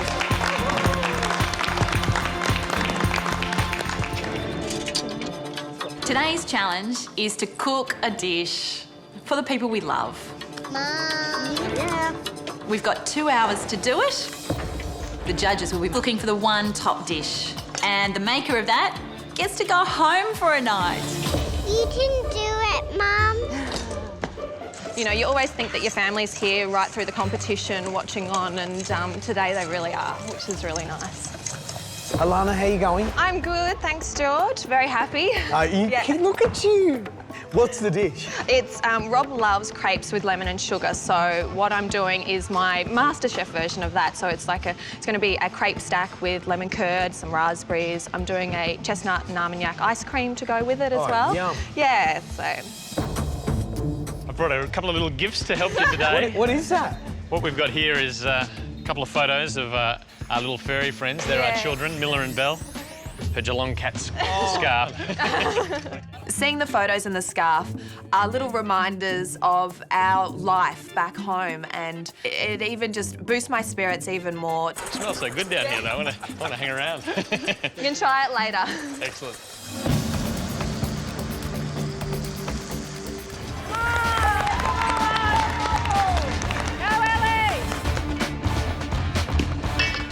Crepe mixture needs to be a really thin batter so that it spreads out in the pan evenly when it cooks.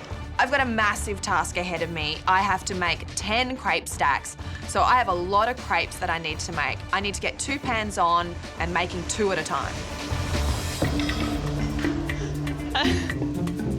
Can you come and do this for me? This is why you have a husband, Alana. Husband's job's never done. You better be able to open it. Yeah. Do you need Gary? Oh, well done, Rob. Mum, you've got an hour and 5 minutes. Thanks, buddy. So at the moment, I'm just making my crepes. Got my ice cream on, my lemon curds in the fridge. I'm also making the little puree that will swirl through the ice cream at the end. And I have to make my meringue probably in another half an hour or so. Listen, everybody, the kids have got something to tell you. Yeah!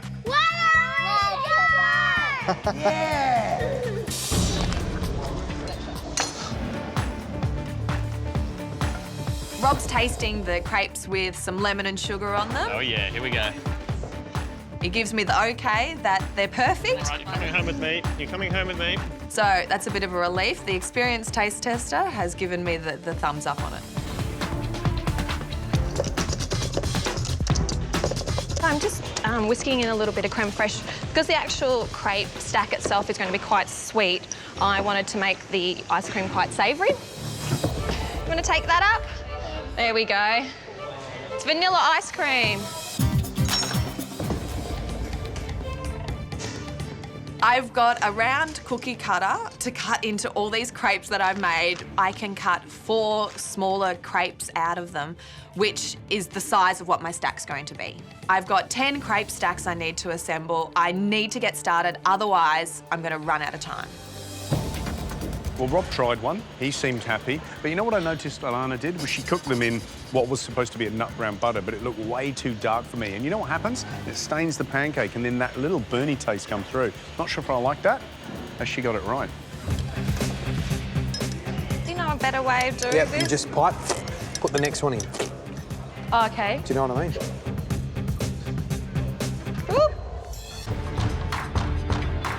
To finish off the crepe stack, I pipe the Italian meringue on the top in a swirl and then blowtorch the top of it. Ding, ding, ding. It's nearly dinner time. 5 minutes to go.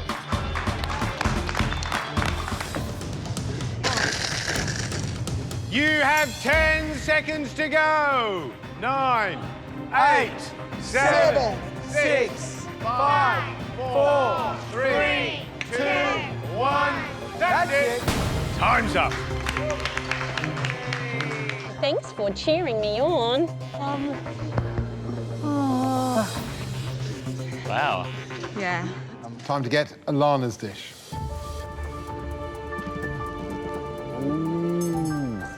A crepe stack filled with lemon curd, raspberries, and chestnut and Armagnac ice cream. Rob, what do you think? It's hard to say. Wow. It's exquisite.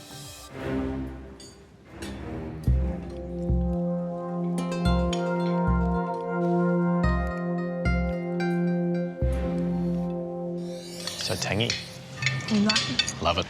I can't pull that out every night after dinner. Oh, what do you mean? I thought this was the standard now. Your mind, how it thinks, just intrigues me how you've come so far in this competition, how you plated it up. That beautiful little scoop of ice cream, little crumble, those little beautiful flowers. This is spectacular cooking. Thank you. This is really spectacular. It's a very clever dish. You've got so much going on in the plate, but everything's working together. It's a bit like an orchestra playing the same tune. Everyone's reading from the same sheet music, and that's a great dish. And I think maybe the best dish you've cooked so far.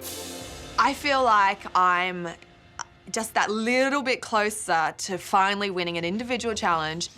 Mwah. This one is a little favourite of mine. It's a lemon soufflé, but with a little twist. We're going to make it like a crumble, so it's like a lemon tart, but a soufflé. And we're going to serve that with lemon curd ice cream. All right, so we'll kick off. We've got 1 egg and 1 yolk into a mixer. And we're going to start whisking that. So put that on high. In a saucepan, 185 mils of milk and a little vanilla pod. Into that milk, 2 lemons, just zest. That'll come up to the boil. So what we're looking for here is just a bit of aeration before I chuck in some of that sugar. We've got 75 grams of sugar.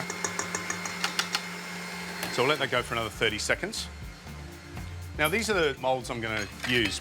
And what I've done is I've just put 1 thin layer of butter, all right? All I'm going to do on this second layer is just to go straight up, like that, so it's really, really even. So, sugar in. So what I'm doing is just rolling the sugar around and just making sure, as I'm looking at it, that it's well covered, there's no gaps. So I can't see the actual tin of the pot. So that's the sugar. So all I'm going to do now is just slow it down, and then 50 grams of sifted flour, and then this. So 185 mils of that milk, all right? Next step, back on the gas. Don't want it to drop in temperature too much. And then this will just start sitting back down and thickening it up. And at any stage where you think you can grab that vanilla pod, that can come out. And remember, you can use this again. So what's happening is it's turning back into that classic creme pâtissière that you're familiar with. And what's going to go in it is just really a tablespoon of butter and 6 egg yolks. Okay, so we're going to let that cool down. Amazing. Amazing, it's cool. Yeah, so you can dip your finger in it, it's okay. Thanks. Oh my God, that is amazing. Next step, 5 egg whites. As it starts to aerate, sprinkle in the sugar. And you've got to think of the sugar as the stabiliser. And the more sugar you put in it, up to that limit, where it actually knocks the air out and becomes, you know, gooey, the more stable it becomes, more shiny it becomes. And basically what I'm looking for is soft, ribbony peaks.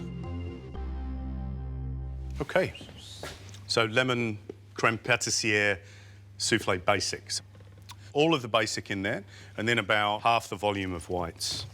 And then you fold that into the mixture, okay? You see how light that is? It's amazing. All right. Next step, mixture in. So I'm filling these half full. And there's 2 things I've got here. One is a lemon curd, and the recipe's on the website. It's pretty easy. It's egg yolk, sugar, butter, lemon juice. All right, we're going to use that a little bit later for the soufflé. And then this is just sablé crumbs. Again, recipe on the website, very easy to make. It's a basic shortbread and cooked quite lightly, not too dark. So it's just started to take on that golden crumb. Just going to put a little bit in the middle. Don't have to do this. And would that stay crunchy once they come out? It'll be textural, it won't be super crunchy. And then I'm just going to put a tiny little bit of this curd in the middle. But it's just to reinforce the flavour. Mixture in. So I'm not going to fill these right to the top, because the higher it goes, it's not always the perfect result, because then you'll find that they can break if you're not careful. Next, put them in the oven and check them in 2 to 3 minutes time. All right, so 200 degrees, and now we've got to wait for a little while.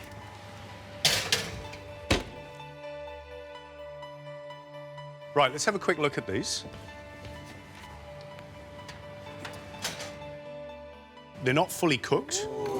They're not fully cooked, but I'm just going to do this. A little bit of the crumble on top. Oh, I'd love to taste one of those. So those soufflés have been in for about, what, 3 or 4 minutes? And the whole idea is to get them on the rise. You know they're going in the right direction. You can have a little look at them. Taking them out of the oven for that little spell will not do them any harm at all. And then now they're going to be in the oven for another 4 minutes or so until they're popped up high enough for us to go, hallelujah, the soufflés worked. Soufflés are nearly ready. I'm going to grab the ice cream out of the freezer.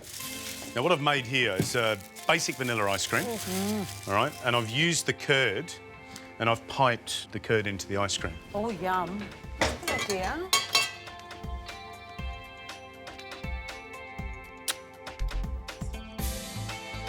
Vanilla ice cream, that's just egg yolks, sugar and cream. Yep. Recipe's on the website. Oh. So, a little bit of icing sugar. Oh. And that is my lemon soufflé with lemon curd ice cream.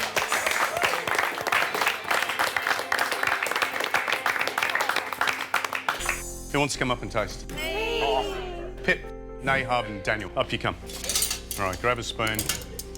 What we can do is we can, you can put a little bit of curd in the middle, like that. And then what you do is you take out a little portion like this, and then you get crusty and gooey at the same time, all right? My mouth is oh my God. Eliza. That is so light. The dish you're going to cook today is... Oh my Lord!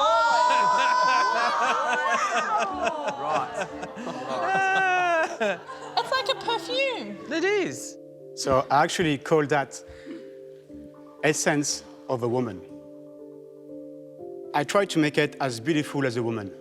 A frozen hazelnut parfait, salted, and inside the pump, you got a rhubarb velvet, which is like a coulis, to give a bit of a freshness to the dessert. I want you to open your mind. From now on, you're artist. Follow your own judgment.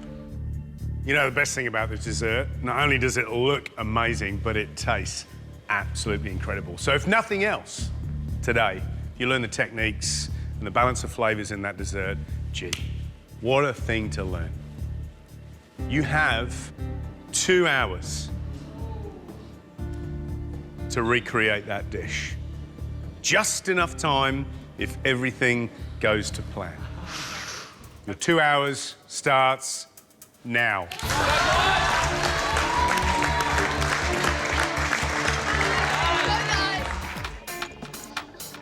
This parfait, it's got a praline base. It's also got egg yolks, some cream that needs to be whipped up. We also have sugar and honey that needs to be heated up with some gelatin, and that just holds that parfait together. There you go. It's very beautiful, glossy. beautiful.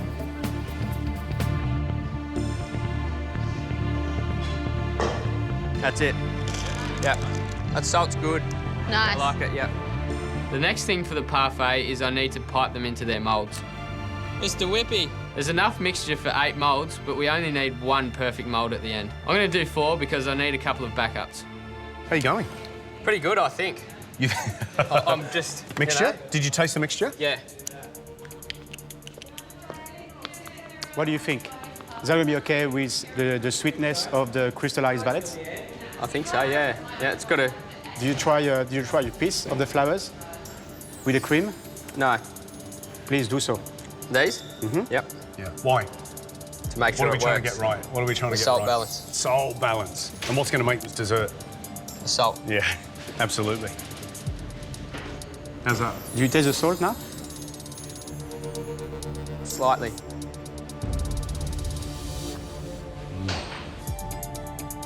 Come on. Can't do anything now. Bo. Salt. Salt? A bit of salt on top? You can redo it, mix it, and repipe it if you have to. Done. You've got time, mate, but you've got to move. I need to re-salt my parfait mix according to Vincent, so I take it out of the bag and re-season it. Wasn't enough salt? You put a fair bit in there. No, but with the sugar, it just cancels each other out.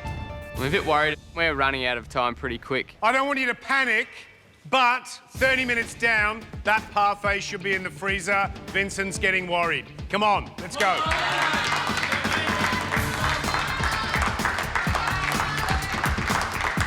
Got to start moving, darling. Yep. Once the parfait is salted correctly, I layer it with some crystallised violet and a little bit of freeze-dried rhubarb, then a bit more of the mix, and so on until I fill the mould up. The next step is to make the chocolate transfer, and that involves tempering chocolate, and I've never done that before. I think it can be quite tough if you've never done it. It looks pretty hard to do. You need to melt dark chocolate halfway. I take it off the heat and it looks half melted, so I start whisking. Come on, come on, come on. Yep, smooth it out.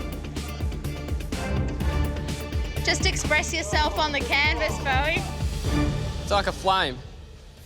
I'm trying to remember what Vincent's one looked like. I know his nozzle had a little hole in it, so it looked like a pump spray, and his hose was really thin and perfectly round. What do you think, guys? Yep, really good, Bozo. The next thing is the little pump, which has a rhubarb velvet-filled truffle inside. I start rolling it onto some cocoa and gold dust.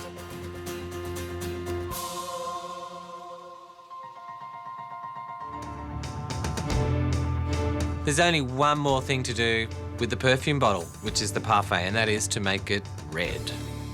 To make the perfume bottle red, you sit it in a great big pile of red granulated sugar, and then you spray paint it with red cocoa butter. Right, how do we do this? Just spray? Woo! It's fun spraying that parfait. I feel like a bit of a graffiti artist, bit naughty, but great outcome. That's it. Now you should stop now. That's Okay. it. Well done, perfect, Amina, well done. Very nice, Amina. Thank you. Great work. Iso malt granules. What do they look like? Oh, that'd be it there. That's it there, yeah?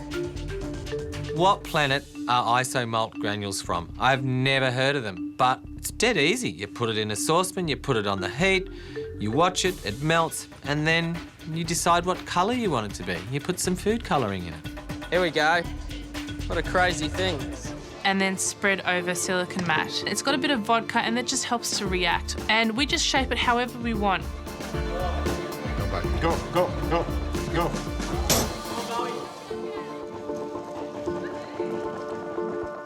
Are you happy with that? Are you happy with your colour? I love the colour. Yes? It's like honey. Sweet like a woman. Oh, you're so romantic. You're such a charm. I like that. I don't know who's more charming. Yeah, it's like a charm battle going on here. I'm getting really artistic. You should get in touch with the artistic side, Andy.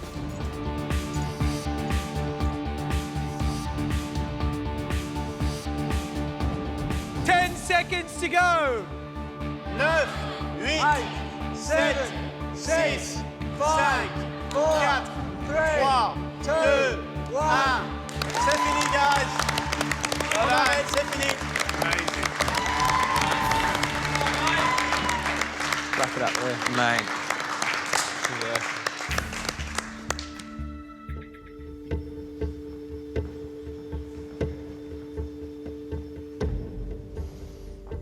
Wow.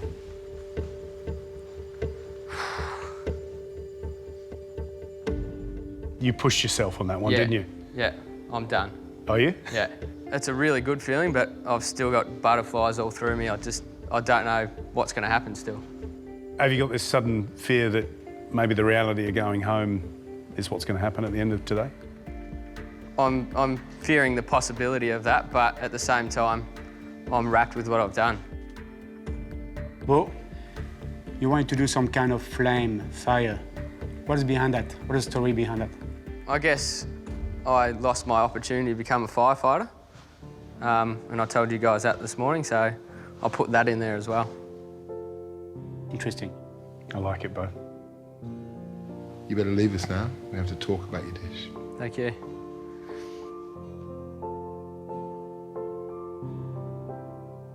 Wow. How good is that? How good is that? Vincent? Doing this in 2 hours, bravo. I'm very pleased with what I'm seeing. I think we need to taste. It looks good, But does it taste good? Hey, it looks great. Okay, first.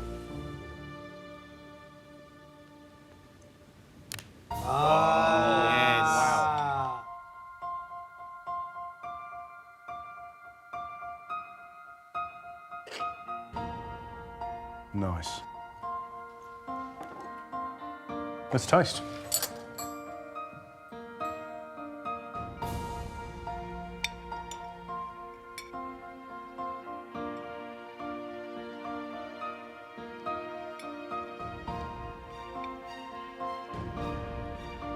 Vincent, you look happy.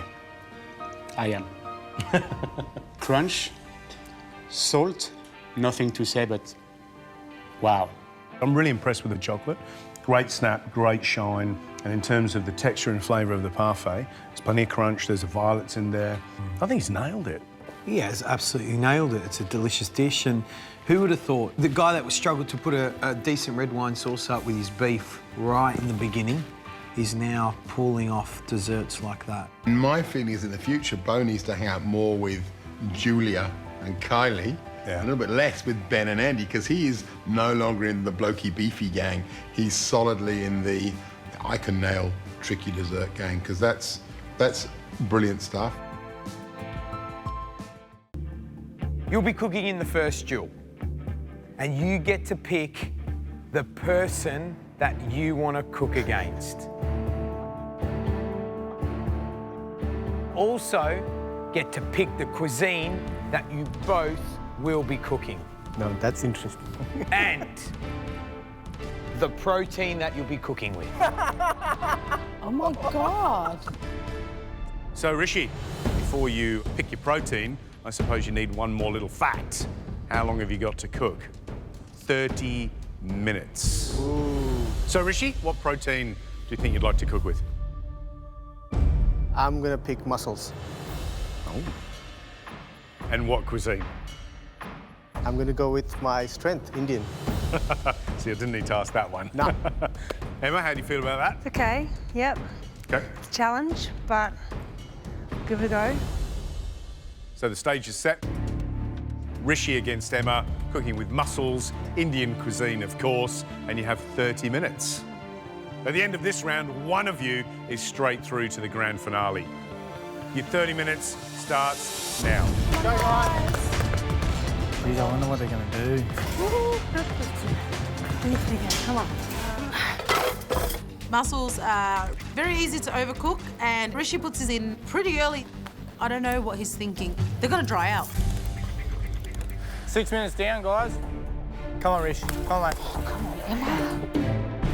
What's your dish? I'm doing a curry with a bit of white wine, tomato, when I throw in some spinach leaves at the end and some deep fried curry leaves over the top. Okay. There is nothing worse than overcooked mussels. They're like little chewy bullets. Yeah. How are you going to cook them? I'm just going to throw them in the wok with a bit of the sauce. Yeah, and just steam them open. And just steam them open. When cooking mussels, they actually take about 3 minutes to cook. You make sure you clean it properly. Yeah. To keep it fresh, I decided to cook them at the end.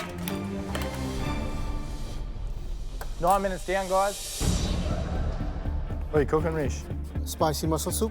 What's your wine, Rish? Yeah. The mussels cook. I take the mussels out, they've opened up nicely, they're looking good. So I leave them in a bowl and I get back to my sauce.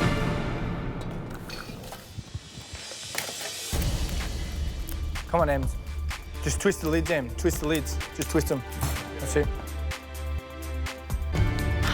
I'm worried because 30 minutes is like nothing. To make a curry sauce, it's really good to toast off the spices because it adds extra flavour and aroma. Come on, Em. Pick up the speed a bit, Emma. Yep, I'd normally toast off the spices a little bit longer, but that'll have to do. I've got to grind them up and put them in the wet spice mix. I want to make sure my sauce is well cooked down. Cook it off. I just want to get, a really good flavour. The more you move it, Em, the less time it has to cook. Yeah, all right. If you want to muscle your way into the finale, you need to nail this dish. You've got 15 minutes left. Come on! Yeah! Come on, Em. Come on, Rishi. Sorry, miss. She needs to keep it clean or she'll get flustered. Rishi's really confident, as he should be. Woohoo! Why did you put stock on top of oil? Yeah, I know. But sorry. And my head isn't in the right space from yesterday. I was a little bit flustered. It doesn't smell right. I know my sauce needs to be perfect because Rishi's sauce will be amazing. It's sour. I don't know what to do. It's just not working for me. The flavour's unbalanced and I'm not quite sure how to fix it. I'll need a bit more something in that. So I run into the pantry, go up, go down, go up, go down. Come on, Em, come on, Em. I get a bit lost. I'm like, oh, what am I doing? Come on, Em, just think. Oh, God, oh, my God. Come on, Ems, what are you doing? Freaking out a little bit. It's all over the place. Yeah. Come on, Em, what's going on? What's she doing? She's still adjusting her sauce. I flavored my sauce a little bit more. It's not right. And I'm like, oh no. I'm blank. 10 minutes, Ems. I'm gonna go to sudden death cook-off. Come on, Em. My heart's racing. I'm just trying to stay focused, but my sauce is just, it's not right. Talk to us. I don't know what to do. It's kind of weird. It's just kind of sour. We'll balance it. I don't know what else to do. Stop for a second. Think how you balance that out. It's got to focus. I can do this. I just need to put Rishi and yesterday behind me and balance this sauce up. We've got to keep it simple, keep it fresh. I put in some sugar and I put in a bit of lemon. Oh, it smells good. Smells better. Smells better. And a bit of salt. That's better. I'm happy with my sauce and I'm ready to put up a fight. It's game on now. How much time? Right, guys, 5 minutes to go in this muscle off. Mussels in. It's now or never. I've got to cook my mussels. She's cooking her mussels right to the wire, which is great. And he's already cooked them. They were cooked 20 minutes ago. Final stages, Rish? Yeah. Make sure your dish is beautiful. Make sure your dish is hot. You got 1 minute left. Come on, Rish. Come on, Ems. Got to get them out quick, Em. I pull my mussels out. My mussels look beautiful. They're plumptuous beauties. Right, guys, 10 seconds to go. 10, 9, 8, 7, 6, 5, 4, 3, 2, 1. That's it. Right, guys. The duel is over. Well done, guys. Emma, what's yours? Tomato curry mussels with spinach.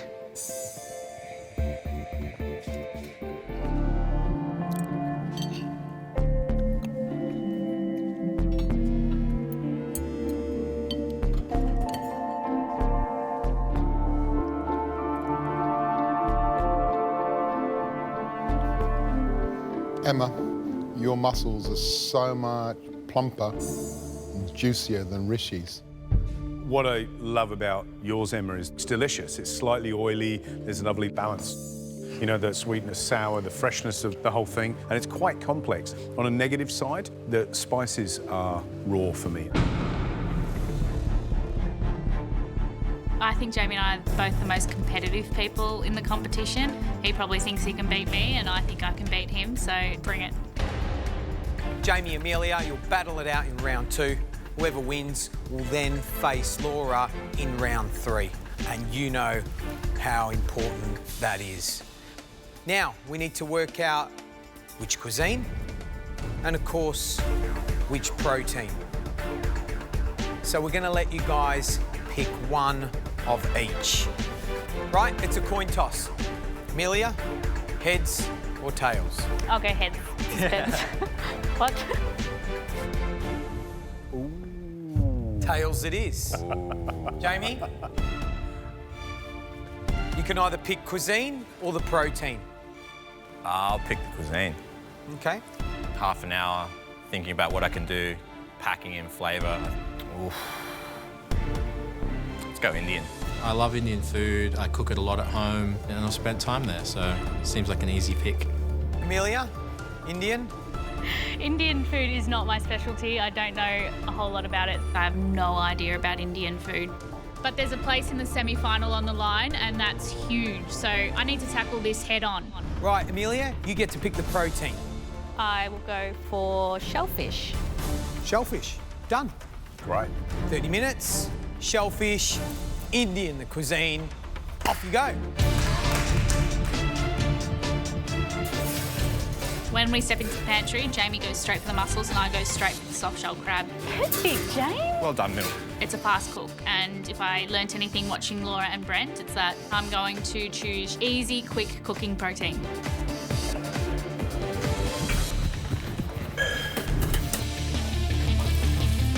Make sure you DB those mussels. Yeah.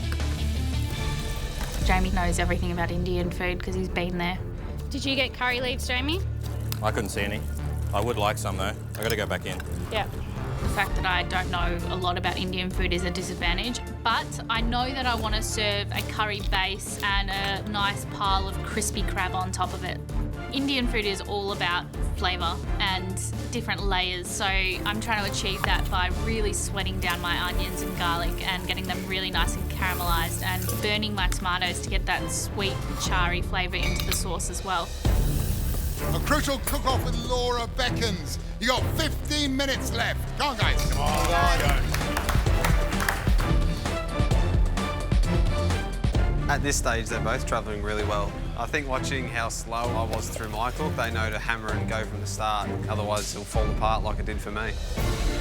All right, Amelia, what are you cooking? Crispy soft shell crab with a tomato-based curry sauce. You've cooked with soft shell crab before? I've never cooked with soft shell crab. Ah. Have you ever prepared a soft shell crab? Nope. Why go with something you've never cooked before? If you put up a dish and you haven't prepped the soft shell crab, you've kind of guaranteed yourself that elimination end of the week. Choosing a protein I've never cooked before is a huge risk, but I want to push myself and show the judges that I deserve that spot in the semi-final. If I was going traditional Indian, I would go more for mussels. I mean, they're a lot easier to cook. I think soft shell crab is a bit risky. Do they have gills, Mel? No. Oh, they do have gills. They do? Yeah. Yeah, take them off. What is she doing? There's a semi-final spot on the line, and this is not the time to be taking that kind of risk. I'm a little bit concerned Amelia doesn't know anything about it. Guys, you got 10 minutes. Yeah. Thank you. You have 5 minutes on the clock and you want to be asking yourself, what little extra thing can I do with that time that will make the difference? Come on. Come on, guys. Let's go. Come on, Mills. Come on, Jamie. A half an hour cooks go so fast. I need to cook my crab. I need to finish my sauce. 5 minutes is pushing it. That's good. Bit salty. My sauce is too salty, but I still need to adjust it with cream and lemon and some yogurt, and I just hope that's going to balance out when I do that. Got lots of stuff on it. You need to be asking yourself right now, have you done enough? 2 minutes to go. Come on. Come on, guys. You're gonna pass your sauce? No. You're gonna leave it chunky? I don't want that. From up here, both dishes look absolutely incredible. This is way too close to call. 30 seconds to go. Come on.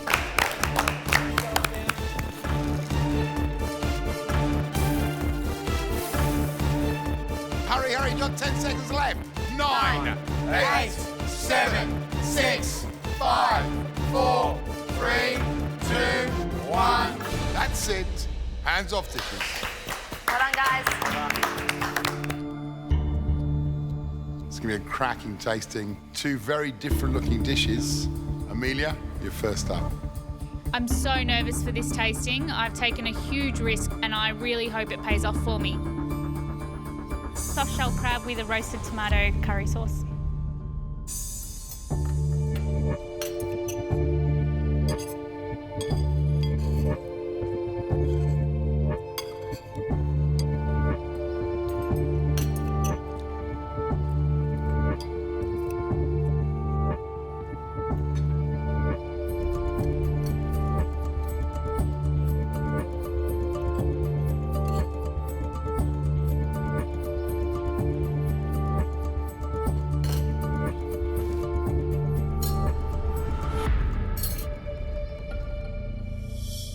It's aggressively forward in salt.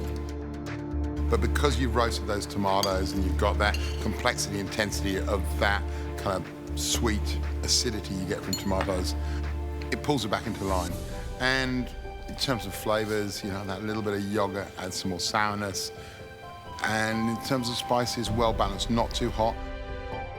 I love the fact that you've never ever prepared or cooked soft-shell crab, and your intuition led you to clean and prepare that crab brilliantly.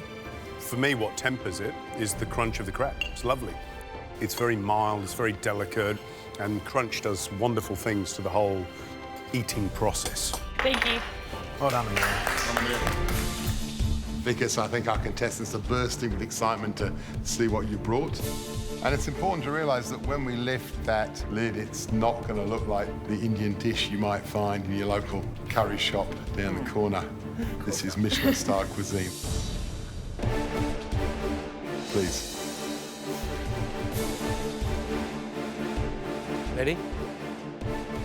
Today, the dish we'll be recreating is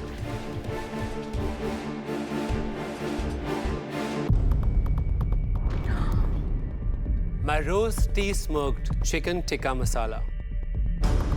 Looking at Vickers' dish, it's really refined and it's beautiful, and you know, there's just little elements all around the plate, and you know, I'd never expect that to see an Indian dish. So I am quite excited by this dish, but scared at the same time. I don't think I've seen anyone beaming in a pressure test so much like Renee. It's like you my are dream so dish. excited. Like, that's it. That's my perfect dish. 75 minutes. Let's go.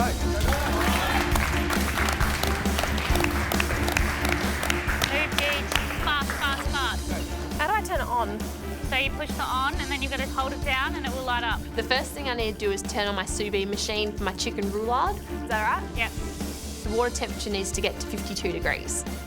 Chop up a clove of garlic, mix it with your tomatoes. And I'm going to get on immediately with roasting my garlic, tomatoes and coriander because they need to roast for 15 minutes. And the garlic that's roasting will then need to go into the chicken before being in the sous vide for 40 minutes. So it's definitely going to be pushing it today. The chicken's the main pressure point because if that's not cooked perfectly, then that will be the difference between staying and go home. Straight in the oven, just so you can forget about it for a while. Renee, you need to get your spice mix together. Yep. One of my skills is balancing flavours. So I put in the exact spices that he used, I just changed the amount. So where he said a teaspoon, I put in 1 or 2, then I just kind of mix it all together, give it a shake, look at the colour of it, have a smell, add a little bit more. Danny, how are you doing? I'm nervous, but I feel like I just need to stay really focused and get the time You right. still look very meditative in that mode, right? Yeah, I'm not going home. So. You've got to stay. Yes, 100%. Well, let's have a look. How's that? How's that little mixture of... Fantastic. I put a little bit extra because I always like a little bit. Did you put a little extra in, did you? You're changing the recipe. Don't Just do a that. tiny bit. So what I'm going to do today is quite risky, but I have made the decision at this point that I'm just going to make it up myself. The main component is the chicken roulade. I have to make sure that it is perfect. The first thing I need to do is remove the chicken skin from the crown. You've got to take the skin off, Yeah. both breasts in one piece, yeah? Yeah. No. What? You have to take the skin off, both breasts in one piece. Move, Lozzle. You know how to break down a chicken. I then need to break down the crown and take off the breast and then butterfly that open.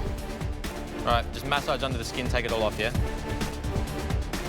All right, so you don't want to break it, Jeej, so just run your fingers under it really gently. Trim him off, Jeej. Make sure I don't pierce it. Yep.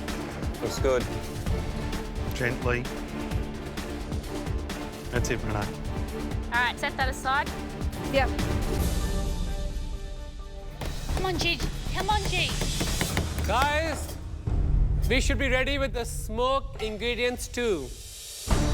What Vickers is trying to say is, hurry up! Flame. Get your charcoal straight on the flame. I'm really curious about this method of smoking. Vickers has said that it's a very ancient Indian technique. So I follow the recipe. I spread the garlic paste on the chicken breast. Next thing I do, I get the heated coals, which are now glowing, into a small bowl, and I start selecting the spices that need to go into it. Add 4 dried rosebuds, half a cinnamon stick, 1 tablespoon of the Darjeeling tea leaves. And then? What is it? Oh. Yeah. 2 cardamom pods. 1 tablespoon of the clarified butter. Amy? Yes. You're losing out on all the flavors. Yes. You need to keep the spice mixture ready and put it on All this in just at one once. time. So now we are losing out on all the smoke, which we need to preserve. Now cover with the cloth. Where is it? I'm worried that all the smoky flavour is escaping because I can't find my cloche. So I'm wasting precious seconds. Thanks, Vickers. Thank you, thank you. Eventually get the cloche on there and the smoke fills the dome and it looks amazing. Okay, I need to refocus. Laura, we need to actually get onto the stuffing because you need to have that stuffing ready when the chicken's ready. Talk to me. Chicken smoking. She's just taking the tomatoes out. We're going to start making the stuffing for the roulade. So I think she's as on track as everybody else, but these guys need to start moving because it's not going to happen otherwise. You need to add half of the... I can't, Tracy, stop. What step am I on? You're 11. Thank you. Hold on. I'm kind of stressed right now and I've got a billion things going on in my head. Take that off the heat. Take the chicken out now. So I just tell myself, like, just do one thing at a time and, just try and control that stress in my head. No, you got to move. You got to get this chicken in, yeah? Yeah, I'm moving, Jamie. I'm moving. Calm. Can you tell I'm just freaking out a little bit? Okay, can you do me a favor? Just put that spoon there. You're doing fantastic. Thank you. Okay. Okay, you got to breathe. I'm breathing. Just breathe. Breathing. Start now. Perfectly cooked. Yep. The only thing which is missing was that you were not breathing. Breathing. It's gonna be okay. I'm breathing. Come on. Wrap it in your skin. So I'm trying to roll my roulade at the moment, but it's really difficult. The skin isn't quite big enough, I don't think, for the actual meat of the chicken, and it's starting to make a few holes, and it's starting to fall apart a bit already. Cut the bag off. Flames, you might have to think about putting that heat up a bit to get it cooked in time. Yep. Bumping up the temperature is a risk because it might change the texture of the chicken. However, it's far more important that that chicken is cooked thoroughly than getting undercooked chicken. In? Yep, drop it in. Drop it in. Make sure it's sitting in the water, yeah? Yes, do you need that? All right. 2 tablespoons. 2 tablespoons. 2 tablespoons. Not too much. That's it. Yeah, that'll do. To make my sauce, I'm frying off the onions and I've got the tomatoes roasted. I have a taste of it and I'm not happy with it. It needs more cream. Because I added extra spice, I think it needs a bit more cream to balance out the flavours. It's not as smooth, nowhere near, so. Renee's already added as much cream as the recipe states, but she keeps adding more. I'm wondering if she's doing the right thing. Renee, no. Add some water. Can't be. Add some sugar if it doesn't taste right. I just hope that changing the recipe hasn't jeopardised my sauce. I want you to taste it.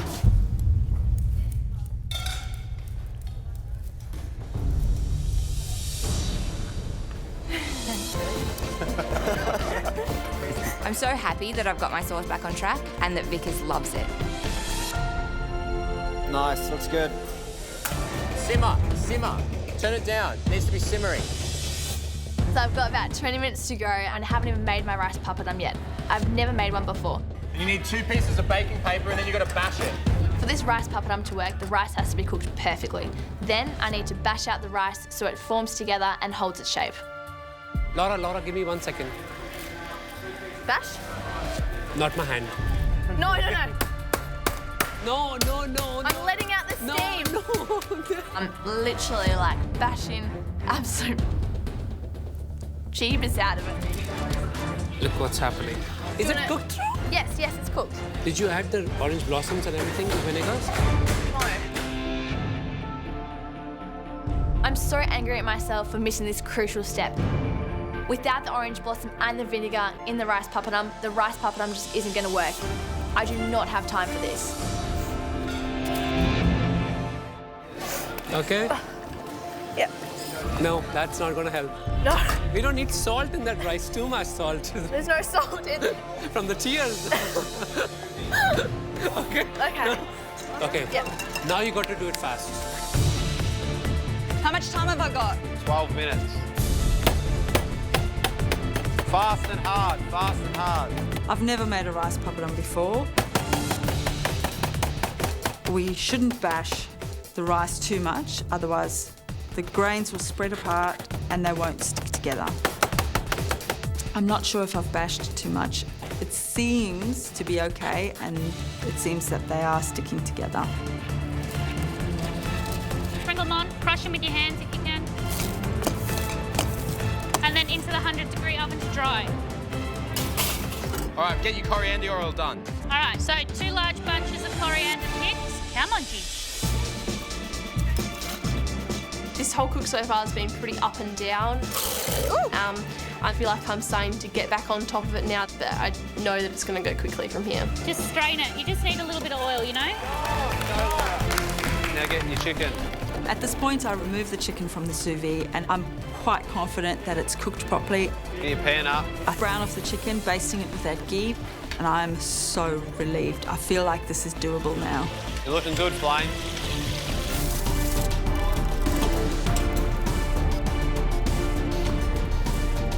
Okay. Okay. Very gently. Good job, Renee. Yes. Beautiful, Renee. Yes! Yes! The cooked, Amy? Yep. Beautiful. Come on, guys. 10 more seconds. 9, 8, 7, So ugly. 6, 5, 4, 3, 2, 1. Well done.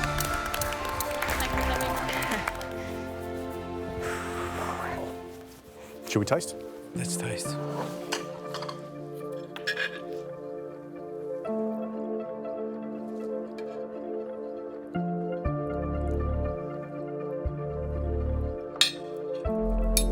Right, let's taste.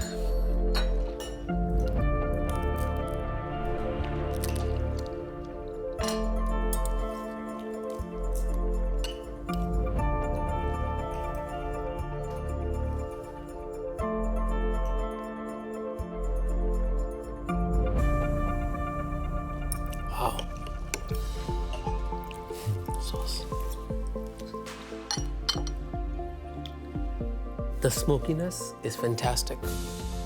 It's not overpowering, but you have a subtle texture through that smokiness of flavor. I think that is quite brilliant. The spice mixture is a little bit over, but overall it's a fantastic balance of flavors. And the chicken is beautifully cooked. One thing slightly from yours, there's a fair amount of kind of raw vinegar flavour in the rice. That's probably the one element that if she was going to make the dish again, you'd want her to work on. But otherwise, I think she's done a great job. Peter, you're like Gents, a mad scientist. I am a here. bit like a mad scientist, I feel like it. One of the things about the 4 people in this pressure test today are that none of us are big dessert pastry cooks. This is really gonna be tough.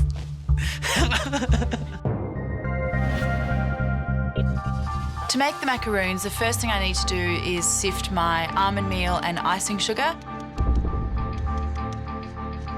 After I've done that, I make a sugar syrup and I add the colouring or the flavour.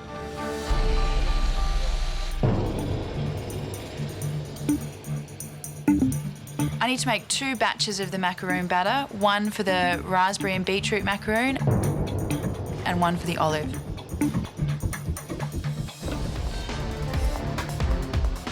To build the macaroon tower, I need 120 macaroons, 60 of each colour, but that means that I actually need to make 240 macaroon halves. I'm starting to rush now with the purple macaroons. I'm looking at the batter and it looks around about the same, but as I'm starting to pipe it out, I realise it's a little bit thicker, I think, than the pink ones. I'm not really sure that these purple ones are going to work out. Once the macaroon batter has been piped all on the baking tray, they need to rest for half an hour because it needs to form a nice layer of skin on top, because otherwise when you bake it, it won't get that lovely sort of smoothness, you know, that you see in a macaroon.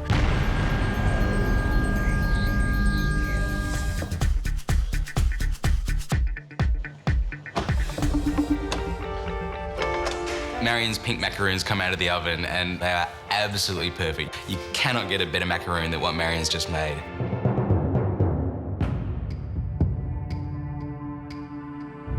The purple ones then come out of the oven and I'm like, did she grab the wrong macaroons out of the oven or something? They are terrible. You can smell them from the gallery. They smell bad. They look black rather than purple. And I mean, it's hard to see how she can go so well on one macaroon and so badly on the other. I think I didn't have enough time to let them sit to form that really nice smooth crust. And now I'm really paying the price because these purple macaroons are a disaster. Guys, just a heads up, this would normally take Adriano 45 minutes to assemble this beautiful macaroon tower. You have got 45 minutes to go. 45 minutes to go. These poor 4 people look extremely stressed out. They're trying to rush things. And I don't think a macaroon tower is something that you can rush. This is not difficult, it's impossible. No one is going to finish this challenge. Alvin's the first one to start piping his macaroons. He's doing really well, trying to put the filling in and then lifting up the second one to put on top to make the whole macaroon. I think he's working quite efficiently. Peter has looked fully in control with these macaroons right up until the stage he starts piping, and that's where he falls off. His piping technique is not really resulting in the most perfect looking macaroons, so I think when he goes to sandwich them together, they're going to be sort of all different sizes. It's quite clear that none of them are going to get a full tower complete. And if I was down there, I'd be chopping that cone in half and just aiming to make a small one. I made the executive decision, reluctantly, to cut my tower down. I'm getting the sense that everyone's going to have to. This task is mammoth. I start to put my pink macaroons on the tower and they're going on beautifully. I'm really happy with my pink macaroons. They look good and they're easy to put on.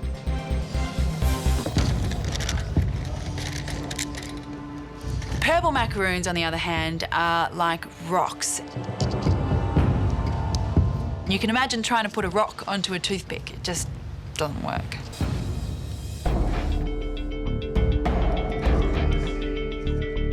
I've done a lot of things to save time, and while my cone is coming together well, it's really just basically holding on. My purples are just, the ones that I've got left are just so substandard that I'm thinking, should I even serve them to the judges?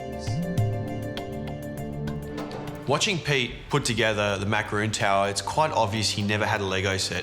He's struggled so much with this. He's just putting bits and pieces all over the place. It's actually painful to watch. He's my best friend in the competition. I just want to run down there and help him. 9, 8, 7, 6, 5, 4, 3, 2, 1. That's it. Your time's up. Adriano, what do you like and what do you dislike? I mean, the macaroons are all cracked. They're very random. They're not very consistent.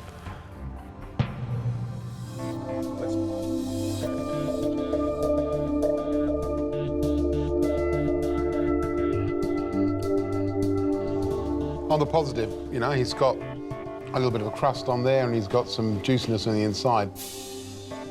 Adriano? I don't have any raspberry in mine. I think I found a little drop, like, to the side. So I was really disappointed. The fillings are just, they're not there. Really, what lacks in the raspberry one is that acidity. It's just so sugary. Inconsistency, that's his problem.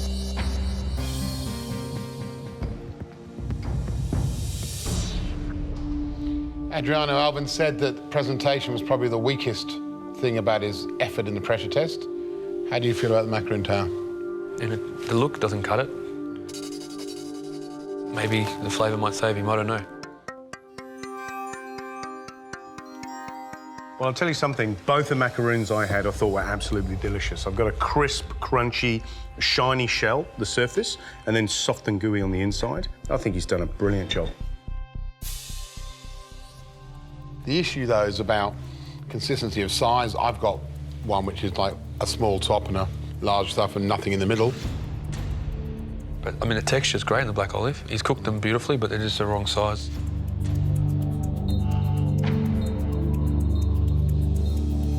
Thank you. Thanks. Well, well, well, presentation. The olive macaroons look like they've been squashed into the cone.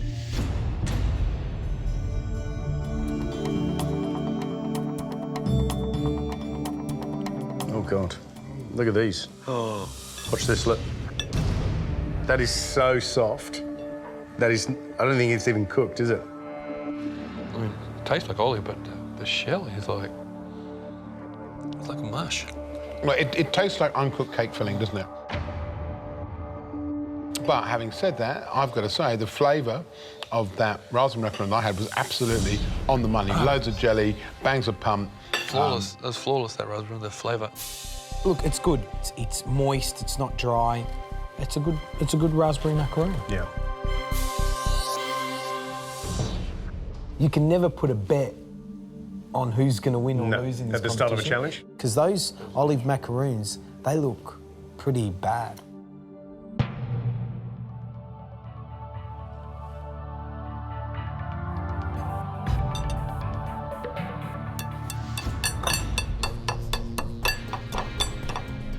It's like charcoal. It's just dry. It's dry, it's dry, it's dry. I don't even want to taste it because I might take a tooth out. But those raspberry and beetroot macaroons are sensational. She worked like a machine today, like she was superb. The inexperience probably, that's the only thing that let her down here. Trouble is, though, Adriano, she's not your apprentice. No. You know, this is a competition, and Exactly. she's produced some really bad And she hasn't- black yeah. olive macaroons, but some absolutely sensational raspberry and beetroot. The question is whether or not it's going to keep her from going home. Exactly. And can I just let everyone know that we've never had a recipe in a pressure test where it's so long. The whole first page of the recipe card is just a list of ingredients. That is huge. So I spent 5 minutes working out what I need to do. Underline important things. Leave myself a note not to panic just in case I forget halfway through. My first process is to get my master stock on. So we add into that things like soy sauce. Gotta be a quicker way than doing this. Xiaoxing wine, Sichuan peppercorns, chilies. Heap of aromatics go into the master stock. Master stock takes an hour. Just remind me, Claire, it should be 1 hour for that stock. So on the hour, can you just give me a bell with that? Thanks. Come on, guys. 1.5 hours to go, and everyone's looking really even. Everyone's got their master stock done, and everyone's now working on their turnip cake.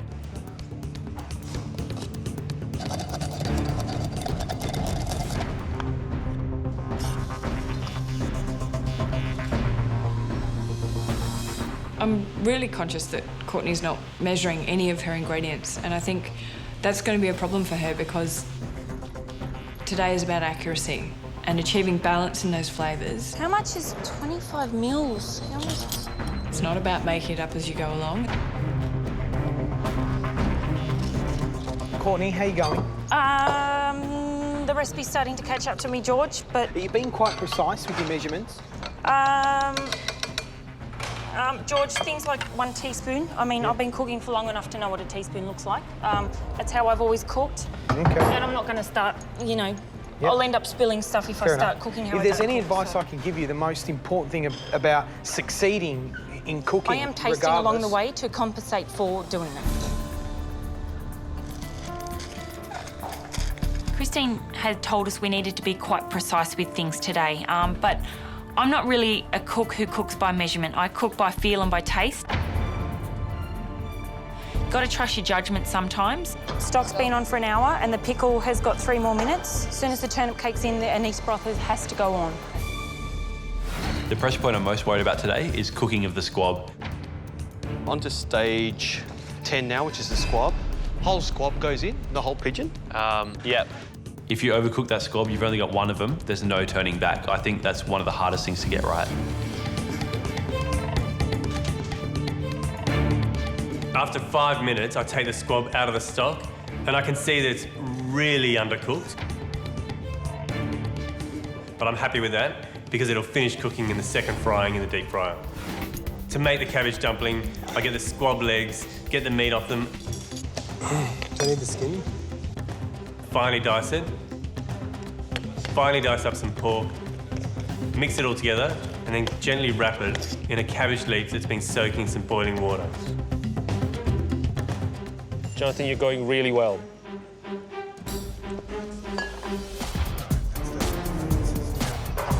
"25 minutes to go. I've pretty much got all the elements ready. 8 minutes of that. Let's do this. Next thing I think I've got to do is get the breast off the squab. I would want these so they're ready to go so I can just finish them off in the deep fryer.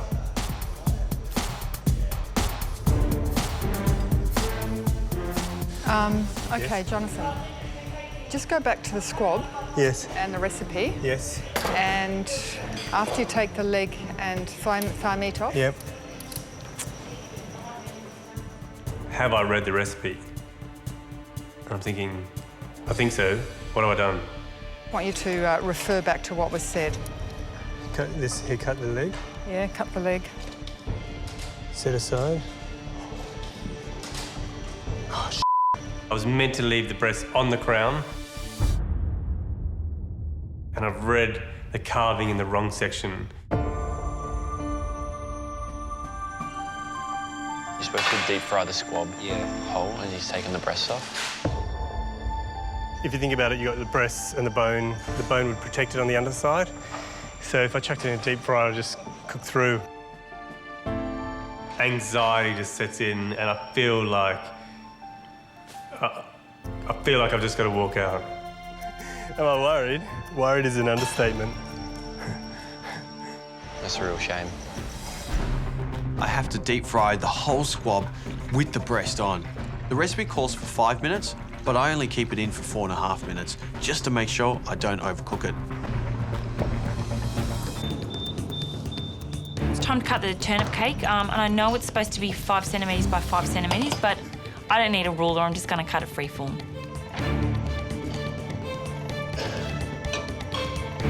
No, she'll be fine. She got plenty of time. 5 minutes to go, got to calm down. I still have a chance to stay in the competition. I get the liver coated in the tempura batter, get it in the fryer, finish off the turnip cake, get it out, let it rest. I've got the steamed cabbage spun out. With all the other elements now ready to go, I've got my squab breasts just sitting there resting because I'm going to cook those in the last minute so I can get them on the plate, cooked perfectly.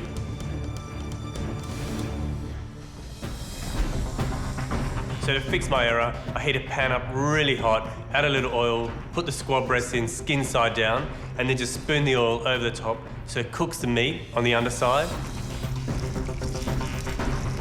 If he can get the same result as the deep frying that Jimmy and Courtney have done, he may be okay. 5, 4, 3, 2, 1. That's it. Well done. Well done. Great job. Christine, in comparison to your dish, is there anything that stands out on Jimmy's? He's got the turnip cake spot on. I think the cabbage and squab patty is probably a dumpling is just a little bit too large.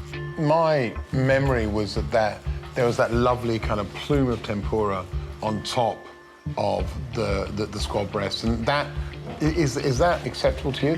It's falling away a bit. I mean, you wouldn't serve that. You would really, have a go, do it again.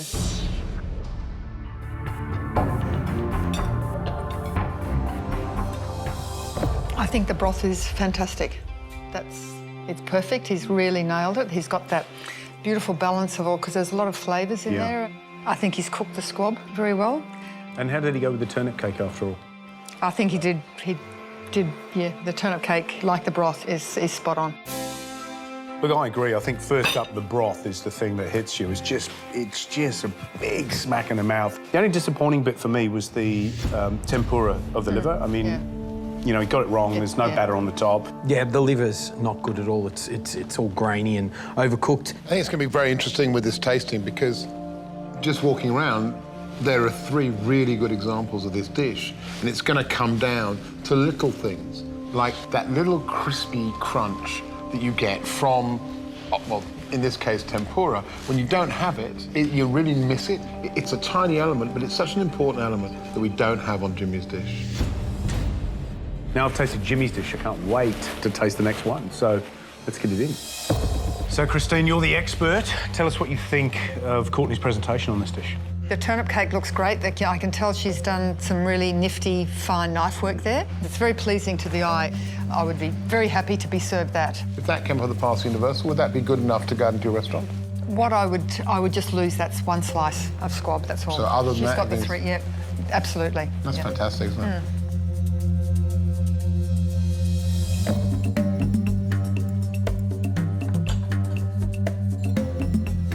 How is that cabbage dumpling? I love it. Perfect, and the turnip cake, but I have to say the squab is cooked to perfection. Yeah. Absolutely, you can see it's rested, the juices have settled, it's perfectly pink, it's exactly as you would want to eat squab.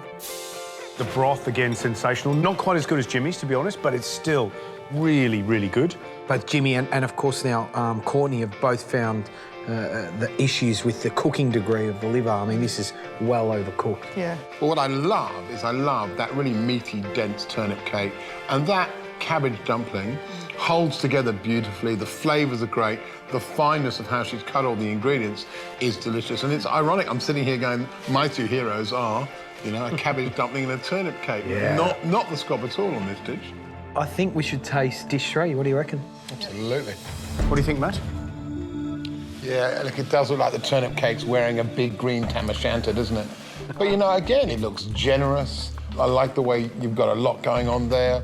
And I certainly don't think it's the sort of dish that you'd snipe at if you saw it coming out in a restaurant. All 3 dishes, in terms of their visual, you'd eat any single one. I mean, you know, they look great.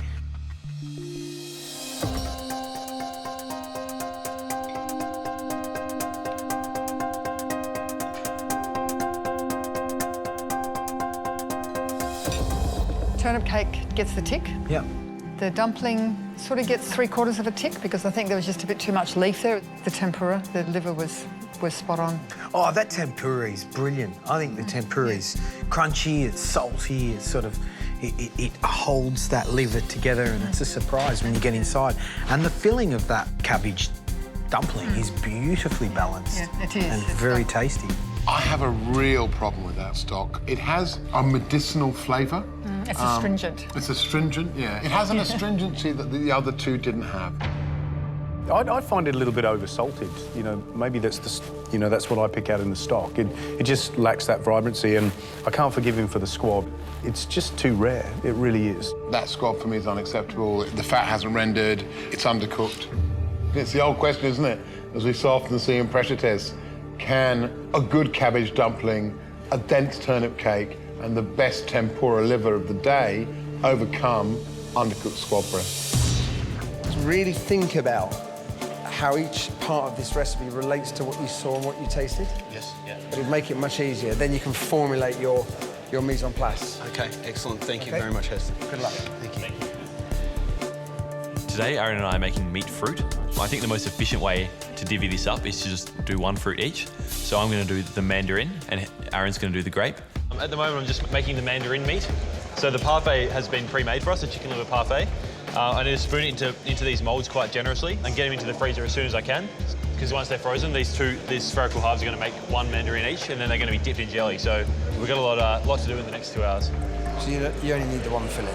Yeah, and so that side would be better? Just take this side off. I get a knife and I make a cut all the way down the backbone of the fish.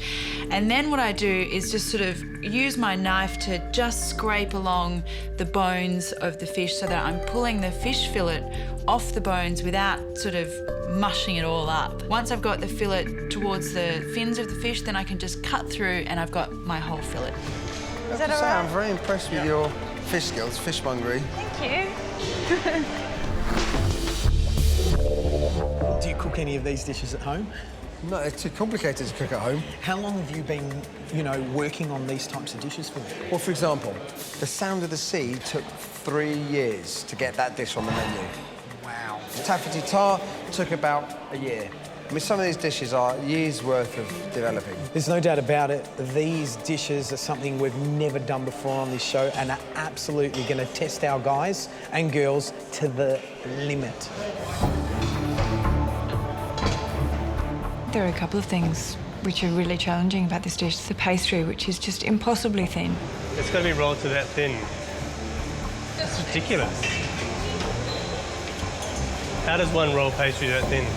The other element is the gels and the sorbet, all of which need to chill. So everything needs to be done at once. To make the puff pastry wafers, I've really got to take the puff pastry and roll it out with icing sugar until it's wafer thin or parchment thin, that you can see through it. Puff pastry is not exactly what is expected. It's thin, but it's not exactly as thin as it can go. But we're running out of time, so we're going to get it as far as you can go, and then we've got to go with it. Otherwise, we're not going to have any dish at all whatsoever. The snail porridge is one of Heston's signature dishes. It's like the dish that everybody knows. The parsley's got to be chopped super fine because when it goes into the Thermomix, it's using a paddle, not a blade. This is snail porridge, so obviously there's snails involved. I haven't cooked with snails before, but I know that there's some parts of it that really shouldn't be eaten. I've never cleaned a snail before, so I get Jockey from Heston's Kitchen over to come and show me how to do it. Okay, there's this bit here you want, like the tongue.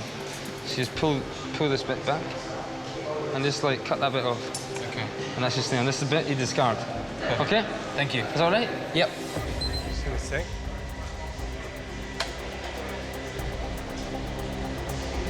Oh, I think this might have burned. With 40 minutes to go, Jono pulls the pastry out of the oven. Behind, hot, hot, hot, hot. Like it's completely unusable.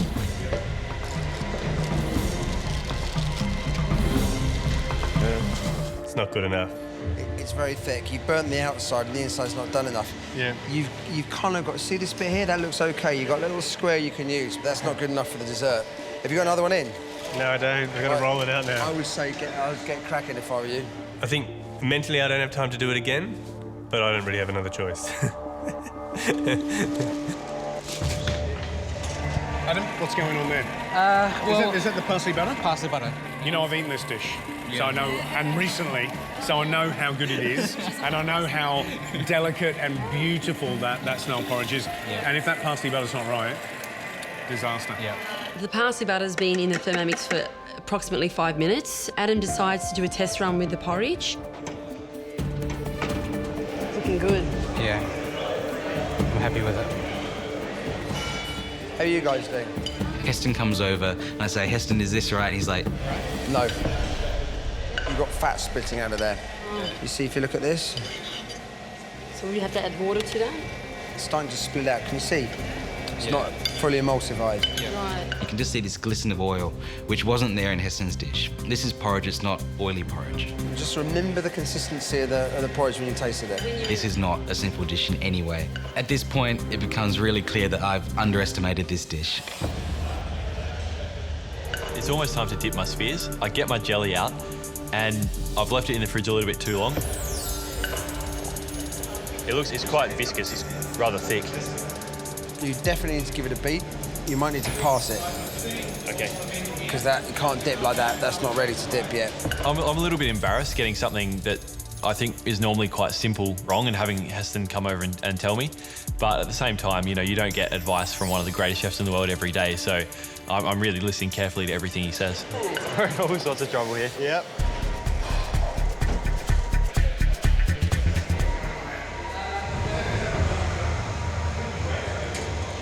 I forgot to put the bloody thing on.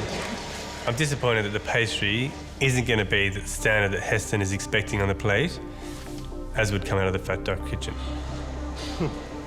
Oh my goodness. Gary. Is this the second attempt, this one, right? Yes. Yep. What happened? It's supposed to be really, really thin. I know. So thin, in fact, it dissolves on the tongue. Is it right? It's certainly not Heston thin. It's disappointing when something like this comes out of the oven and you want to impress someone. Yeah. Okay, hang on, let me just get this grape on. 5, 4, 3, 2, 1. That's it. Time's up. Well done, guys.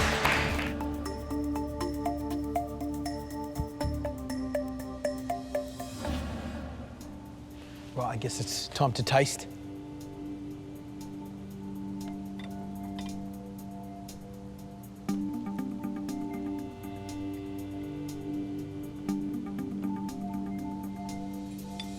So looking at the mandarin first, I think the appearance is pretty good. For a first attempt, I think it's a damn fine job, I would say. Thank you. The grape, the ham stuffing, there's nothing wrong with that at all. A great job there. Thank you. Obviously, it's the jelly got too cold, started to solidify, and you were trying to coat it while it was going lumpy. So that's why you've resulted in looks like a slight hybrid. Yeah. If I was him, I would never, ever let anyone like me touch his food again. And I think that he should actually go to my place, take his cookbook back, and just say, "You're not worthy."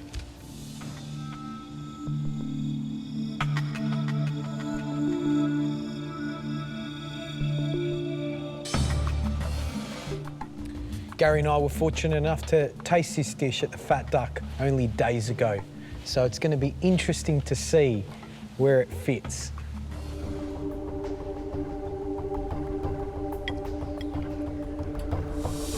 The colour's good.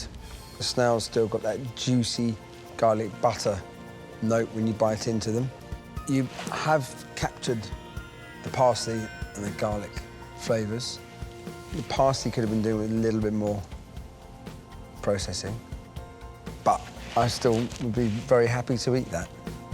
In terms of the parsley not being, pureed or blended enough, that's pretty damn good for the dish. So I think you've done a good job.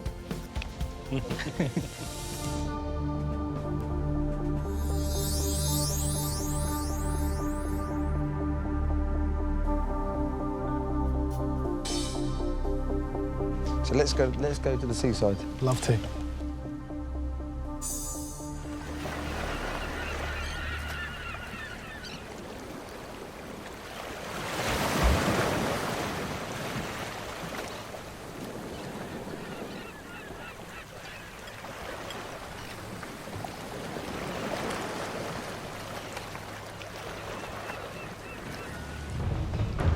Curing that fish has to be bang on.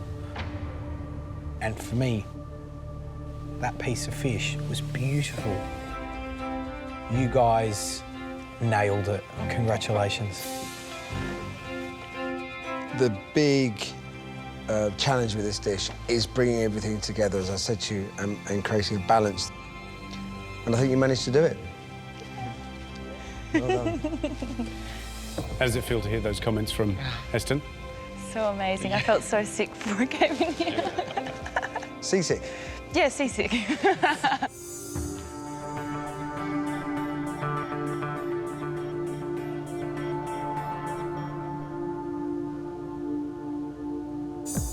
Because in this whole competition, I feel like I've been climbing Everest. And meeting Heston today and working with Heston, I've just hit the peak. Claire, Jonathan, Heston's one of your idols. What's your biggest fear, having put that dessert up now you're looking at it? Really, I just hope that Heston thinks that we've done the dish justice.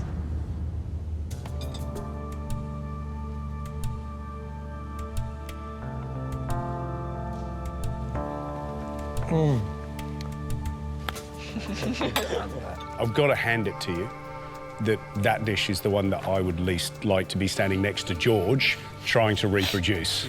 OK? So that's just from me. I reckon you were up against it from the beginning. That pastry, it wasn't as thin as it should have been. It really is the key to the dish. And we spent months getting that right. Months. I wasn't going to tell you that at the beginning, because that would have sent you over the edge. I think we're both glad that you didn't.